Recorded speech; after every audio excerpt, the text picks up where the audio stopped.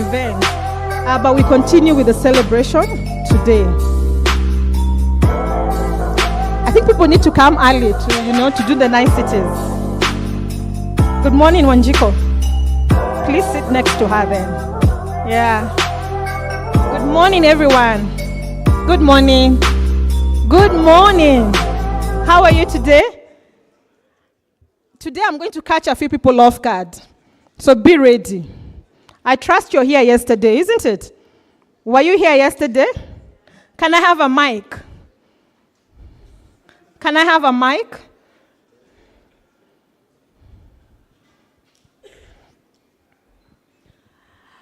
Sieka, I'm looking for lovely faces. That's my lovely face. Remind me your name. Nyabura. No, I'm not finished. Please be upstanding. Good morning, Nyambura.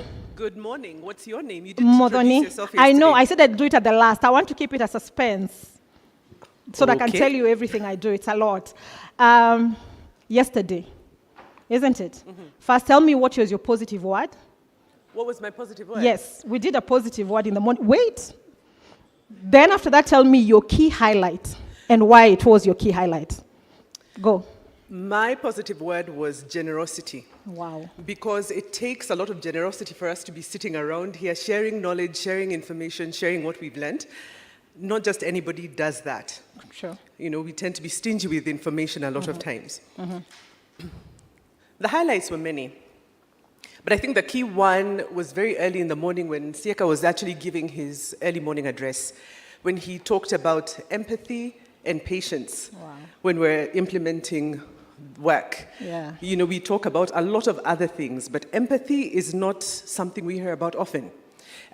Patience is not something we hear about often. So that was refreshing. It was a fantastic way to start the day. And actually, it encapsulates the spirit of Utu. And so this is exciting that AgriFin is actually walking the talk. Fantastic. Yeah. And actually, it's Naoko who said about empathy and patience. Give me another lovely face on this side, especially the ones who are looking down. Those are the ones I want. And I wish you'd pick a farmer.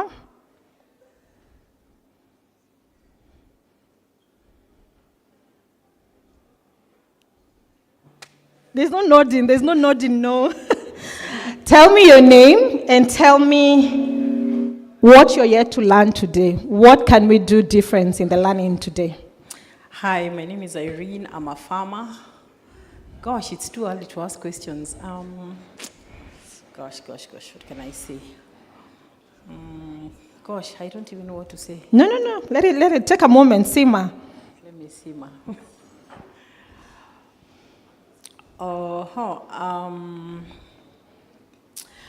I'm looking forward to seeing our sponsors do something in the agricultural area, and for us farmers to be getting incentives, to buy our manure and all that. That's all I can say for now. Interesting. Thank you. That's a farmer's voice, so thank you for that. And thank you, Sieka, for allowing me to work you in the morning. So I think that's a good start. There was a lot of learnings yesterday, so thank you, Nyambura, for reminding us. Generosity, empathy, and as well as patience. It takes a lot to partner, and it's very deliberate in itself. So thank you for that. We appreciate also the farmers wanting to hear more support to them. Very strategic as well as sponsor-driven. So again, we want to begin the morning by appreciating each partner, whether you're strategic, whether you're the sponsor, or whatever it is. But just for me to you, it's very, very good to see the kind of patience that you had since yesterday and coming back today. But remember, the celebrations continue till tomorrow. And I want to be very keen to announce tomorrow we have such an interactive day. I want to remind you to kindly register. Please visit the registration desk. Let us know which of the 2 sessions you're interested in. But for those who wish to go for the field visit, remember the departure time is 9 a.m. And this, we are clear, will leave anyone who's not here. 9 a.m., because we want to take a lot of time to interact with the innovators on the ground. So for those who are interested to go to the field visit, departure time is 9 a.m. from here. For those who will be joining us for the CSA, the interactions with the farmers in the field, we start around 9. So feel free to come and join us early and let the celebration continue. Today, we'll have upstream conversations. We want to understand the upscaling of innovations that we can be able to appreciate and see what kind of partnerships we can bring on board to be able as to support the farmers, even scale up in terms of innovations. We've seen a lot of innovations in productivity, e-extension, we've seen market financial inclusion, even data analytics. What else is out there? Machine learning, AI, name it. Today is the day. So I want you to whet your appetites, and we'll welcome Sieka to give us the open remarks. And I believe he'll also usher in the speaker who's next, and I can see him, quite agile. So it'll be a great day, isn't it? So do we say it's going to be a great day? Can we hang on to our yesterday positive word? Can we? Can we? Fantastic. See you shortly. Sieka? Thank you, Mudoni. Morning, everyone. As we still wait for people to trickle in, I can hear a lot of voices at the back and outside. Please note as well that today there is new companies that are presenting themselves in the marketplace. So right at the back there, we have 20 different companies from yesterday that are presenting their different solutions and approaches towards supporting small-scale producers across Africa. So during your break, during your free time, please make sure you find time to actually go interact and see what they have to offer, give them some feedback, and probably look at potential partnership opportunities. Just to recap for some of the people that weren't here yesterday, big reason why we're having this annual learning event is really to focus on how we can build collaboration amongst ourselves so that we can actually execute on this mission to really improve the lives of small-scale producers, as well as ensure that food security is there for the countries that we come from. I heard some feedback from yesterday in terms of it's not just collaboration we're looking at, but we're looking at quality collaboration. How do we go deeper? The word collaboration has been used a lot of times, yeah, but how do we get quality in terms of how do we establish a win-win situation with the partners that we're looking to work with? How do we bring forth our own competitive advantages to ensure that when we work together, we become a solid team that truly delivers on that mission and the various missions of our various organizations? As I mentioned yesterday, for the AgriFin program, our mission is threefold. One, do you guys remember? Do you guys remember? Accelerate innovators, yeah? We've looked at the ecosystem and we've seen that in the ag sector, a lot of the companies that are providing innovation or innovative solutions to small-scale producers do not necessarily have the resources, the access to knowledge and information that will allow them to build companies that are built to last, companies that are great, sustainable, and able to deliver on their various goals. So we exist to really accelerate innovators.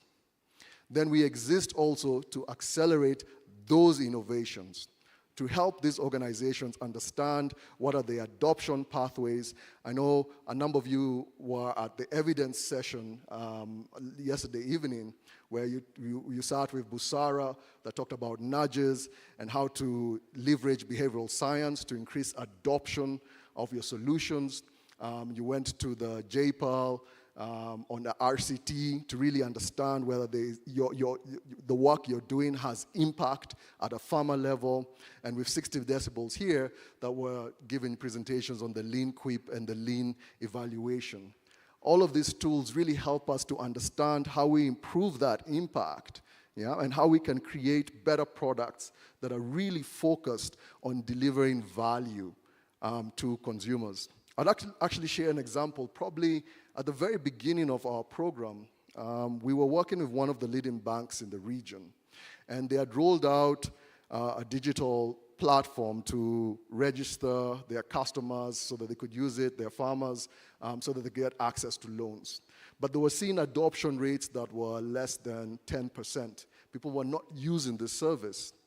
Yeah, and they had done all manner of things. They'd actually even done a little bit of human-centered design to really understand what the needs were for the farmers, etc.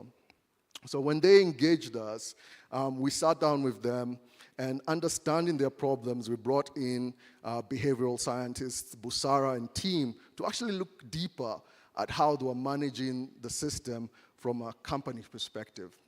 And when we went through the data, it was quite interesting. A lot of times, that solution had a lot of downtime. Yeah, at certain specific times, the solution would not work. And by mining the data, they were able to pick out certain behaviors and certain issues that were happening in the system that were already causing people to actually drop out. Yeah, so I'm trying to log in, or I'm trying to do a certain transaction, it drops out, cuts out. And then this information, because there was not a lot of data processing to analysis, was not following through to the right people. So the marketing people say, no, let's just market this more, let's sell this more, etc. You know, the heads of the organization were saying, come on, you guys are not delivering numbers, let's push sales. But it was actually a problem inside, yeah, with the data system. So some of these challenges can easily be solved when you bring partners in that understand, that have special expertise knowledge, that can be able to filter through your system and help you come up with a reasonable solution or a workable solution. So partnerships are key, and they're critical. And we hope that this annual learning event is really the beginning of us really looking at those quality partners that can transform the way we're working and really accelerate the outcomes for the food system writ large. I won't say much because we have a long number of presentations now, and there are people who are much more knowledgeable, who can actually share with us different insights. Today we are going to focus a lot more on the data side of things, a lot more on technology, and then also go deeper on different ways and approaches to really understanding this ecosystem and the companies that work in these ecosystems.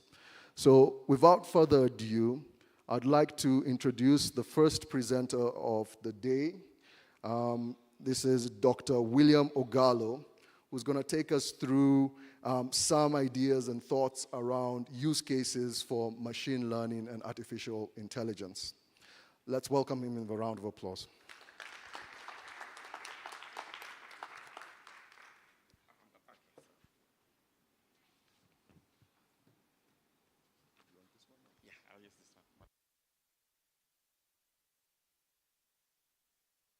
Sorry. Good morning. Can you hear me? Awesome. Hi again. So my name is Dr. William Ogalo. I'm from Google, Kenya. And I have a very twisted background. I began off as a pharmacist because I was trained as a pharmacist at Nairobi University. And after doing 2 years of pharmacy practice, I went on to do my PhD in Columbia University in New York, where I pursued health informatics. Then I came back.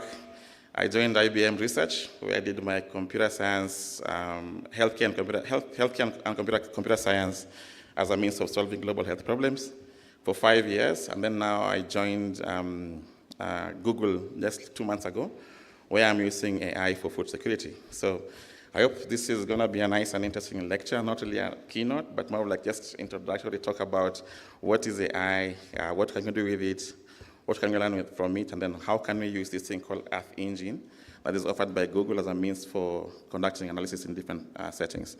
Please pardon my cold. I have a small cold, but I hope you guys can hear me properly. Cool. So next. Yeah, so what is AI? I think you guys have probably had this term many different times.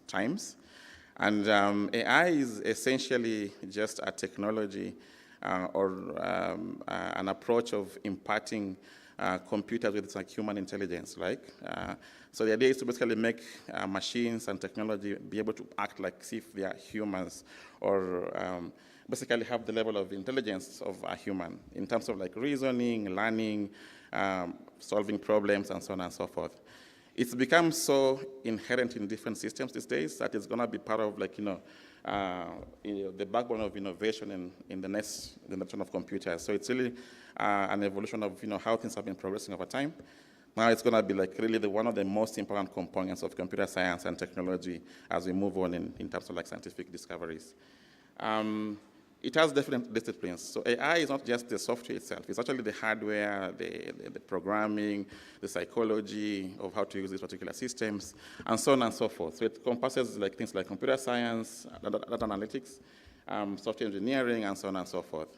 And this year, actually, it was interesting because of, I don't know if you guys remember about ChatGPT. Anybody knows about that? ChatGPT? All right. Because of that, there's a huge buzz around how to use AI for different things. And it happens that this year, it's actually the word of the year for the Collins Dictionary, as you can see from the small article down there. So what exactly is it? So again, it's an engineering task. It's about creating solutions and that involve human intelligence, right? In artificial products, right? And in between AI, there's something called machine learning, which is now the exact task of how to make the machine learn how to solve problems, right? And this involves training the machine using data and observations that have been recorded over time, and then seeing how you can learn from that data to see how you can get some level of intelligent computing from the machines. And then within that, there's something called deep learning, which is now even a more complex one, where the ChatGPT stuff is now currently. And that is really based on how you use what we call artificial neural networks that basically mimic neurons in the human brain and see how you can work towards processing information using those particular types of artificial neural networks. So how is this different from classical machine computing and compared to machine learning? So we find that classical programming involves writing instructions to a computer and telling it what to do explicitly, right? Think of a calculator, for example. It takes your digits as input. It has some rules about how to process the particular digits, and then gives you some given output, right? In machine learning and AI, it's a little bit different. What we're doing is you have data, and you have either labels or no labels, which means you can have an output of interest, right? And then you train the machine to learn from the data, to infer rules from the data. So if you're able to see new data, you can then infer what's the output given that particular rules that you learn from the particular model. And there are lots of benefits to AI. One of them is automation, which is really around how do you make things go without human intervention, right? How do they make them go on without human intervention? And this has been used in different settings, mostly in factory settings, where, for example, you can have robots that look at how you identify defects in products, and so on and so forth. You can look at how you can reduce human errors, especially for tasks that are basically repetitive tasks. For example, things like packaging or doing something routine like writing emails that are commonly sent to everybody. Things like that can be done by using AI that basically involves you to reduce, you are doing that because you want to reduce the chances of human error when you're achieving these particular tasks. Another thing is basically you can look at how to, let's say, for example, in factory settings where you're actually having a lot of human interventions, right? And they can be repetitive, right? So you want to use AI to eliminate that task so that you can have the humans do more difficult tasks, right? Things like writing, transcribing phone calls or looking at how to do surveys. You can actually make a machine do your survey for you. Then you focus on more intelligent things like, doing more reasoning tasks. And then you can think of how you can improve faster and accurate processing in data. So if you imagine that a machine can be way faster than human beings in processing information, this can be much useful in different kinds of settings. And then you can use it for, it doesn't sleep. You can leave it running on and on, so it can be available infinitely. And lastly, it can also be used to basically think about scale when it comes to R&D. You can think about how to accelerate different kinds of, processes when it comes to learning from data and discovering new information and new insights from different kinds of data. So in terms of applications, I think you guys have known more about this in terms of in agriculture, but this is more in general. So you find that AI can be used in different contexts, right? Things like voice recognition, image recognition, translation, predictive modeling for floods, dynamic analytics for different kinds of reasons, like in this case, visual inspection, and also cybersecurity, where you can look at how you can basically improve, scan for threats that are going to affect your computers and different kinds of networks that you use in computing. Can I get some water, please? So different kinds of things that can be used for different reasons in computing science and different kinds of domains. And more importantly, we find that you can use them for specific use cases, right? So for example, here, we're talking about forecasting of floods. How can you do that in a given use case? So here is an example where we get from Google Research. And the idea was to look at how can you forecast riverine system floods in rural areas, right? Right now, what they do is that somebody will come with a tool and they would measure out the depth of a river to say whether or not the height is increasing of the river, right? And then they can transfer that information as a flood warning or potential flood warning to other kinds of users or other people by word of mouth, right? But oftentimes if you do this, you end up being very late, not that you don't get time to act as if you can prevent the given flood. Sorry. So what we did is that instead of doing this, we want to be able to impart the ability to predict 7 days in advance the risk of a flood in a given riverine system, right?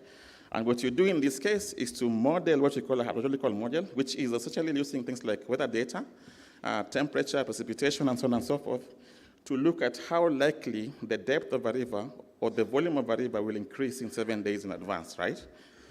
Then from there, you can also look at how you can model the flood risk in a given plain or a given area by using what you call inundation models. So here we are basically doing what we are saying, look at how it can spread on land and look at how deep that spread is going to be on land so that you can tell exactly how bad the given flooding will be. And from there, you can distribute your information to different kinds of users, mostly stakeholders, but also like end users, like individuals or basically the public masses. And by doing this, you can actually prevent the risk of flooding by almost half, the impact of flooding by almost half by having guys act in time to prevent these kinds of like flooding incidences. Now, we know this is important, but there are also challenges to deploying of AI. One of them basically is, you think about your use case, right? You just don't come and say, I'm going to do it for any kind of problems. It won't solve some problems. You have to think about what exactly is important for you and how you're going to solve it in terms of using particular AI methods.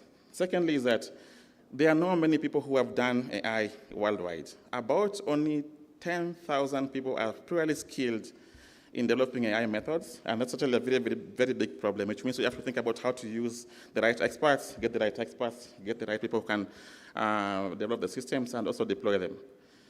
But more importantly to me is exactly the data. The data is actually the most important decision for, the biggest challenge in AI, because it's often scarce or hard to use in different domains, right? So you find that, there are different kinds of types of data, imagery, text data, structured data, and so on and so forth, that can be very hard to use in terms of, how to employ them for machine learning and AI. And lastly, deployment, where you deploy them, how they're going to be deployed, who will use them, how they're going to be used, and so on and so forth, is important to consider when you're thinking about like AI solutions. But we know that historically, this has been something that's been going on and on. But more importantly, right now is that we've now realized that AI, as I said before, is now becoming inherent as part of businesses, and it's going to be part of business intelligence as we move on in the new era of technology. So we won't run away from this. We need to figure out how to embrace it in the right way and think about how we can essentially make it augment our intelligence as human beings so that we can be able to get the right impact of the AI solutions. But again, we have known about the fears of AI, right? We know that people are talking about it can cause doom to the world and so on and so forth. So what we think is that every person who develops these particular systems should think about some core principles that guide their development of these AI solutions. So for example, at Google, we are basically enforced these rules that you see on the chart here that essentially tell us how we can develop AI. So basically they're called the Google AI principles, but can be applied for other people, but at least it governs how Google develops its particular AI solutions. So one is that it has to be beneficial, right, to anybody, to everybody. It has to be free from bias. It has to be basically safe for use. It has to be accountable to people, right, and their data. It has to be informed by principles of privacy designs. And also it has to be basically relying or dependent on or driven by scientific evidence.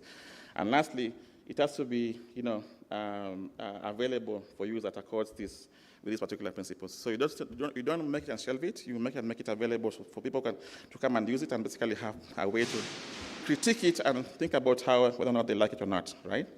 And also, we do not want to develop these tools that can cause harm. We don't want to cause injury, or we don't want it for use for things like intelligence or surveillance for different kinds of countries and so on and so forth. And also, we shouldn't be able to contravene laws that exist for these particular use cases.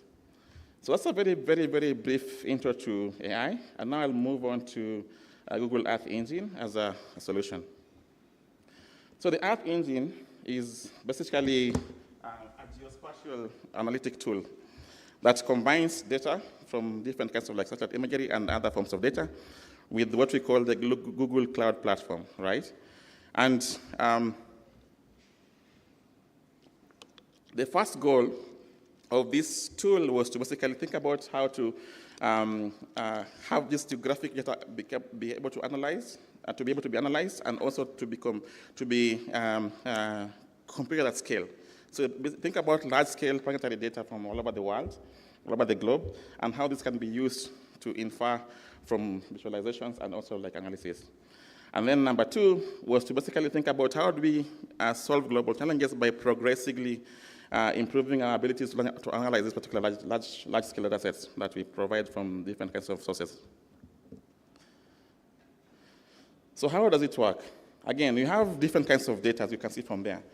Tabular data, time series data, so on and so forth, mostly, and also imagery data that you can see from below there. So satellite images are basically much more common today.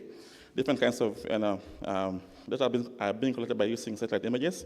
And then from there, you have some means of computing this and analyzing the data using these particular tools like machine learning, AI, and so on and so forth. And then from there, you can then visualize the output of your data as well as your graphs in terms of images and graphs, and then use that for particular insights for different kinds of problems. So why do we use Google infrastructure? It's because it enables you to basically consume large amounts of data and process that particular data. So that as an individual, as a person, you don't have to worry about these particular aspects of basically processing the data or downloading the data and so on and so forth.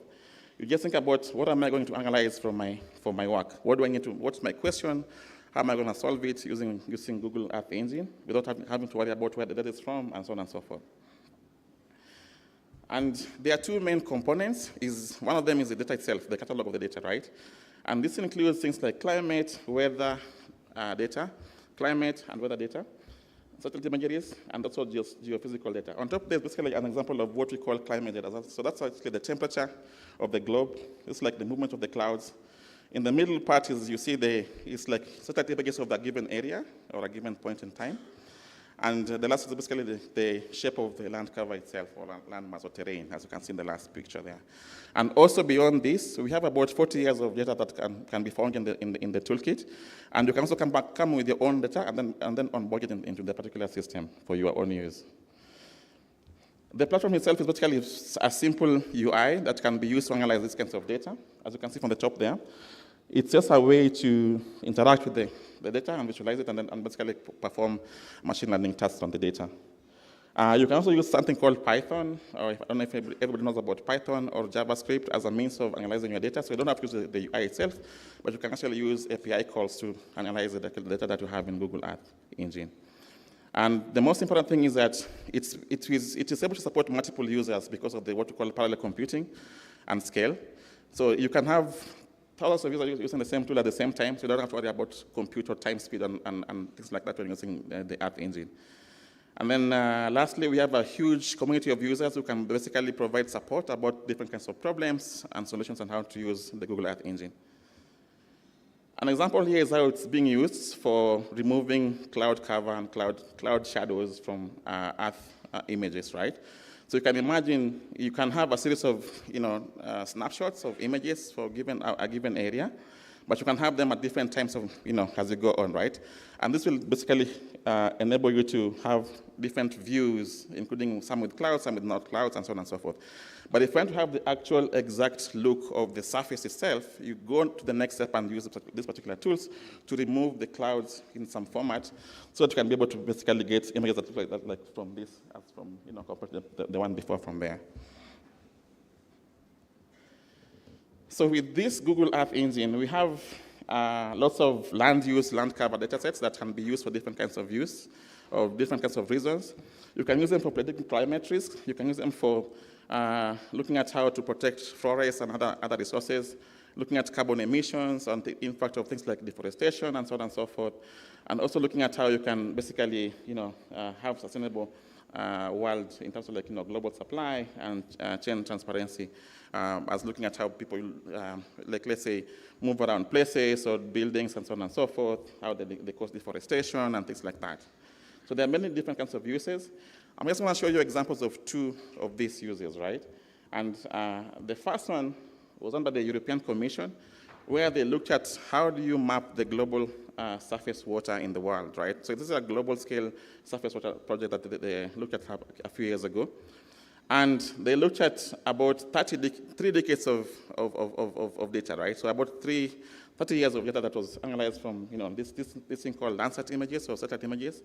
And then from there, they basically mapped out the flows of water at different points in time, right?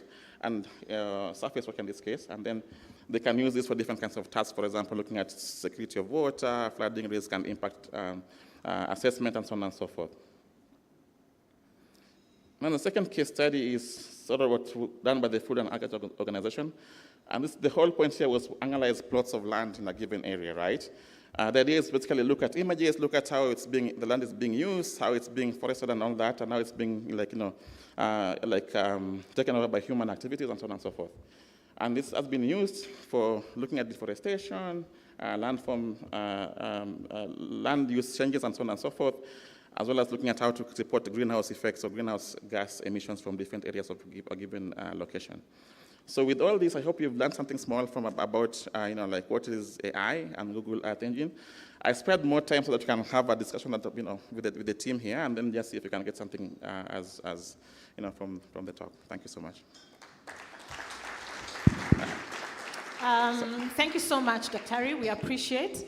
I think for me, my appreciation is the visual effects from the presentation. The tech part of it, I may not be quite in it, but the visual. And the challenge is, even as we are engaging our leaders, our decision makers, this presents an opportunity to be able to have a buy-in, true. So sometimes when you make presentations, they're very oral-based. But when you start to subject our leaders to the potential, the trends, what has been and what is likely to be, this then becomes very important. So for those partners who are quite, this is their strength, looking forward to those engagements. So I'll allow a few questions before we move to the next presentation. I'll actually give three hot questions. I haven't even said go. And then we'll move to the next presentation. But it doesn't mean we can't engage at coffee break or tea break, even as we engage in the marketplace. So 3, raise your hands right now so that we have them set. I have one here, the gentleman at the almost at the back. They're all men. So 1, 2, 3, done. So good morning. My name is Charles from the Kenya Space Agency, and great presentation there. I wanted to ask, you mentioned 2 things that caught my attention, the people and the data. Are there efforts that Google is making to deepen the personnel that is available on machine learning? And then on the element of data, machine learning systems or models require a lot of data. And there is always the assumption that the AI will solve most of our issues. But if we don't have data, and especially in Kenya and also the region, we have a lot of gaps in terms of the data. How do we address that as we move forward? Thank you. Thank you. So those are very good questions. The first one is around like personnel and human resource and what Google is doing about it. I think it's not just Google. There are lots of companies that are coming into the country right now, in Kenya in particular, to look at how you can improve the skills gap around AI and machine learning.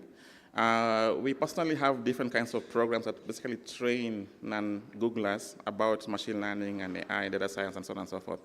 The idea is basically you have like things like code camps, boot camps, hackathons, where you can come and expose a problem, they come and learn how to solve the problem, and have their own solutions basically deployed or whatever they want to do it, in terms of like, where they are having impact or where they're having interest.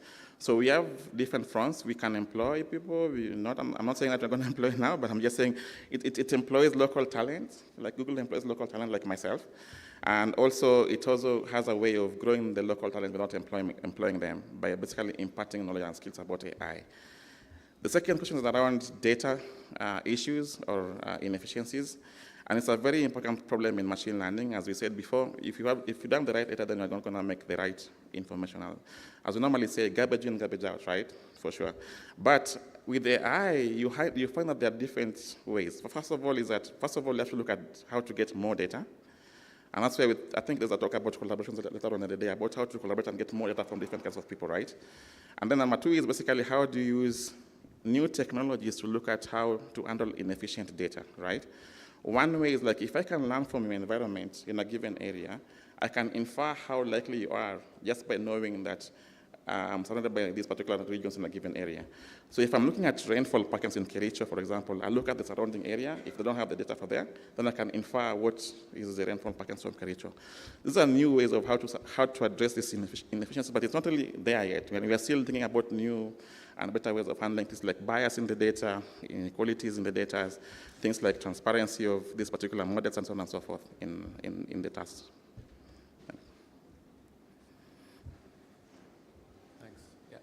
I was next. Hi. Oh, sure. Go ahead. Hi, I'm Oscar Bruffer from IDH. I'm curious about what some of the next, let's say, short-term developments that are on the map for you for the Google Earth engine. Okay. It's pretty interesting. So still scaling is important. There are different kinds of projects. It's now open to the public, actually, right now. So it is so use case driven in a way. That it depends on who is using it, right? For us, I think we always think about computing at scale, so we want to think about how to make it more powerful. It's still, I think, if you use it now, you could find that you might have some few gaps here and there, but if it's still very okay for like a massive usage.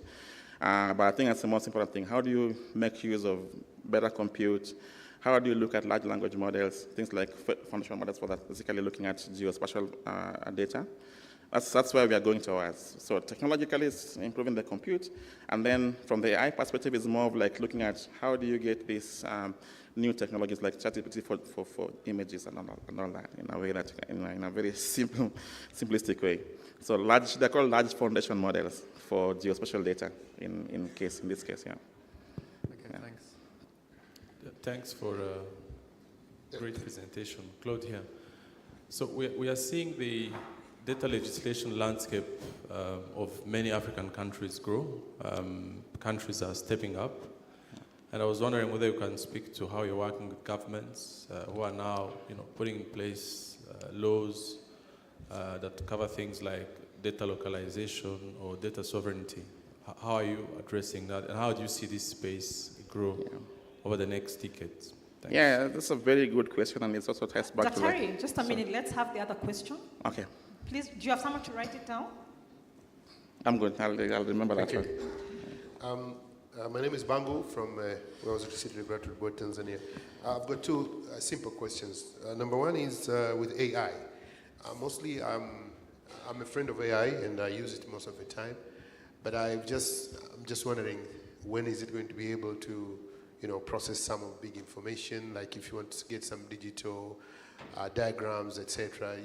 Apart from just text that is available now. The second question is with Google Earth. I think I like the engine, But I probably want to know, is there an app for that, and how is it easy to access, and do we need to subscribe or something in order to get more useful in our daily activities? Thank you. Okay, thanks. Well, those are very good questions. I'll begin with the first one, which is around legislation.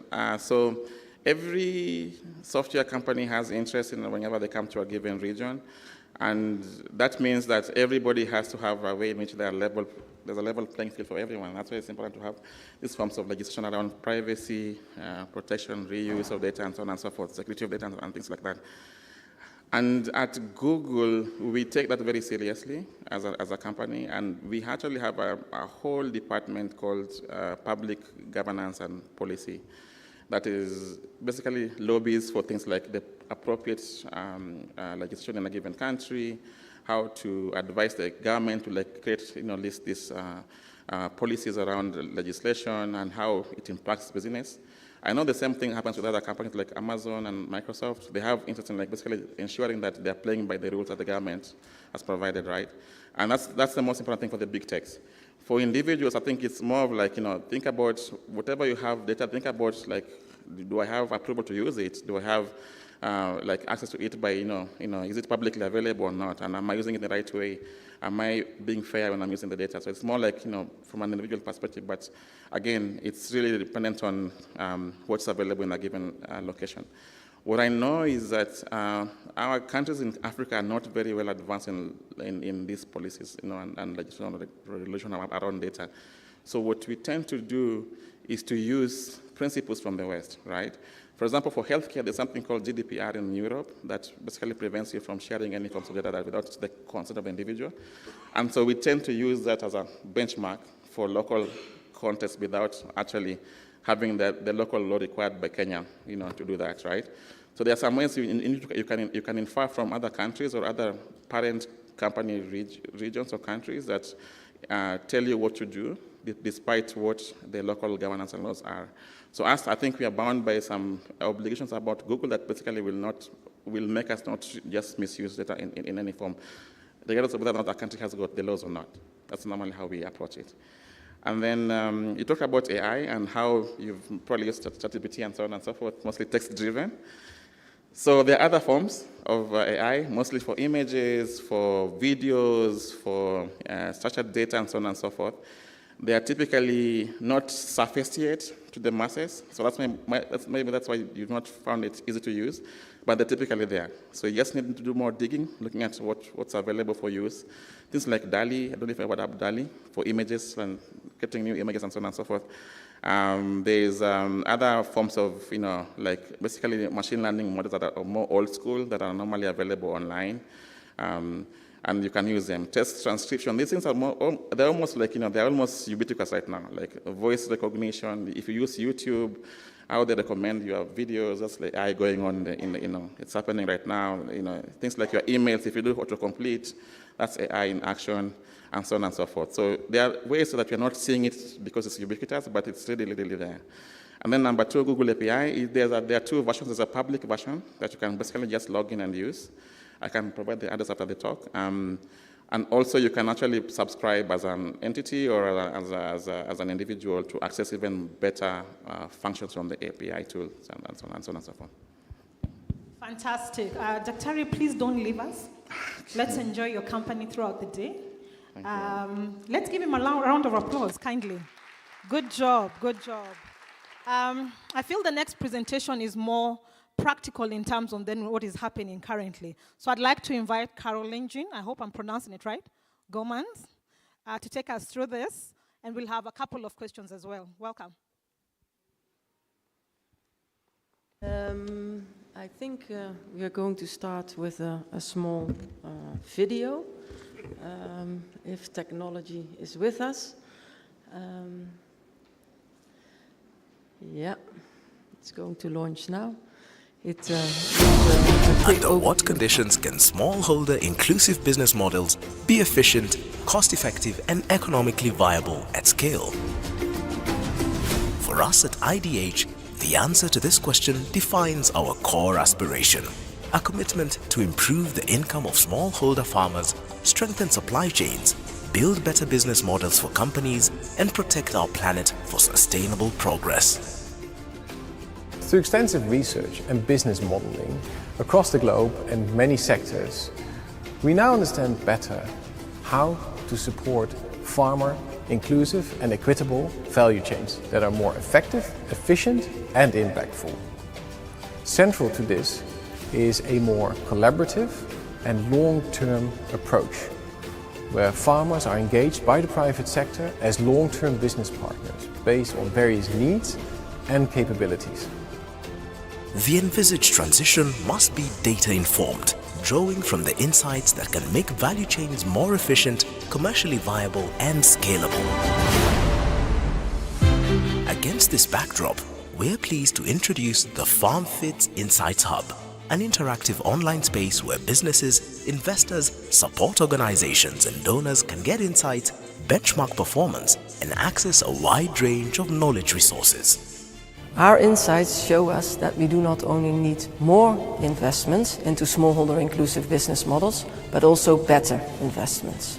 Our data-driven insights, practical recommendations and guides show which strategies and interventions are most likely to generate financial as well as impact returns for smallholder farmers in different contexts. Whether you need the big picture roundup, guidance for your day-to-day work, or a deep dive into FarmFit's data and analytical methodology, you'll find it in the Insights Hub. Key to our approach is collecting data and analyzing data in a semi-standardized fashion. To date, we've analyzed over 120 business models using our inclusive business methodology. We've surveyed over 12,000 farmers and we've collected a wide range of qualitative information against our learning framework. All of this together allows us to analyze and compare across contexts, across different business models to really understand what works well and where. And we're only getting started at this moment. We're looking to add more and more data to strengthen our analysis to increase the number of insights that we can produce for the sector. Empower your journey with data-informed insights. Step into the world of data-informed strategies where practical insights guide smallholder engagement for sustainable returns and impact. Make better decisions with data. Visit the FarmFit Insights Hub.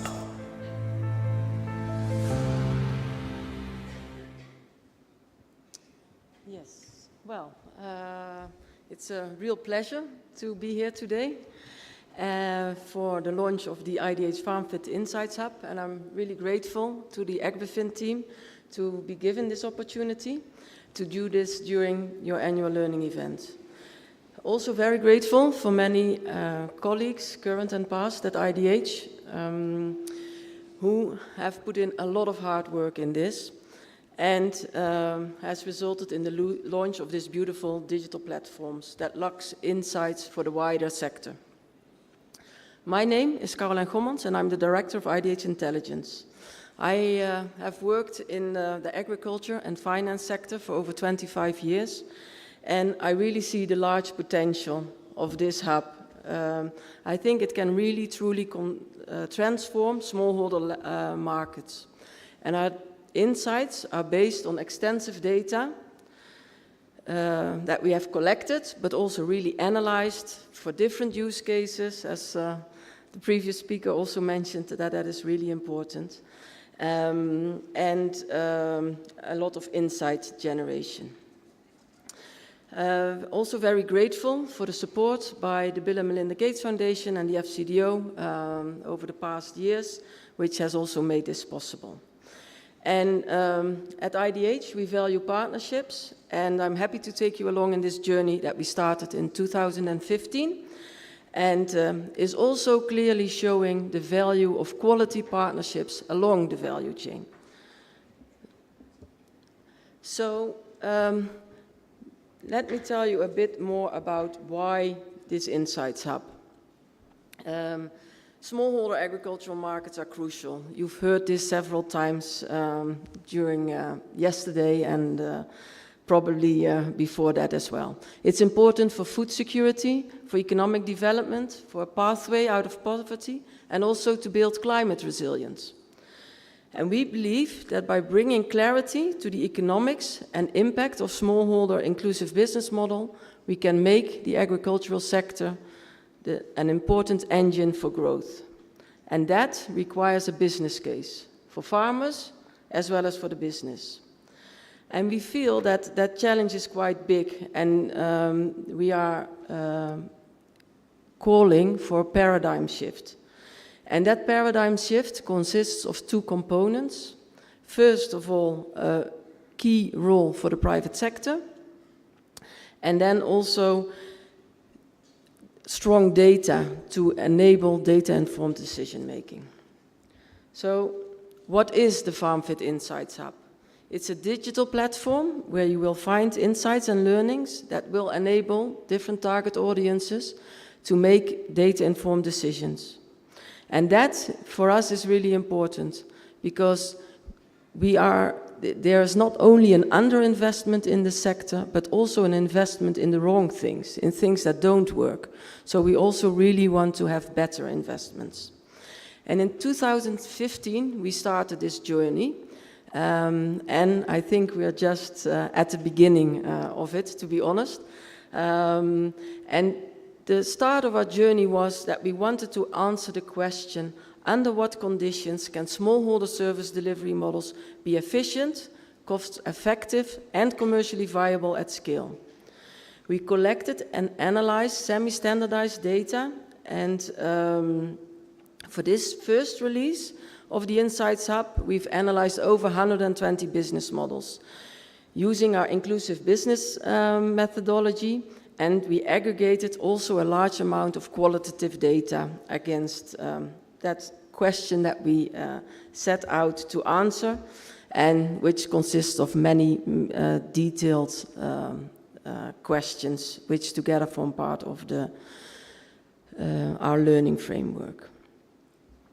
But what is also important is that we all talk a lot about data, but data is not information. And it's important to embark on different steps to turn that data into information. The first step is the data analysis, and we've used automated machine learnings to analyze the data, and we also combined it, and so we combined the quantitative data, the numbers, with more qualitative insights based on conversations with companies, based on conversations with farmers, focus groups discussions, and also farmer surveys. And finally, we also provide the practical recommendations for the different target groups to really make the user case.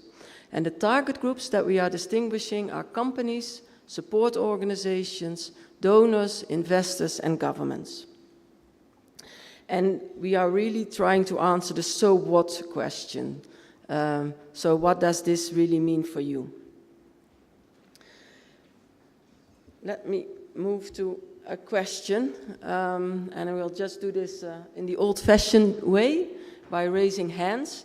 But which business models, or what do you think about this question? You have two options. It's either true,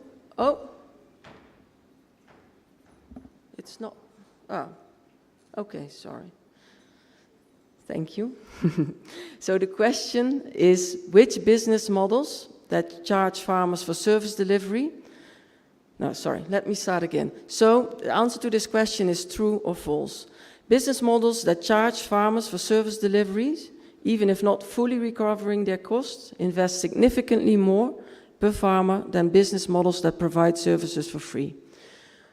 Who thinks this question is true?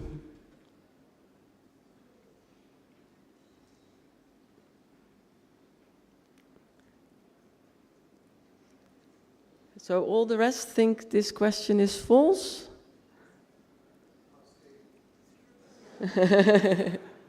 Well, I'm sorry. The correct answer is that business models which charge farmers for the services, even if it's only a small percentage, invest 7 times more per farmer than business models that don't. So quite important thing to think about if we want to generate more investments into this sector.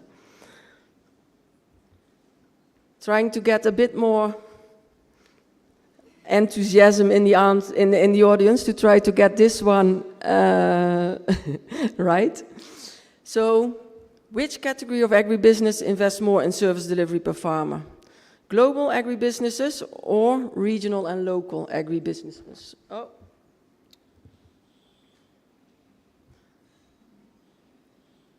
We'll give you a few minutes to read.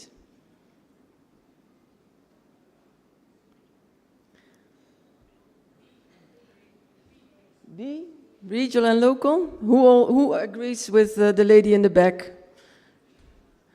Yeah, you're right. Yeah, well done. We then move to the next question on how this is relevant for the different target audiences. So, for companies, if you want to know which business models work, or which last mile delivery options could work in your specific context, or how much do I invest per farmer? What do other companies do? If you want to have a bit more of information on that, you will find that on the FarmFit Insights Hub. For support organizations, we are looking at how you can ensure that your scaling approach is actually not resulting in a lower farmer value. There are some tricks and tips that you can find there. It's also about how to get more impact per dollar invested. For governments and donors, it's also about how can you generate most investments into the sector? How can you best collaborate with the private sector?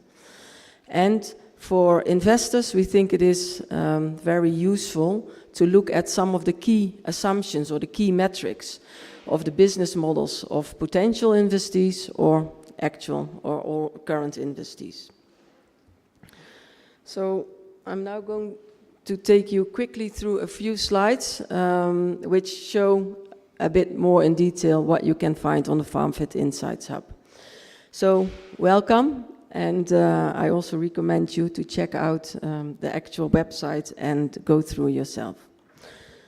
So as you also saw in the video, we are distinguishing different audiences. If you want to have the big picture overview, you can click on that blue button.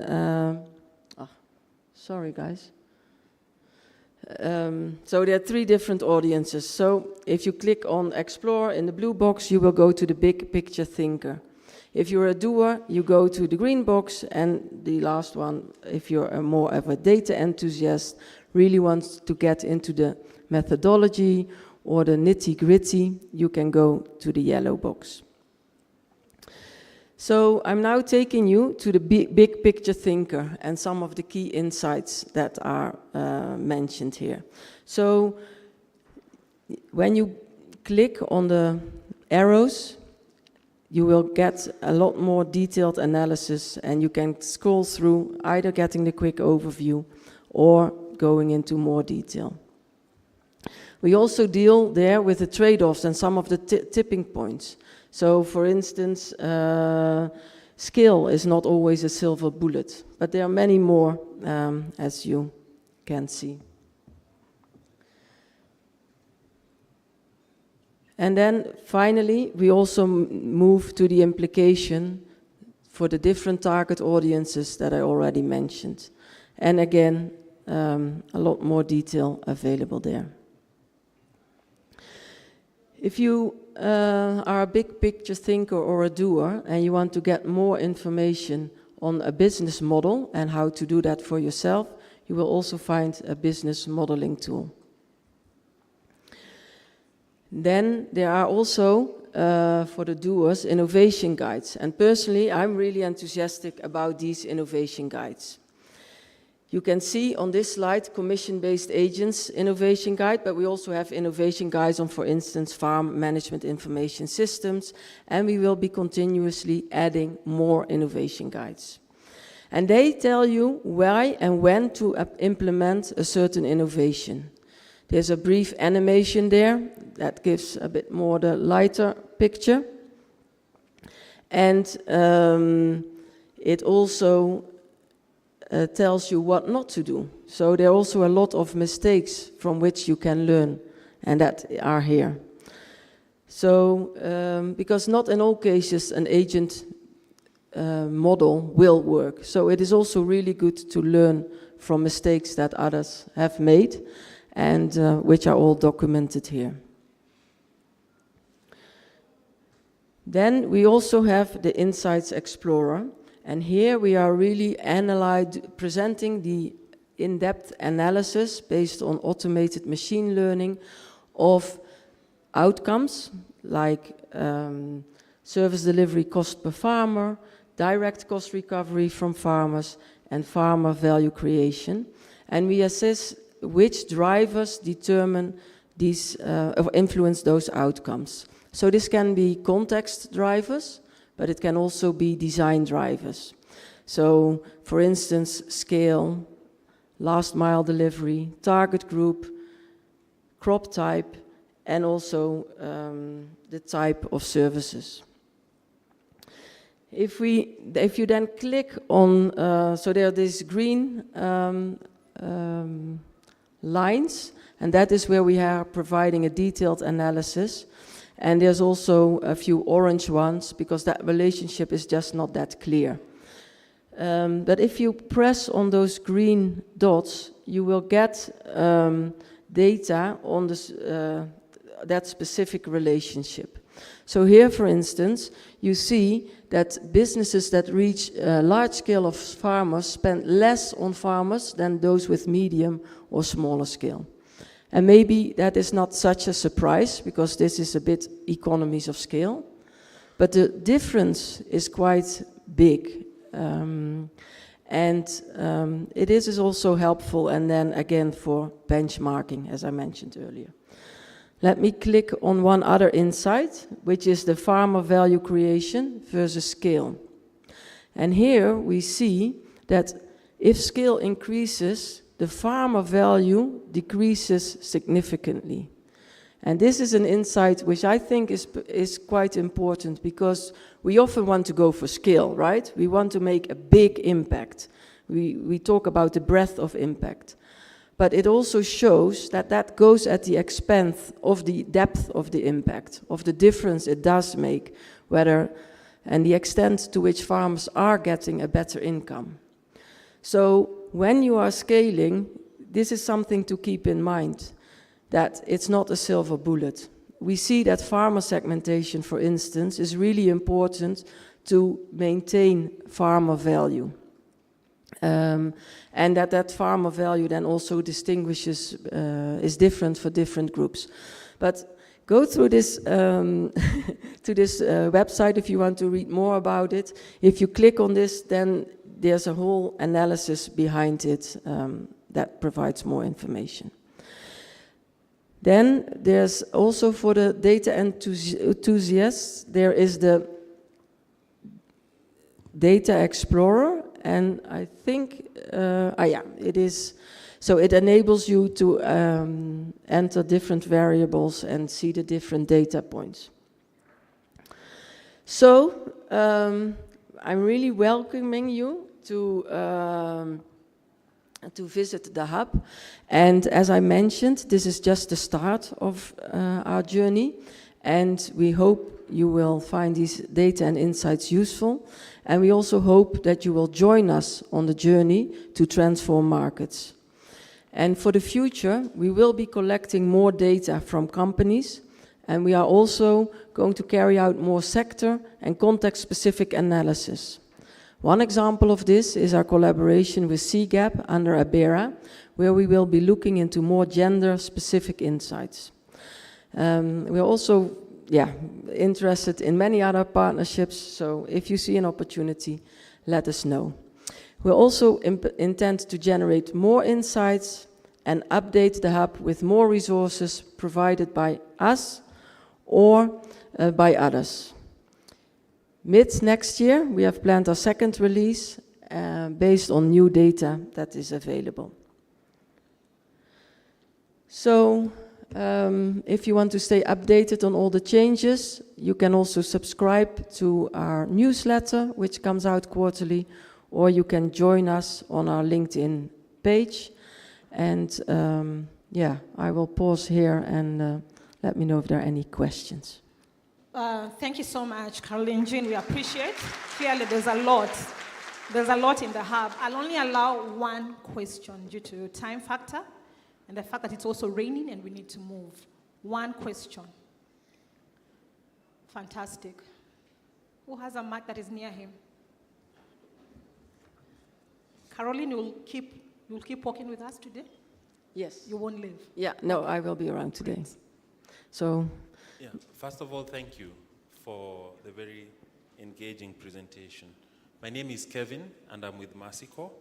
I'm just interested to ask about the data, because I've seen quite a number of institutions coming up with kind of food systems, dashboards, data sets like this. And I'd be happy to ask about two questions. Number one, the source of data, the level the data is collected, and how frequently it's updated. And then the second one is the ability for the company to kind of model certain behavior. For example, if we have a consumer change in dietary practices, does that affect how you model and how you collect the data, so that we're not assuming one set of data sets for consuming specific products? Thank you so much. Once more, thank you for the presentation. Yeah, thanks, Kevin, for your question. So our data is based on an inclusive business model analysis that we carry out with companies. And that is done in a standardized way. There are different modules, so there's an option depending on the interest of the company, which data to collect and which data not to collect. And this analysis is also really relevant for the companies. It designs their future strategy on what they want to do themselves, and feeds into changed last mile delivery, for instance, or introduction of a farm management information system, or sometimes it's just a confirmation that what they are doing is relevant and they are on the right track. It's often also used to present to investors, because it's a way to test some of the assumptions in the business model, so it gives much more rigor to the business case that they have presented. So the data that is collected is also really very relevant for the companies, so there's also a clear interest from them to make sure that that information is correct. We are collecting the data at one moment in time. We are currently carrying out the second kind of analysis for companies that are interested, so that we can measure changes over time as well. But that depends a bit on whether people find that relevant. In this case, we are doing this because it's also for us very interesting to learn and to see our impact. Now, I'm not sure if I answered all your question. So what is important to realize that this is really information from companies. And I think there's a lot of relevance for us to link that to other data sets, but that's not kind of what we are doing. Yeah, I hope I answered your question, and otherwise I'm available for more information. And you can also ask one of my colleagues. Yeah, they are sitting here in the front. And they will also be very happy to provide you with any more information. Thank you for your attention and time, and looking forward to work together. Thank you. Thank you so much. Amazing work going on. Again, the need for partnerships as well as collaboration. Having said that, we need to take a tea, isn't it? We deserve some tea. It's kind of chilly, but here we are soldiering on. So as we go for tea, remember we still have engagement points. One of them is a marketplace. I'll encourage, as you take your tea, please visit a couple of the marketers out there and engage and see what is also available. We also have panel discussions in the afternoon, so kindly gear up for that. But as we go for a break, we'll not be coming back here, apart for those who will be interested in attending the session that will be hosted here. So we have 3 breakaway sessions. One of them will be talking about the marketplace. Again, discussions around what platforms are available to begin to strengthen markets as well as market linkages. That will be here. So for those who are interested to listen, engage in terms of market and platforms, kindly remain, have your tea and come back. Samuel Karanja will be the one steering that session in terms of locating and seeing where that is. For those who be interested to engage in terms of digital climate smart agriculture, again around financing, we'll be going to Pavilion. I know it's raining, but we'll provide a bus. So take your tea, and at the exit where there was security check, please assemble. We'll provide a bus to take you there. We need you dry and alert. And for the third team, we'll be going to Bougainville, and the discussions there will be about collaborative data synergies for food system transformation. So that will provide umbrellas, but if you look at your gift pack, there's actually an umbrella. But I know most of you left them at home, isn't it? So we'll have umbrella carriers at the same exit point. So again, Pavilion, there's a bus. Bougainville, there's umbrella for you, for support. So having this that, we'll take a break. We'll go for tea.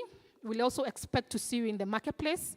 And we'll reconvene shortly at 12:30. We'll have persons being able to support the logistics and also keeping time in terms of that. But before I do that, I'd like emphasis in terms of tomorrow. Siaka, let's hear your voice in terms of tomorrow again. Thank you very much. So again, the breakout sessions, 10:15, so you have about 20 minutes for the tea break and the marketplace. One thing about tomorrow, the Farmers' Day was an idea that was brought about by one of our partners, Coamana, that really has been working to improve the way market access and physical markets work for farmers. So they've digitized a lot of physical markets in Kenya and Nigeria. The idea of the Farmers' Day was also to celebrate farmers. All these farmers have been working hard, toiling the soil, etc. And so many times we don't have the chance to actually celebrate who they are and the work that they do. We go to them to give them surveys, questions, and release all these digital solutions on them. However, we don't necessarily go back and say, wow, that's a great pumpkin you've grown. You know, that's a great, you're taking care of your poultry very well. So during this event, farmers will be showing their wares. There are selected farmers that will be showing their wares. There's actually a competition. Best farmer will get some awards. But there'll also be conversations and discussions around how better to serve those farmers. So tomorrow is also quite an interesting day for those who are going to stay in Nairobi. For the others who are also going to the field visits, again, you'll get the chance to look at those digital technologies and how they are working to support different farmers. So we really welcome you to extend your time tomorrow. I know you've already spent 2 days, some have spent 3 days, but please push on a little bit more so that you can get the very best that we can offer through this annual learning event. Thank you very much. Let's make sure we're back in the sessions at 10:15 so that we can go deep and not cut them short. Thank you.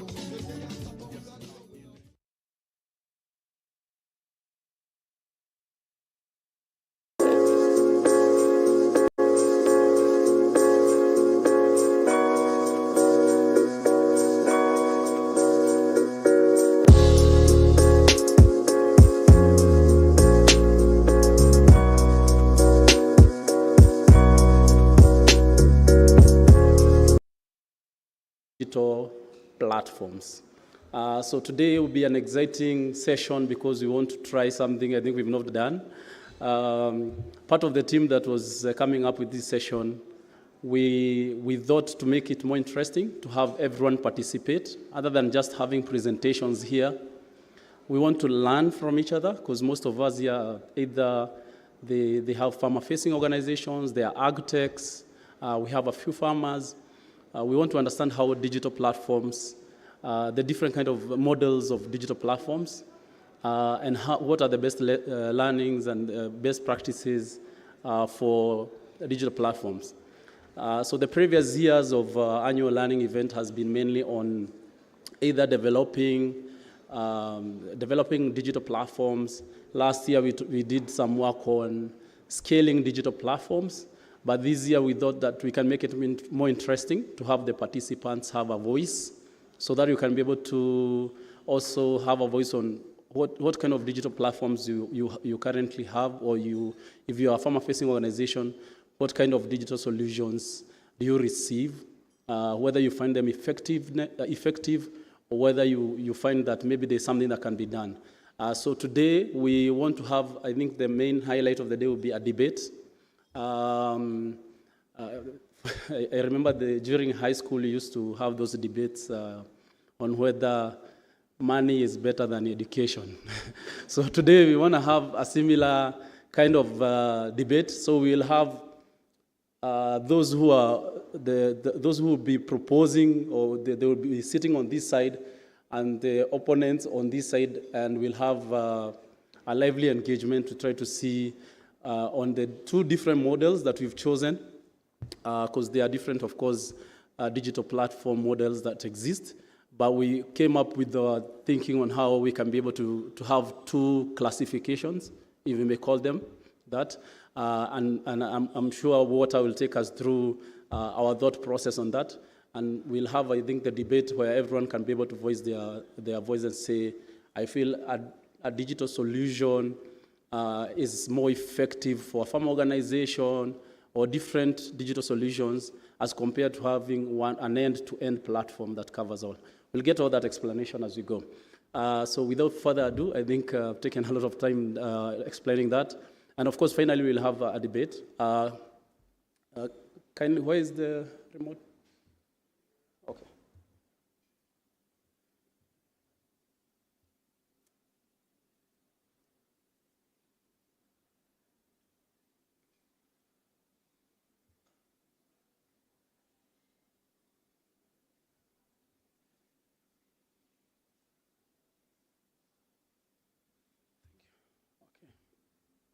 So this is the team that will be supporting us to think about how we can do better collaborations for effective digital platforms. And I would like when each one of them will be having their session, they can be able to, of course, introduce themselves. So if you don't mind, the guys who are sitting on that far right, do you mind kindly coming to sit on this row so that we just have 2 rows? We'll still do some movement later, when Alexis will be taking us through the debate. After we've gotten the explanation of the difference between a digital solution and a digital platform, then we can then decide which you feel that is more effective for serving smallholder farmers. Then you'll choose either this row A or B, and then we can be able to have the debate then. But for now, we can be able just to sit on the 2 rows so that we are not so much widespread. So just for the agenda, I've mentioned we'll just do a quick overview, and then we'll have Walter from IDH talking about like an industry level understanding of what are platforms, examples of platforms, and then from there we'll think about the 2 different models, and George from FTMA will talk about one type of model that they use for their farmer service centers. So they have different digital solution providers, and what are the learnings on working with the different digital solution providers. And then we'll have Samira from Thrive Agric Nigeria. They run an end-to-end platform, so they're able to get the farmer journey. So she'll talk about what are their experience, what are their learnings. Is it effective? Like having as only one platform serving the farmers, or is it better to bring in and bundle in different other solution providers? And then from there, we'll have the highlight of the day, as I mentioned, the debate, and Alexis will be able to take us through the debate, where we'll get the two sides of the coin, like those guys supporting that it's better to have different digital solutions, and the guys who feel that one digital platform is more effective for a farmer-facing organization. We'll get those 2 arguments. And then after that, we'll have a panel discussion. And our panel team is, we have Abraham from Lasha, Ethiopia. He'll tell us whether theirs is an end-to-end platform or it's they bundle in different other digital service providers. Then we have Anne from Digifarm, and Anne will talk about what kind of platform are they using. Is it an end-to-end platform, or they bring in other digital solutions providers? And then we'll have Helen from AfriScout. She'll also talk about some of the work they are doing on digital platforms and what kind of digital platforms that she has seen that are mainly, especially prevalent in the dry land areas, so that we can also have a feel of the livestock producers also on what kind of platforms they use. Then we'll have Paul from Green Edge. They also have a platform. We like to understand whether it's also, is it an end-to-end platform? Or is it do they bring in other digital solution providers? And whether they have changed their model. And I think that would be interesting to know. So those will be the panelists. For the day, and we'll have Kafui from IDH leading that panel discussion. And finally, we have a question and answer session from all of them. And we'll have Fahana taking us through the Q&A.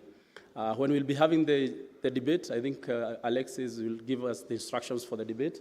We'll have the panelists act as judges. As we said, it's the high school model of a debate. So thank you, guys.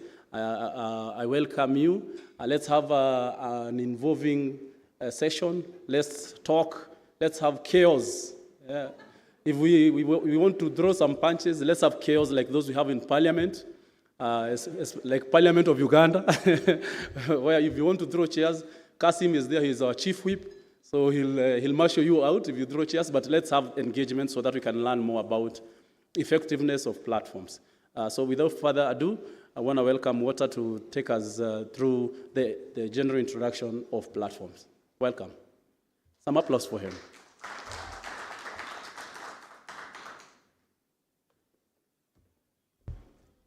All right. Testing. Can you hear me? Loud and clear. Perfect. Thank you. All right. Let me find the right button. All right. So thanks, Samuel. Honored to be here, invited by Mercy Corps to introduce this session on digital platforms and solutions. So first, a bit about me. If there's one thing you can forget today, it's how to pronounce my name. My name is Wouter van Montschoe, and this is me on the picture here, over there, in a gray t-shirt. I'm also a community farmer, next to the work I do at IDH. Close to Amsterdam, we're working with 300 members on a crowd-funded piece of land. And we're currently experimenting. We're 3 years in, and we're building a regenerative vineyard. So climate change sometimes is a risk, but in the Netherlands, it's actually an enabling factor if you want to grow wine. And it also serves as a demo plot and an education plot to getting youth into understanding viticulture and also inspire others to grow wine in the Netherlands as the climate becomes more conducive. It kind of sustains one family. So I put my free labor in to get 10 bottles of wine at the end of this season. I'm just really interested and fascinated by food and agriculture, and also therefore working with IDH. IDH focuses a lot on smallholder farmers. Obviously, we all know they are crucial for the global food system, but also they face a lot of challenges and risks. There's a few figures here on this slide, but what I want to point out is that if you look more to the right here, you see some issues that digital platforms are very well positioned to address. So many smallholder farmers, big access to market gaps, access to finance, climate finance, particularly goods and services. How do they go to those smallholder farmers to increase their yields, their quality of produce, their information, and also ultimately their incomes and livelihoods? So very excited to be here. I'm part of IDH Business Analytics. So we are kind of the company-facing side of the FarmFit Insights Hub that we've just been talking about. So if you ask where did all that data come from, it's the companies that we work with closely together. So we analyze their business models and feed that data back to our intelligence center to analyze that data and distinguish all these trends and patterns on why certain models are working and others are not. We have studied, as already said, in the FarmFit Insights Hub, 120 plus of these models, and 2 of them, there's also plenty of digital platforms and solutions in there. Already FTMA, we've worked with them in 2018 and DigiFarm in 2019 or so, and we've learned a lot about them, about their models, and also collected their data that actually feeds into that Insights Hub. We're also very curious and eager to continue that conversation, like what have you learned since then, right? And start continuing to feed that data into our insights as well. Every time we work with a company and we're analyzing their business model, we start with context. So a big piece by ISF advisors on digital platforms pointed out that in sub-Saharan Africa, it's mostly those platforms emerging and being successful in Kenya and Nigeria. Now, why could that be the case? I think platforms need scale. So population-wise, Nigeria is the biggest country in Africa, right? But Kenya is like, I think, a third or so in population, or 60 even maybe. And they are the highest on the ease of doing business index of sub-Saharan Africa. Then you have another few out there like Ghana, Ethiopia, also very promising markets for digital platforms. So we always want to understand what market, what value chain, especially when it comes to seasonality, what enabling environment are these businesses, including digital platforms, working in. Then we start to try to map and understand what is the business model that they're implementing, what is their strategy, their value proposition. What are the clients and suppliers? What kinds of farmers are they serving? Are they commercializing? Are they subsistence? Are they women? Are they men? What kinds of issues do they have with all those segments that come at play? And what are the partners that they're working with to get to that last mile delivery mode also, to get those services and goods to farmers? Then we go into the business case and impact case. So we always start with the farmer business case in mind. What is a farmer currently doing in terms of investing in their farms? What is their annual income? How can the services and goods of companies affect that income potential of farmers? And also we look at their cash flow. As you know, seasonality is a thing across agriculture, and there's always bottlenecks there that we need to solve through financial services, for example. If you don't understand that cash flow, I think many farmers are not able to invest properly in their farms. So that's where we start, and then we bring it back to the company, like, okay, you can design good solutions for farmers, but does it also make business sense? Is it profitable? Does it bring you new client segments? And those kind of things. So we assess that as well, and look at scale. What is scalability for those companies?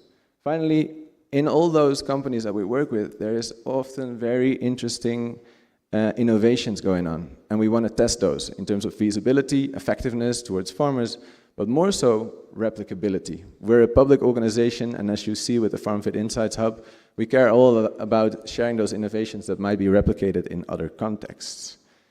So today we want to understand platforms. I'm not going to teach you anything about platforms. I definitely recommend the ISF Advisors paper on that. I will also be referencing them. It's the companies that we are bringing to stage today that provide all the insights and the lessons learned, and I hope they're inspiring you as well. I just want to set the stage a little bit for today. So platforms, what are platforms? Platforms are not pipeline businesses. Pipeline businesses have very linear processes of producing, distributing, and selling goods. It can be a Cargill, it can be a KTDA, producing tea and selling that. On the other end, we have platforms, and they don't focus too much on that production angle of goods and services, but they facilitate interactions, and that's where they deliver value to markets. An Airbnb or an Uber. Within the platform section, I want to quickly dive into a little bit further. So we have digital platforms, also referred to end-to-end platforms today, so they can be used a bit interchangeably, but those are the ones that facilitate direct interaction between users, both consumers and producers, supply and demand, in a digital environment. Then sometimes we talk about platforms that are slightly different, multi-stakeholder initiatives or platforms. Let's not go into details on those for today, but I just wanted to mention out that sometimes people call these as well platforms. And then today, the other one that we want to introduce is digital solutions. They're not so much about facilitating those interactions necessarily, they're just providing solutions to companies, to businesses in more of a one-on-one relationship. Think about FarmForce or CropIn. And I forgot to mention, indeed, the Heart or DigiFarm that we have today are more of the examples on the digital platform spectrum. What else? So platforms serve various functions, and maybe this is basic, but I think if we want to learn, it's good to start with a common language of some of these things, which we also do in most of the work we do. So one is organizing and structure markets, right? Like there's, especially in fragmented markets, when we're talking about smallholders, by definition, it's usually very fragmented on that side. On the other end, input suppliers, mechanization providers, training service providers, all those parties that need to get to those farmers are also fragmented. So markets play a key role in structuring those markets. They also facilitate the interaction, right? Structuring is one, but how do you get them together? Maybe it's a good user interface that allows the users to find the other side of the platform. What else? Providing infrastructure. You get your user-friendly application on your tablet, but how do you reach those farmers? Do you go through agents? Do you work with other partners that have agents on the ground to get there? And what other support infrastructure would you need as a platform to really get to that last mile? Curating interactions as well. Probably it's in the best interest of a platform, right? To get more interactions going, higher value interactions. So there's also an active role for platforms to really connect those that need each other and that haven't been able to find them even while the infrastructure and interactions are there. Finally, and very importantly, generate and utilize data for their own decision making, but also for sometimes selling their data, or ideally, as we would prefer at IDH, making it publicly available. So a few things that I picked up on the conversation that I had with the companies before this session, a few tensions. One is infrastructure. I see platforms thinking they go full digital, but they realize we need an infrastructure to work with. And that can be partners, but some of them are actually investing heavily in the infrastructure that complements their digital solutions or platforms. So in northern Ghana, there is this company, Degas Africa, and they're building an AI-based platform that is providing access to finance to farmers and insurance. And ultimately, they want to sell that to insurers and financial service providers. But to get to there, currently they're investing in maize processing infrastructure to generate shorter-term revenues to fund their longer-term digital platform model. Last mile delivery, do you go high touch with your own payrolled agents, or do you go low touch with partners with a highly digital application? How do you get to those decisions? Which model you go for? It depends on context, depends on partners that are out there. Another one, product development, and you'll see a few of the companies alluding to that probably today as well. Like, how do you go about product development? Listening to your customers, to the users is one, but are they also willing to pay? And how do you bundle services or sell only single services? Quite some decision making going on there as well. So I think these are a few of those tensions that we'll pick up on during today's session. And finally, here are the companies already introduced by Samuel: Thrive Agric, AfriScout, Lursha, DigiFarm, Green Edge, and Farm to Market Alliance. So very happy to have you all today together in this session and hoping to inspire others. Finally, a few questions to give to you. Are they providing more of a digital solution, or are they more of a platform? Curious to understand that better. Do you recognize the key functionalities that I just laid out? So facilitating interaction, using data, etc. What did they learn along their journey, and how did they adapt? And I think this is for me always the most interesting part, right? Especially what Caroline mentioned in the FarmFit Insights Hub. There's a lot of investment, probably in areas that others have done so already or have learned about how things do not work. And I think especially from, successes is one, but learning from failures is another. So really challenging our companies here to share not only success stories, but also the things that you thought would go one way, but then went sour. Finally, how do they measure success? We're also all about impact, improving livelihoods, food security, getting access to markets, and those kind of things. So pay attention to that. And finally, leading into the debate, can you even compare effectiveness between solutions and marketplaces? So thank you so much. Hope you're going to have a good session. And let us kick off with George from FTMA.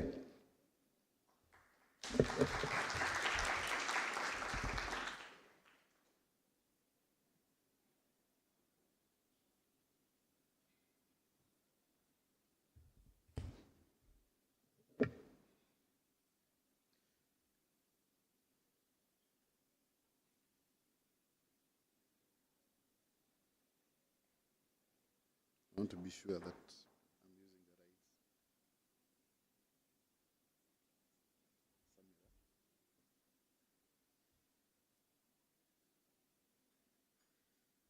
Good morning, everyone. As I've been introduced by Walter, I'm George Njoroge. Been with Farm to Market Alliance for now 7 years. Before then, I worked in the financial sector for 13 years. Had experience with them financing smallholder farmers before, and I've been with Farm to Market Alliance ever since. I am a farmer also, telephone farmer who fails many times. So many of the things I'll speak today is an experience of both failure and success in the 7 or 8 years we have been in existence. Farm to Market Alliance was started in 2016 during World Economic Forum. when 6 alliance members came together, and all of them were trying to sort the smallholder farmer challenge, and they agreed to form an alliance where they could get the solutions to solve the smallholder farmer issues. The 6 alliance members are AGRA, Bayer, Rabobank, Syngenta, World Food Programme, and Yara. The program is housed by World Food Programme, and as you see the alliance, it simply means they coalesced to form a platform that would solve the smallholder farmer problems. But we came with this grand idea of creating a marketplace. And Walter did some work to study us as a marketplace, and he can tell you we were a serious failure. And we acknowledge that we really failed because we assumed so many things. And some of the things we assumed, I'll talk to them much later. In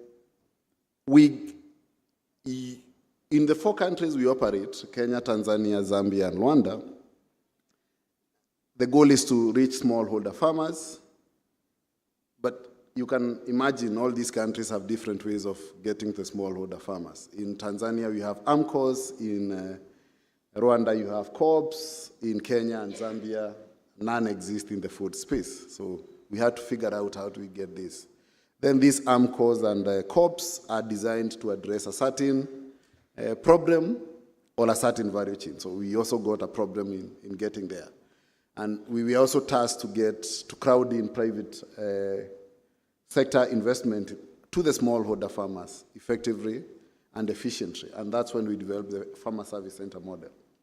If you look at the screen on top of there, the farmer service sector is mainly an individual in Kenya and Zambia, where Tanzania and Rwanda you'll find is a cooperative that aggregate farmers to allow access of inputs, technology, mechanization services, extension services, and market linkages, financial inclusion, and many other things. As we started, again, and I said we also are an example of failed experiment. We had a tool called FTMA app that was supposed to do all this work. But again, we sell and buy nothing. So it was an app selling and buying nothing, and you can imagine we gave all the farmers, but nobody wanted to onboard. Both the farmers never wanted to onboard, and the partners never wanted to onboard because they are suspicious of each other. So we ended up having an app that only had the farmers and nothing else was happening. So we had to abandon that experiment and build a paper-based experiment where the Farmer Service Center records all the transactions and engages physically with the partners we work with. To a level now, after 3 years, from 2019 to 2022, we have now started digitizing those interactions. Some of the partners we have worked with in this space is Sprout for weather information, AgriBytes, Kuza for extension services, AgriBora, again the same. We have Hero Tractor, who I would say have been successful. We incubated them through World Food Programme Innovation Accelerator, and now they are in 3 countries and doing pretty well. Yara, one of the alliance members with their tools. iProcure with the procurement of inputs. We started on paper. They started digital, went to paper. Now they digitized. They also have experience going through that process. Ready for Kuza is mainly for training the farmer service centers. We source from True Trade, mainly for sourcing grains. And Kuza, we are working with to try a platform again. Where we started, we are working with Kuza to see whether we can get the platform. What has been our experience ever since we started? From FTMA standpoint, we were a failed experience to build a marketplace, a digital marketplace. So we ended up building a marketplace that is not digital. And getting it done was not easy because nobody could understand how do you do these linkages. And mainly they are the last and first mile. Last mile for what goes to the farmer and first what comes of the farmer. When we tried digital, and Masiko tried to get us some of the digital players to come in, we went to a county called Tarakanidi, and we engaged 6,000 farmers, as an example, to get finance for inputs. And we spent 3 months training them. Guess what? We only got 42 loans. After 3 months of engagement, with a digital tool, we only got 42 loans. To start with, the farmers could not trust that anybody can finance them through a mobile phone. So, telling them to dial that number and indicate their ID number in a county where they don't have title deeds. They thought that we were doing something to do with their land. So the trust issues around these digital things must be dealt with. That's one of the experience. Many of the people we have worked with, especially in the digital space, who want to do this are donor-driven. So once the pot dries, the innovation dries. So they are mainly driven by the funding from the donor. Digital skills and literacy, it's quite low. Then fulfillment. The promises are out of this world, but what is delivered is pretty small. You'll aggregate acreages or number of inputs to be supplied, and only little is delivered. Then language barrier. We are in Kenya and Tanzania, so what we do in Kenya cannot fit in Tanzania. We speak English, they speak Swahili. You try to translate, you miss everything. You even don't have right people to translate the right language. In local areas in Kenya, with 42 communities speaking different languages, and many of them are not well trained, that's a challenge. Then the commercial viability. Many of these digital solutions are not, they don't have a futuristic plan. They are not designed to last for long. As I said, many of them are donor-driven. And if you talk to them, they don't, the commercial bit is normally not very clear. And they start thinking about themselves, not the farmer, and end up losing the plot. We have had a number of them that have folded in Kenya, we started with. Back-end support. Some of them are pretty good, and they do the fulfillment, they have the right language, but when things fall through the cracks, there's nobody at the back end. When the farmer calls, they are calling a technician seated somewhere who don't understand agriculture at all. So the farmer will never ask you about the technical side, they'll ask you about the agriculture side. But the customer service side at the back are all techies trying to answer agriculture issues. So you can imagine how bad the experience is. Then the last thing is that everybody has a digital tool in Kenya. The last I checked, I think there are over 300. So this same farmer is bombarded with hundreds, if not thousands, of many things. An SMS here, an app there, and they have what type of a phone? With the space that can only carry WhatsApp. So if you add something else, it stops being there. So what are we looking going into the future? I think, and this will be debated later on, those are the solutions we are looking to be solved. I won't go into the solutions, but I'm looking at somebody will aggregate these solutions. For them, they sell and buy nothing. They are like FTMA. We sell and buy nothing. We bring the producers and the marketplace together.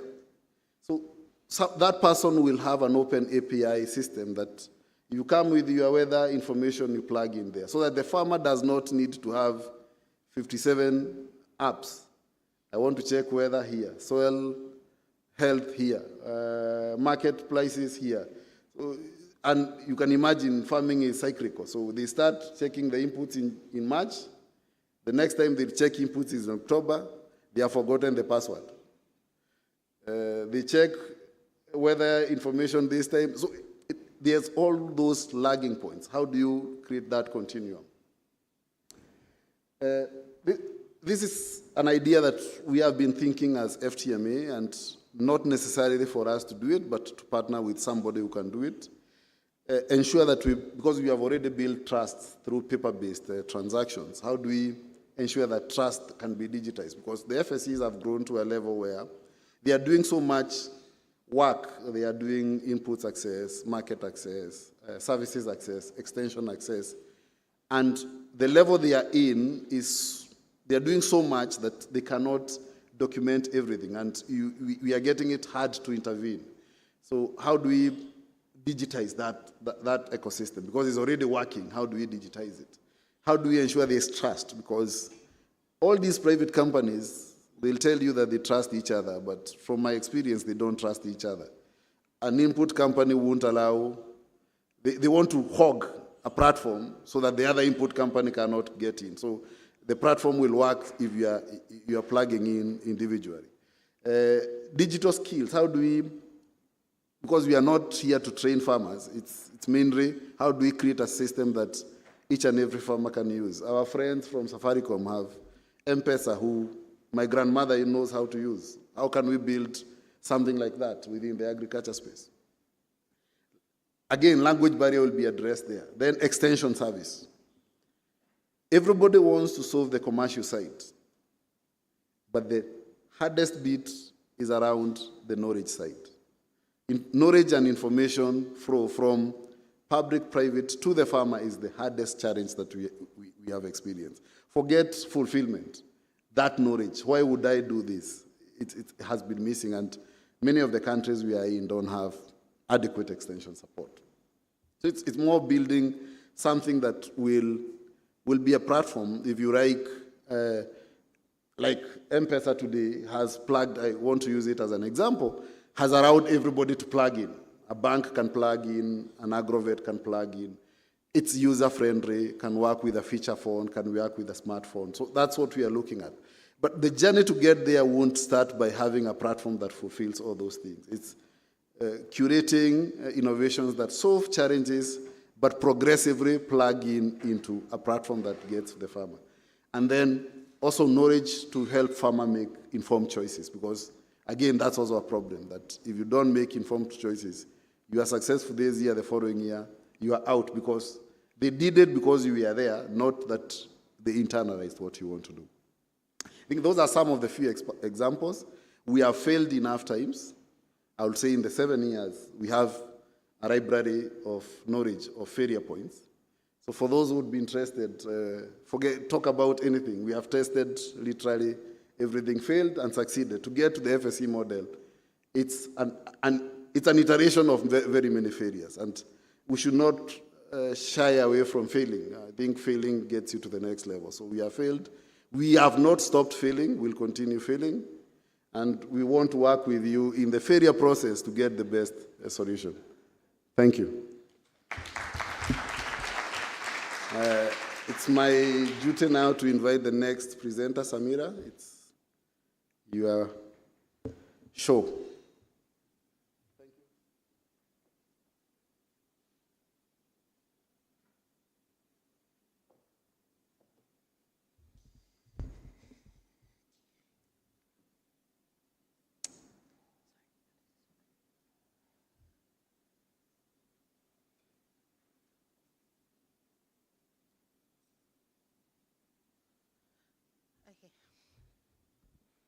Sorry, I'm short. Good afternoon, everyone. Is it morning? Still morning. My name is Samira Bello. I lead partnerships for Thrive Agric, and I've been working with Thrive Agric from inception. I would skip that because Walter has already talked about it. At Thrive Agric, we are an agri-tech company. What we've realized since 2017 is that we all know that, but let me just repeat it a little bit. Within the African agricultural space, we have over 100 billion in food imported, especially in Nigeria. You can see that Nigeria is over 200 million, but over 60% of our food that we consume is actually imported. And across Africa, same thing. The major things is that the barriers is that smallholder farmers, they lack access to credit, which is input financing, because they're not bank worthy, they don't have credit worthiness, and they don't even have bank accounts. Kenya can be different because I've learned that many people are digital, but in Nigeria it's the opposite. Like majority of the people there don't even have accounts. They still keep their money or do exchange. You have lack of access to inputs because it's it's not easy to get the inputs to the communities, and so you have the fact that they're diluted inputs within the market space. You have lack of access to markets. You have about 6 middlemen between a farmer and the off-taker, and then you realize that a farmer who farms have little income. Then you have lack of access to information and technology, which we're talking about, and then excessive pre- and post-harvest loss due to climate change and other factors. And so what we've been able to do is, Thrive Agric currently is founded by Uka and Ayode Jarikawe. We've been able to work with over 600,000 smallholder farmers. We've provided input financing to the tune of $120 million. We've been able to produce 1.3 million metric tons of produce. We have a staff base of over 240 people. This is to make you understand how big and how we're able to do the end-to-end platform so that it's easy to understand, because I know most of the speakers have talked about infrastructure, team, and everything. So this is how we're able to build it. We have over 550 warehouses. Some we own, some we rent. Not all of them we own.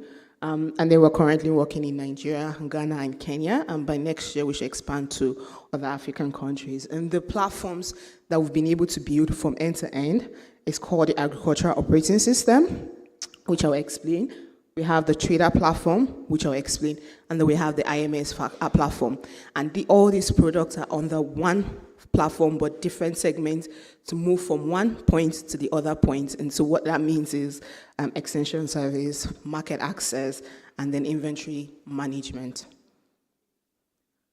So our end-to-end platforms. And so the Agricultural Operating System, it's basically called the AOS for short. And so what we've been able to do with AOS is that we have a pool of agent network. As you can see in the previous slide, is that we have over 2,000 plus, right, agent network. And so within that agent network, we have the platform. And so what the platform does is the agents are able to meet the smallholder farmers and know their KYC. So knowing the farmers is not just about the biodata, but understanding their farming history, understanding their challenges, collecting the data for analysis, and they be able to use it for precision farming system.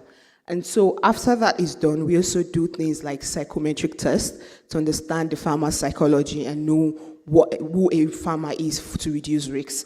And then we go to farm mapping and analysis. For every farmer that we onboard on the platform has to map their farm so that we know exactly your acreage or your hectareage. And then we do the soil test analysis. This then leads to the precision farming system. The precision farming system is what we then use to do things like special blended fertilizers to specifically say that whatever you're farming, this is the quantity of input you will need, these are the things you would need. And we also use that to advise the farmer, for example, if the land is good more for maize and they plant rice, we then advise the farmer to change from maize to rice if that's the decision. And then we do harvest collection from that for people we do inputs. And so that is also used to give the input financing. So we don't give cash, we give inputs in terms of credit to the smaller farmers. And then we have the harvest collection. And so this is used by the agent network. And so we have a dashboard where we are able to analyze it and then want to partner with companies like the likes of Mercy Corps, the likes of every other partner. They can see that wherever they are and see what's happening in the field easily using their project and the dashboard. And the second platform is the Trader platform.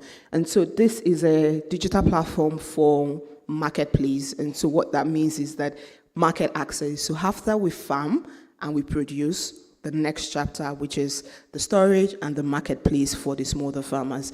And so we try to ensure that two things happen where farmers we directly farm with are able to use the marketplace to sell their produce at fair prices, and farmers we don't directly input finance are still able to get access to inputs and still able to get access to market access. And so that's the future of the Trader platform. It's just a marketplace to ensure that everything end to end, you get the advisory and you still get the market access.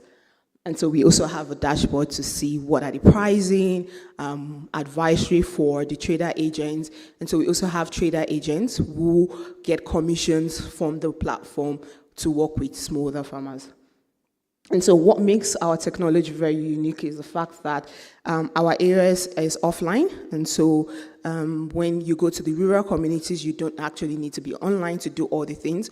You then come back to where the network is and then synchronize. Our agent is, our platform is offline. It's also farmer identification, where we have the agents who use the network and the platform and everything from monitoring, eventual management, and it's a very competitive advantage for us within the sector that we work in. So with these our platforms, we've been able to create reliance in the sense that these are the countries we're currently working in, these are the countries we want to go to, which is Tanzania and Zambia, and Togo, and then in the upcoming Egypt, Cameroon. And so within the platform, we asked ourselves, we have sustainability, we have climate change issues, we have so many things. What are the other things that we can infuse into the platform?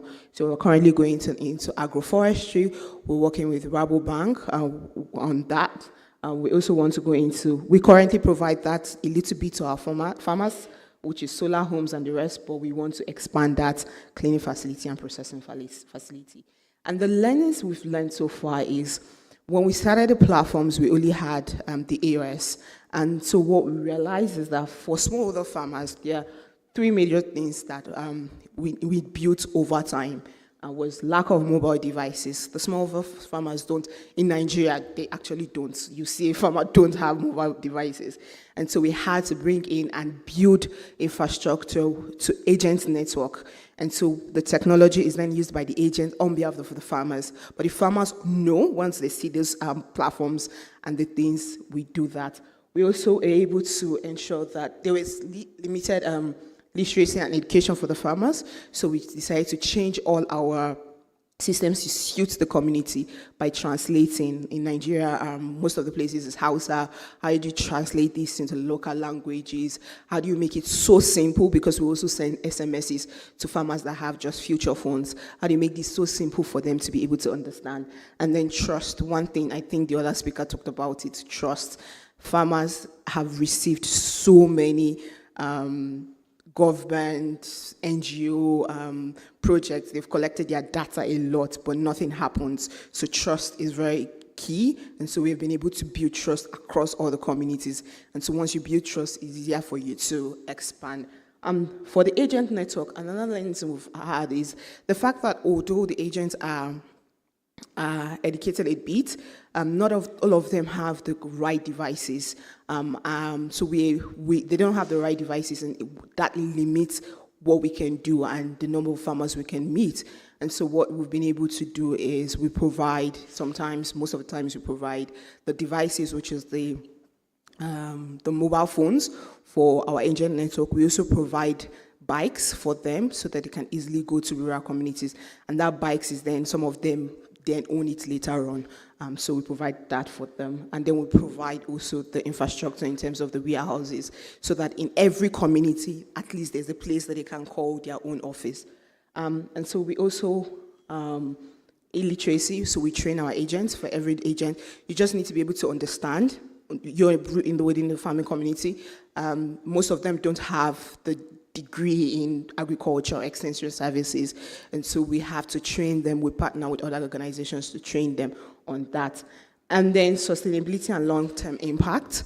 Like we said, we started with AOS, but we realized that what are the other things that we needed to add to ensure that the impact across the community is long-term, and so we had to add. This was really key learning for us, sustainability and long-term impact. Even though you give the right services, things like climate change, so we had to infuse insurance to some of the things that we do, and to ensure sustainability and long-term impact. And for best practices, what I would advise is that most of the things that we learned is cross-functional team. Within the team, when I say we have over 240 staff, it's because we then build a core tech team, who then works with the core operation team, who then works with the with the comms team, who works with different teams to make sure that everybody understands what the entire product is. So if you call anybody, even if it's the core tech team, they are able to understand and build what they need to build right for smallholder farmers. Clear strategy and goals. Yes, we do a lot, but we're very restrictive in terms of, because we do a lot and we have a platform, does not mean that we do all the value chain. Our value chain we're majorly in the crop value chain. Sometimes we dabble into poultry, but we don't do everything. Some people are into vegetables, we don't do vegetables, so it has to be clear strategy and goals. Yes, we have the end-to-end platform, but the end-to-end platform is specific for a certain type of value chain. Then we have user-centric approach. Nigeria is different from Ghana, where we are. Ghana is different from Kenya, where we are. And so how the platform is used in Nigeria, because farmers don't have mobile devices, will be different from how the platform will be used in Kenya, because the farmers themselves can actually use the platform directly. And so user-centric approach for each of the communities that we work in and each of the, and then cost management. Yes, we have a lot of assets and infrastructure, but these sometimes also reduce cost management in terms of what are the things that we should invest in, what are the things we should partner on, and what are the things that we need to increase on. Improvement and innovation. But if you don't innovate, you die. Like, that's just the thing. And so we keep on innovating what are the other added advantages that we need to add to the platform. And then scalability and performance in terms of, can that platform be scalable to anywhere?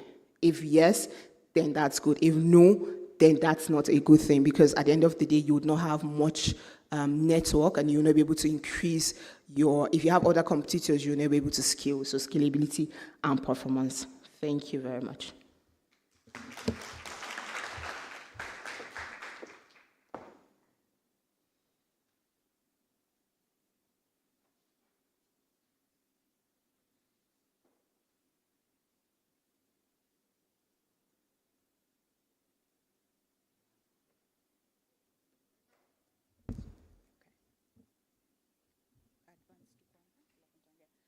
Thank you to Wouter, to Samira, to George. What a wonderful place to start. Of course, thank you to Sam and everyone who's made this session possible. This is the challenging part for you. I think the presenters have done a fantastic job setting the stage. And now it's your chance to bring in your expertise, which we're really keen on. As Sam said, we're going to do this old school debate style. So I'm going to ask you to start moving this way. Everyone... My eyesight is terrible. So everyone from red, so we want this row and this row only. So if you're not in this column or this column, join in. You can do it. Come on, let's go. We do that while everyone is getting settled in. A reminder that, of course, this is not merely a semantic argument. There are very practical, real-world consequences of this debate. So, of course, it's an artificial. Either you have an end-to-end digital platform, as Wouter helped, or one or two separate, distinct digital solutions. We know, of course, we're eventually going to meet in the middle. But for now, for fun, we will have you pick one or the other.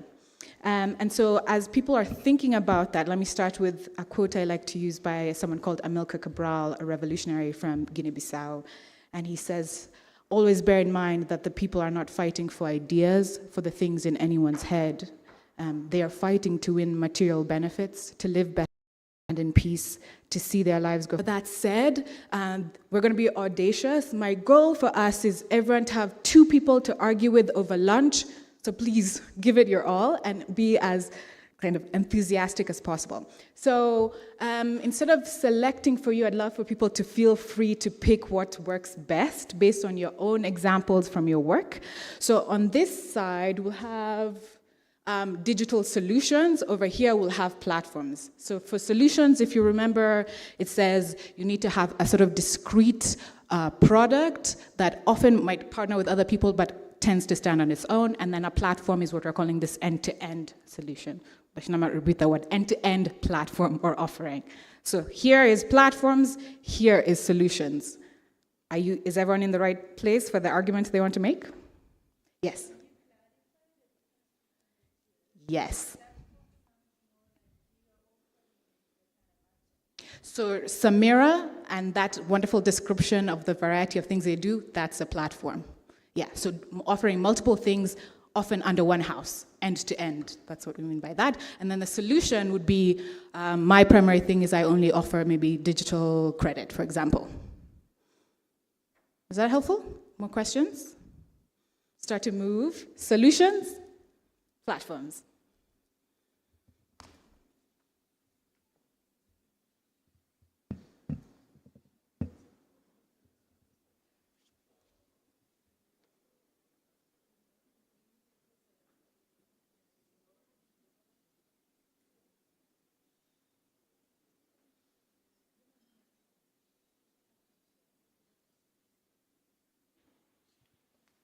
Okay, so tricky argument. I'll give everyone, I want to say 5 minutes to make an argument.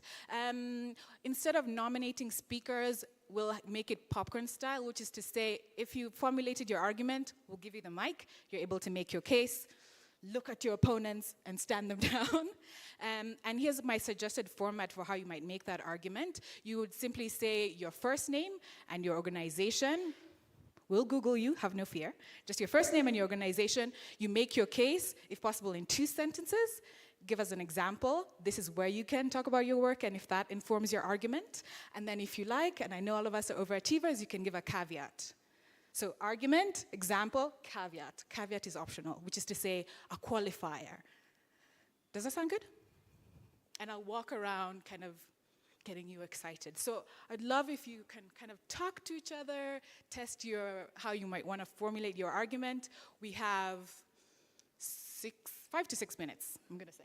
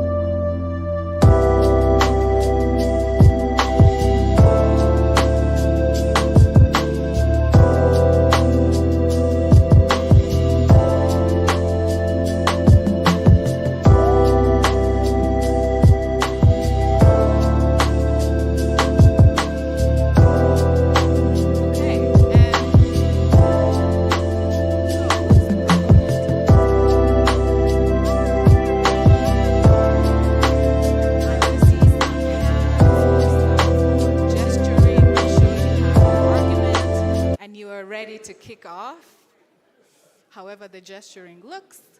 Ready with an argument? Ready with an argument? Ready? Ready with an argument? Looks like we're almost half and half. Aha! We're almost half and half if no, I'm estimating wrong, but close.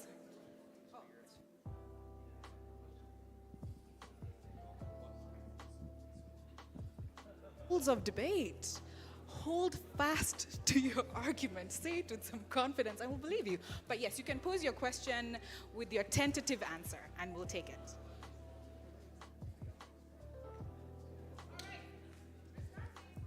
Okay, thank you very much. My name is Jan Muller Verkaster. I'm the CEO and co-founder of ePro Solutions. We offer a supply chain management platform, so I thought let me join this side. So we're just discussing between us a little bit. Many solutions are quite, many challenges are quite complex and would require a more integrated solution. So of course some solutions can be quite, let's say, limited in nature, for example, the weather forecast or agronomic advice, but you often see that more complex ones, like for example, I would like to improve the yield of the farmers. It requires many aspects, maybe improved varieties, testing, field days, accessibility of those inputs, access to finance, evaluations. So you easily get to a platform solution to manage something more complex like that. Often you also see that, for example, with access to finance, that's often around a larger off-taker that somehow kinds of guarantees the market or co-guarantees the loans.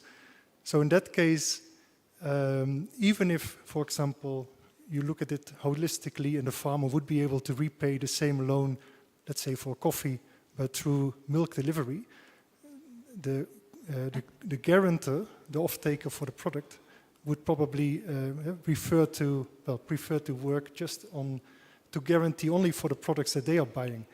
Okay. So to manage this, we think a platform approach is more appropriate. A complex set of problems requires a holistic, integrated platform. With some excellent examples. Rebuttal or an entirely new argument? Thank you. My name is Anthony Mbidi from Family Bank. For me, it's the solutions. It tends to be more focused and refined. Unlike in the platforms where one entity will tend to spread itself over so many things, and at the end of it, you find that they are offering just a little bit of each. And so if I go out to look for a solution as a financial institution, I'd be more interested to look for somebody who is giving me the solution that I require. Even if they are two, if I need a financial access solution, there is that person who is offering it in the market. If I want technical, there is another person who is offering, and in a more refined form than when it is being handled by one entity. Refinement, precision, and focus. So, rebuttal, are platforms too haphazard, too spread thin?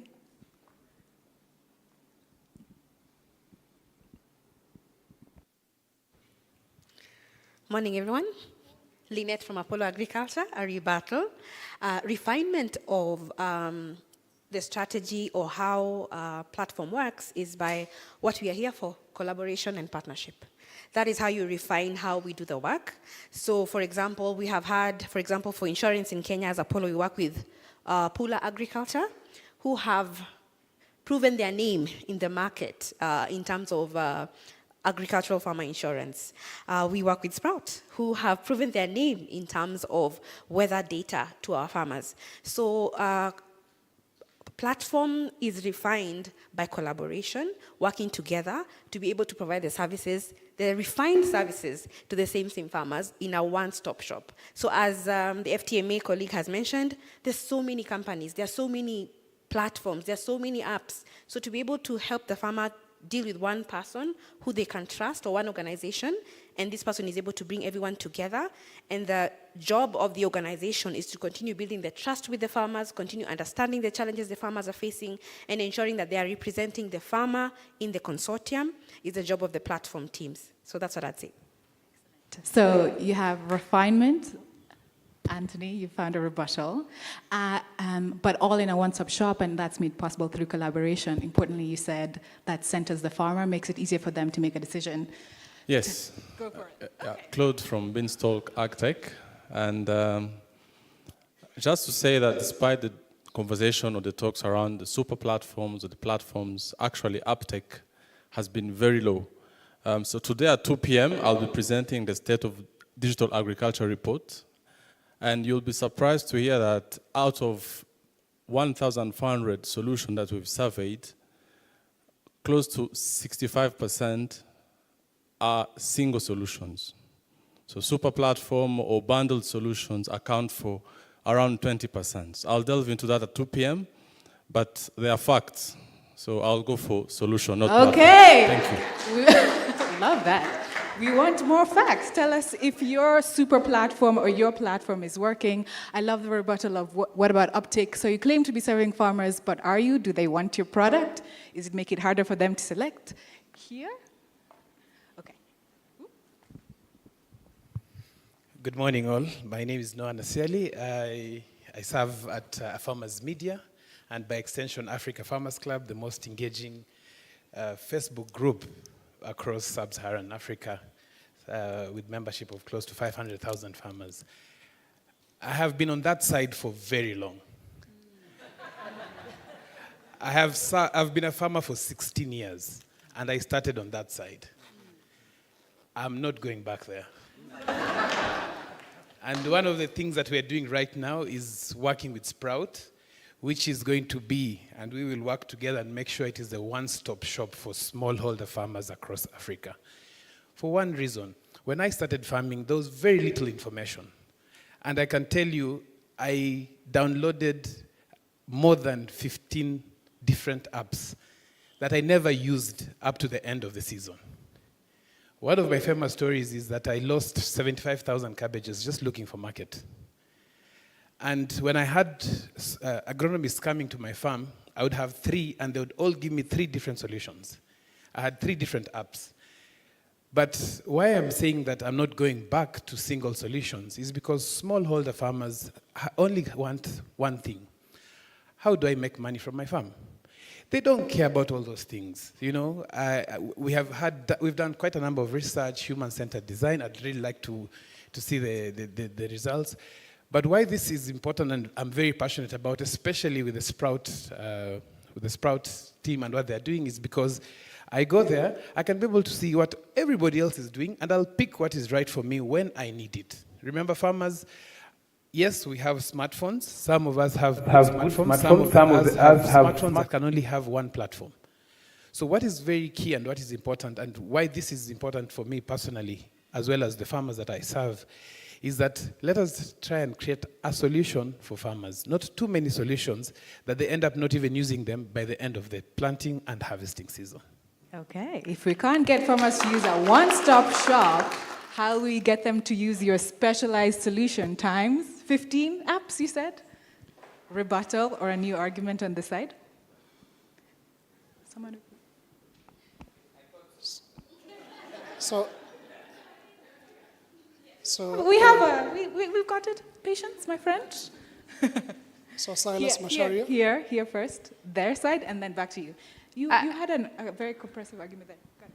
I had the pleasure of talking to several service providers, and listening to you, I think your provocation that you started here, but you would never go back, I think that is the conversation we've had. Where do you start? And as a human-centered designer and in partnership with folks who are single service providers, for us, the biggest argument was trust.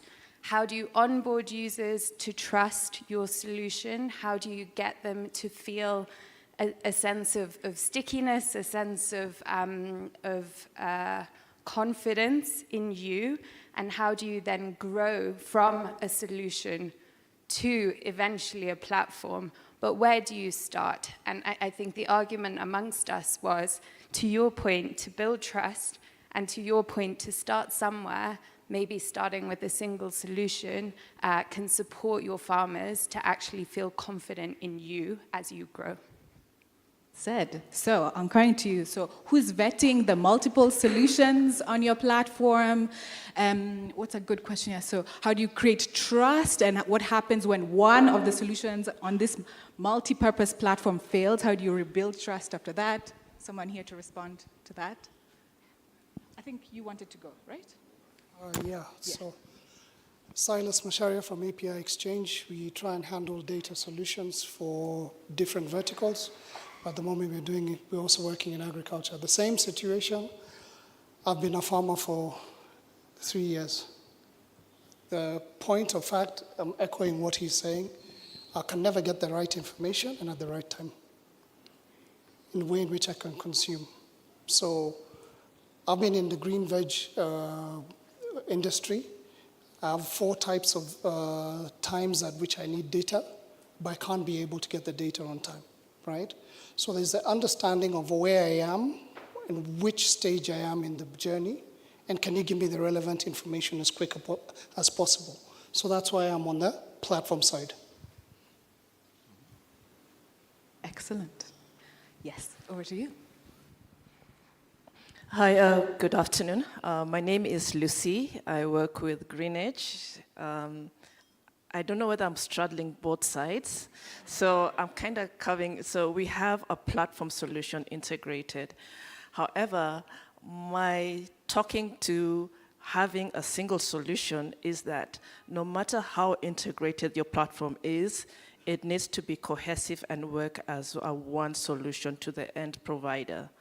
So that, and the element to that is that different solution having data that is integrated so that you're not moving from one type of platform to the other to say, okay, find the market systems, okay, what is the inputs that were provided, how can we then do a credit score?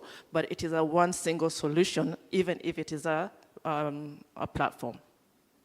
And how you get your multiple solutions in one home feel truly like a one-stop shop? You want to go? Yes, good morning, everyone.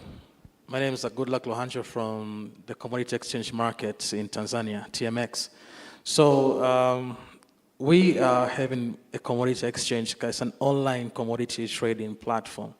So it kind of, one of the big advantages of platforms is you cover a wide range of value chains, and you have key specific points to hit and make sure the farmer benefits. So for example, as a commodity exchange market, farmers don't need to jump from one solution to another to look for buyers.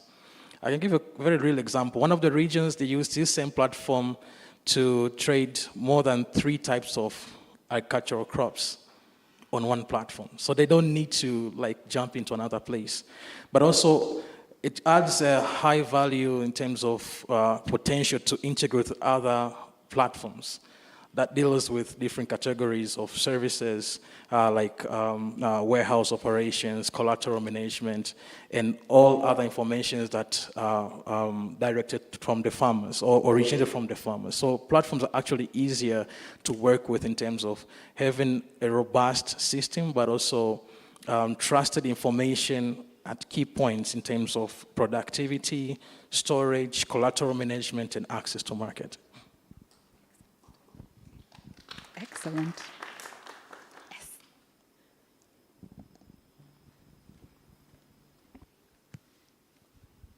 Yes, good afternoon.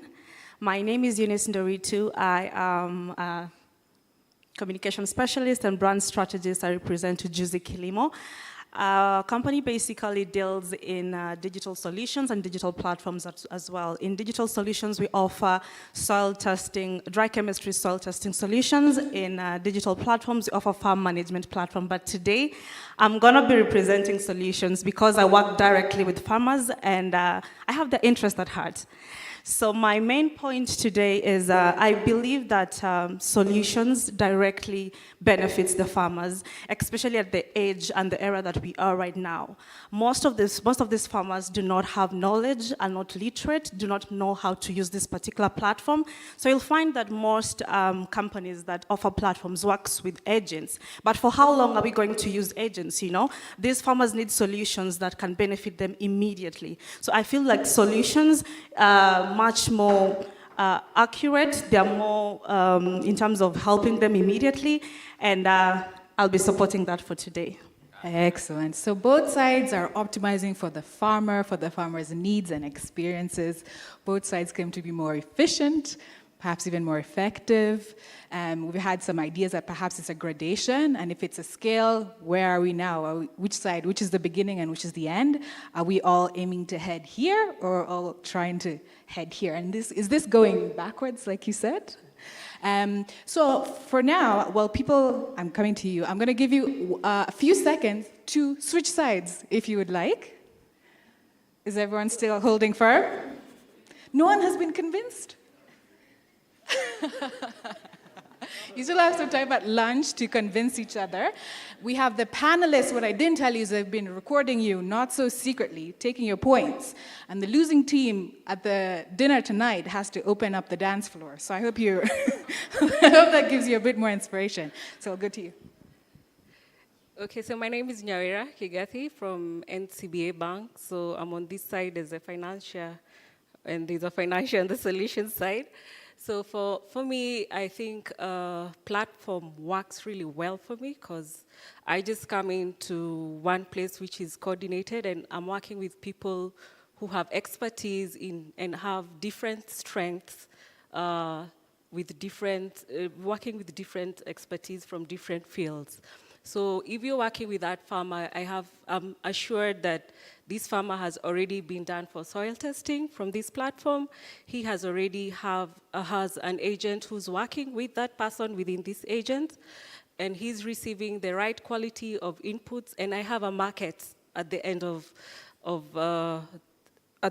this engagement, from production all the way from seed to harvest. So for me, plugging in, coming in to provide credit within this kind of orchestration makes it easier for me because I'm not the expert in the different expertise.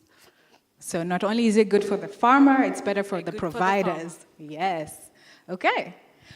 We're coming up on time. Send your best arguments. Yes. Yeah, I think about the dance floor, the winners should open the floor. We are ready to dance. Name is Zadok from Equity Bank. We know most of us are moving towards the platform as a way of having integration. But, there's a but. Have you ever been to this platform whereby you hear one of the components has gone bankrupt and the platform doesn't work? So you have all the other parties are okay. So you've planted. When it comes to selling, the seller is nowhere to be seen. So those are the platforms that we are heading to, and I think we need the solutions that do work. We need a solution for marketing. So when I want to market, I just market. When I want to know about soil, I just get the soil. And when I want to know about weather, I go straight to the weather. Thank you. We trust the farmer to know what they need and go and get it without the risk of failing components within the group. Okay, I'm going to take one more argument from each side. So it's over to you. You ready? Oh, brilliant.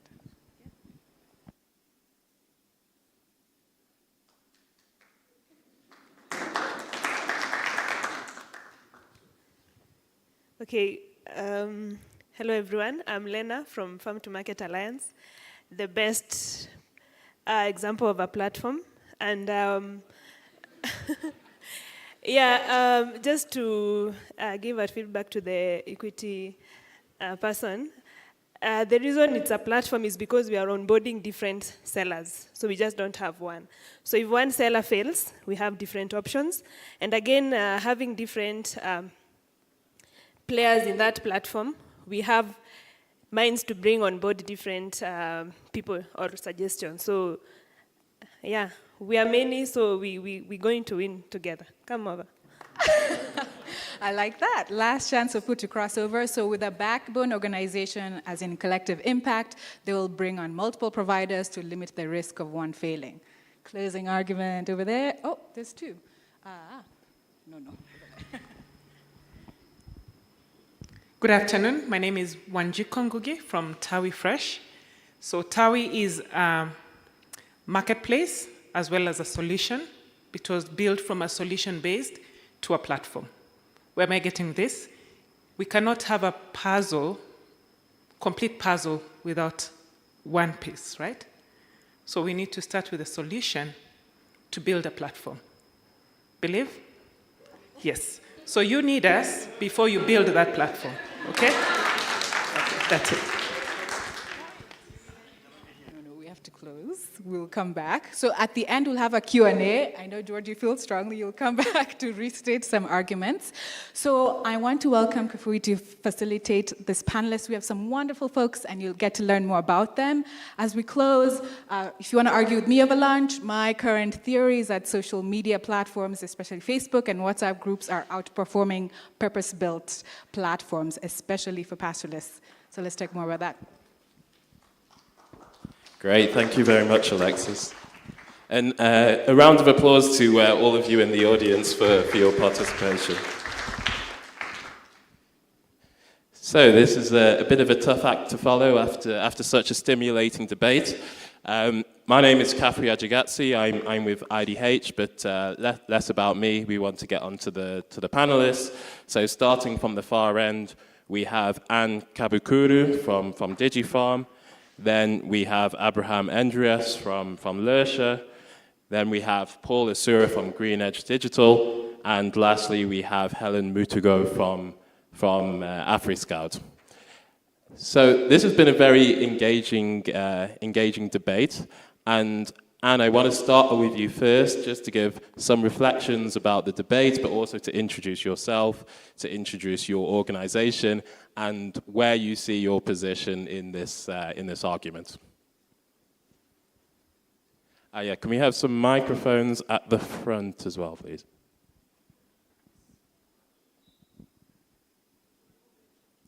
Thanks. Thank you. And good afternoon, everyone. That was a really interesting debate. But like Kafui said, my name is Anne Kabukuru from DigiFarm. And I think DigiFarm, I was just listening to the different conversations, and I was relating to most of the debate points, simply because I think DigiFarm has been in the market space for about 4 to 5 years now. And yeah, we've pivoted quite a number of times in terms of different business models. One, we have been in a space where we've done end-to-end, where we were actually doing, providing the inputs to the farmers. We were also doing the extension services through, extension officers, but also digitally, and also providing access to market. And quite a number of lessons learned there, because first of all, I think the key lesson is in terms of financing farmers, there isn't enough data, of course, to price the risk, appropriately. And therefore, when it comes to collection and when it comes to lending, you don't really have enough information to know who you're lending to and how much should you actually lend to different farmers.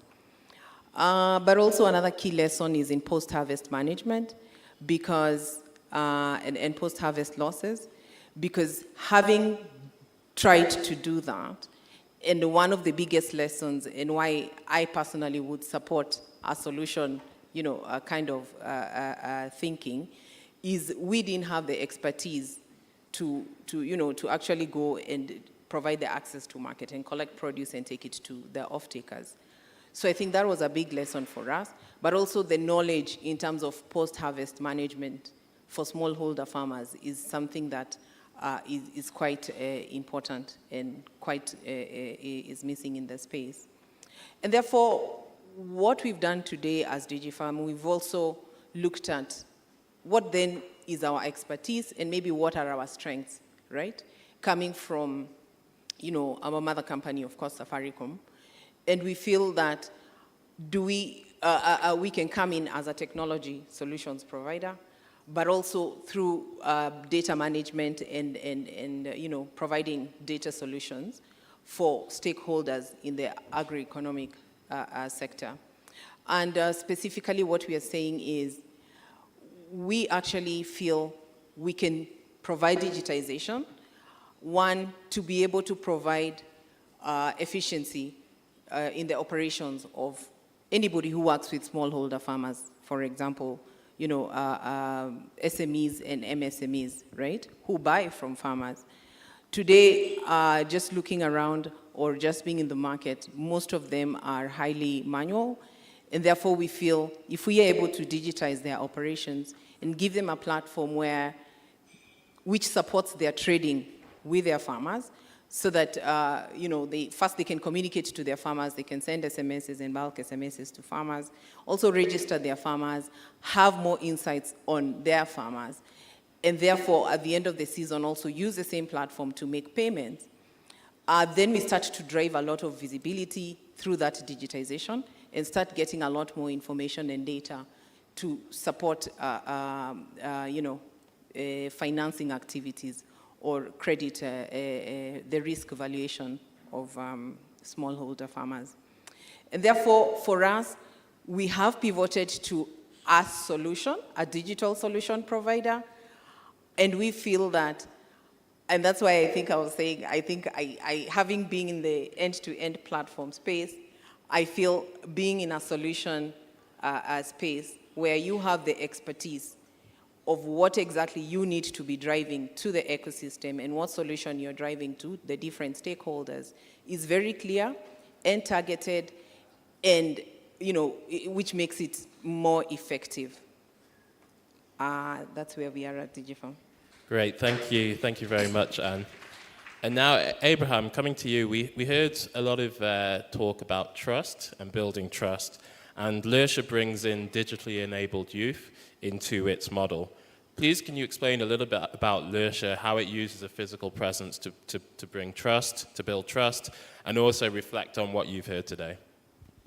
Thank you. It was a great debate, and Lursha in Ethiopia, we promote a one-stop digital solution, and in addition to mobile application and call center, we use the digital enabled youth from a rural community as a bridge between a platform and a smallholder farmer. This is very important for us for various reasons. One is trust. These youth are the son and daughter of a farmer from the same community, and they manage an average of 240 to 260 smallholder farmers in their vicinity. Their role is extended from pitching the idea to registering a farmer, which we call it creating a digital profile. That data is very important to provide service and also to provide an advisory. From our point of view, we are not interested to digitalize the life of a smallholder farmer. Farmers are very much interested. I heard someone saying earlier, farmers really don't care whether you use a drone or a parachute or any information. They really are interested in the service. Where is my fertilizer? Where is my tractor? Or where is the better market for me? So in that aspect, an engagement is very important with the farmer. One, it helps you to improve the adoption rate. When we started in 2018-19, the adoption rate was close to 3%. Out of the registered 100 farmers, only 3 of them were actually willing to pay for the digital service. But then I think that the agent model was very important for us to drive the adoption rate. But it's not easy. It's not easy to maintain and then retain the agent model. And I think that's why we are driving to more of a platform than a solution. I heard this discussion and I think, one, for whom are we promoting the platform? We are promoting the platform for smallholder farmers. And if you look at the profile of a farmer, our farmers, they don't have a capability to deal with multiple solutions. I think they prefer to have these solutions basketed in one platform. And the other is also the interoperability. I think solutions are better if you have a very strong interoperability. And imagine a farmer dealing with, a soil test, and again for advisory, and again access to finance. If these platforms are designed in an interoperable way, maybe that might work. And the other is also, it's not only for the farmer, the business themselves. Since 2014, we were a mechanization service provider, and we have noticed that because of seasonality of agriculture, if you focus only on one solution, that is not feasible for the business. Unless you are supported by grant or some programs, it is difficult to maintain a solution as a business in a sustainable way. And the other is also from a gender and an inclusion perspective. Happy Jamie is here. And solutions, I think, create more of exclusion. Because, platforms are very easy to onboard, youth, gender, and also, other marginalized group, because they have multiple solutions at a time. But more importantly, access to finance. We have seen banks are not interested to deal with only one solution, because you can't guarantee repayment if you are only providing one solution at a time. Because the farmers might come up and say, you guys are only providing fertilizer, but we are not getting seed. So we are challenged to repay the loan amount. So I think my sister earlier from a marketplace, you said solutions are the beginning, but I think you are the future. You are the future. Once you have a well adoption rate and better interoperability, I think platforms will go for a solution. So I think my intake is I am more of a platform. Great, thank you, Abraham. And focusing on this point of adoption, this conference is about collaboration and partnership building. So Paul, I want to hear about Green Edge, and to what extent do you see stakeholder partnerships, market collaborations as key to driving the uptake and adoption of digital platforms? Thank you, and I'm thankful for the opportunity today to meet you all and also to just discuss about our company. Green Edge Digital Africa is a social enterprise, and we promote the use of digital technology also within the agriculture space. We've been in business for the last 11 years, and we've been through the journey. We've actually worked with solutions. We've also worked with platforms, and currently both as consultants and also as company owners. My colleague is also here, who is actually the founder of the company, who is Lucy. When we talk about, the debate has been very, very, very interesting when we talk about having both digital solutions versus platforms. But in our journey, in our most recent project, we had to partner with a company called All-In, and they provide a platform which we promote within the country. And this platform called All-In works in different countries. They've used it in India. It's been used in Ghana for the cocoa chain. It's also been used in Nigeria, and currently also contextualized for potatoes, Irish potatoes within Kenya. So we've had a lot of learnings from that area in regards to the partnerships that we had to have. If we look at what's the purpose of a platform, it's actually a channel for us to provide services, to farmers and farming communities. It's also to provide them with products. It's also to provide information to the farmers. And a very, very important part, which we are really involved in, is also enabling transactions between the various ecosystem players who actually are involved in a farmer's journey, from the time he thinks of planting all the way to the time when the farmer is actually harvesting and trying to take his products to the market. Now, what's the purpose? It's also to make it scale and also to make the platform reach areas that were not, where people were underserved, and also to just address important things like numbers. Numbers in terms of how many people we reach, numbers to the farmers, as somebody rightfully said, farmers and everyone in the ecosystem, the cash flow is very, very important. So that's what the purpose of the platform. But to do all these things requires collaborations. You cannot do it. When people talk about solutions, when you combine solutions and you put them together in aggregate solutions, then at the end of the day, naturally it drifts towards becoming a platform. Solutions are specialized. When we talk to the banks, when we talk to insurance, yes, they have specialized solutions for those sections. But a farmer, to be successful, needs a variety. They need to talk to, we need to have collaborations with input providers. Input providers, because of the journey of digitalization and the journey of technology, you'll find everybody has a platform with them. So that's one thing that happens. When we talk to people who provide fertilizers and crop protection, and when the farmer is putting pesticides and all that, you need a platform. And the platform is sometimes a cluster of solutions from different providers. So you must partner with them. One part which we've learned also in part of our journey is when you produce a product, when the farmer is successful, then he needs to get a marketplace to actually sell his produce. That's soon after successful harvest. And to make sure so that also requires us to partner and collaborate with the people who are the consumers and the buyers. And the purpose for this is to ensure through a digital platform to many buyers, who some are local and some are international, to know what kind of product is required, what kind of quantities are required, and on what qualities, and all this. So you'll find, yes, it's a platform, but the platform connects.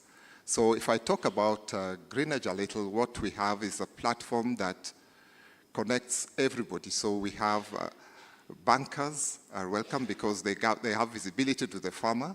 The farmers also through agents need to have visibility to where they can get finance, where they can get inputs, where they can get crop protection, where they can get advisory services, and where they can also market their goods. And that means growing the right kind of things. So it has been a very, very interesting journey for us, just working on the ground, on the last mile. And we faced a lot of the challenges that George of FTMA talked about. And who is our major partner in the current project has been working with FTMA and CGA on the ground. Because what does that do? We end up not repeating what others have done, but they introduce us, isn't it, to farming communities. They introduce us to areas where we need to sort out a problem. And when you have a way in which you can reach other partners and actually reach other experts and serve the farmers. Each farmer is unique. You can have two farms next to each other. One might need finance, one might just need advisory, another one might need crop protection, another one just needs soil testing. So for us to succeed and for the farming ecosystems to succeed, you need all these people with their partnerships and their products to actually address the farmer. The farmer can cherry pick, or he can be assisted to cherry pick what he needs as part of his crop planning. And that's where our journey has been. It's been an interesting journey, and we appreciate everybody who we've partnered with to just deliver the services. Thank you. Thank you for sharing, Paul. And Helen, lastly to you. AfriScout is a little bit different from our other panelists in terms of the focus on pastoralism. What is different about collaboration in the drylands? Yeah, thank you very much. Happy to be here and see all of you. AfriScout, I can say we are one of the few people who have dared to go to the dry areas, yeah? AfriScout is a mobile platform that provides information to pastoralists that help them to make better hard and rangeland management decisions. AfriScout comes from Africa and Scouting towards. When you go to the pass list, they call us digital Aburu, that is Borena. If you go to Somali, they call us digital Sahan. You know, the scouting that people used to do, send people look for information, and then they'll send their cattle. Once they determine that there's enough pasture and water over there. We've been around for 7 years. We cover Kenya, Ethiopia, and Tanzania. Hopefully very soon, like everybody else here, we want to cover the rest of Africa. Our main objective as AfriScout is to mitigate the effects of climate change. Just an example, the other day we were told there'll be El Nino, and then somebody came and said El Nino will not be there. And look at it from the perspective of a pastoralist or a farmer. Who do you trust? What information do you use to make your decision, right? So AfriScout provides that real-time information to the pastoralist so that they can make their own informed decision. They say, this is what's happening. This is the amount of pasture that's available. This is the amount of water that's available. These are the conditions of the ground. Therefore, I can decide to move there, or I can decide to stay here with my livestock. Having said that, I think it was George, when he was presenting earlier, he said that there are about 300 maybe platforms or solutions, whichever you call them, in Kenya.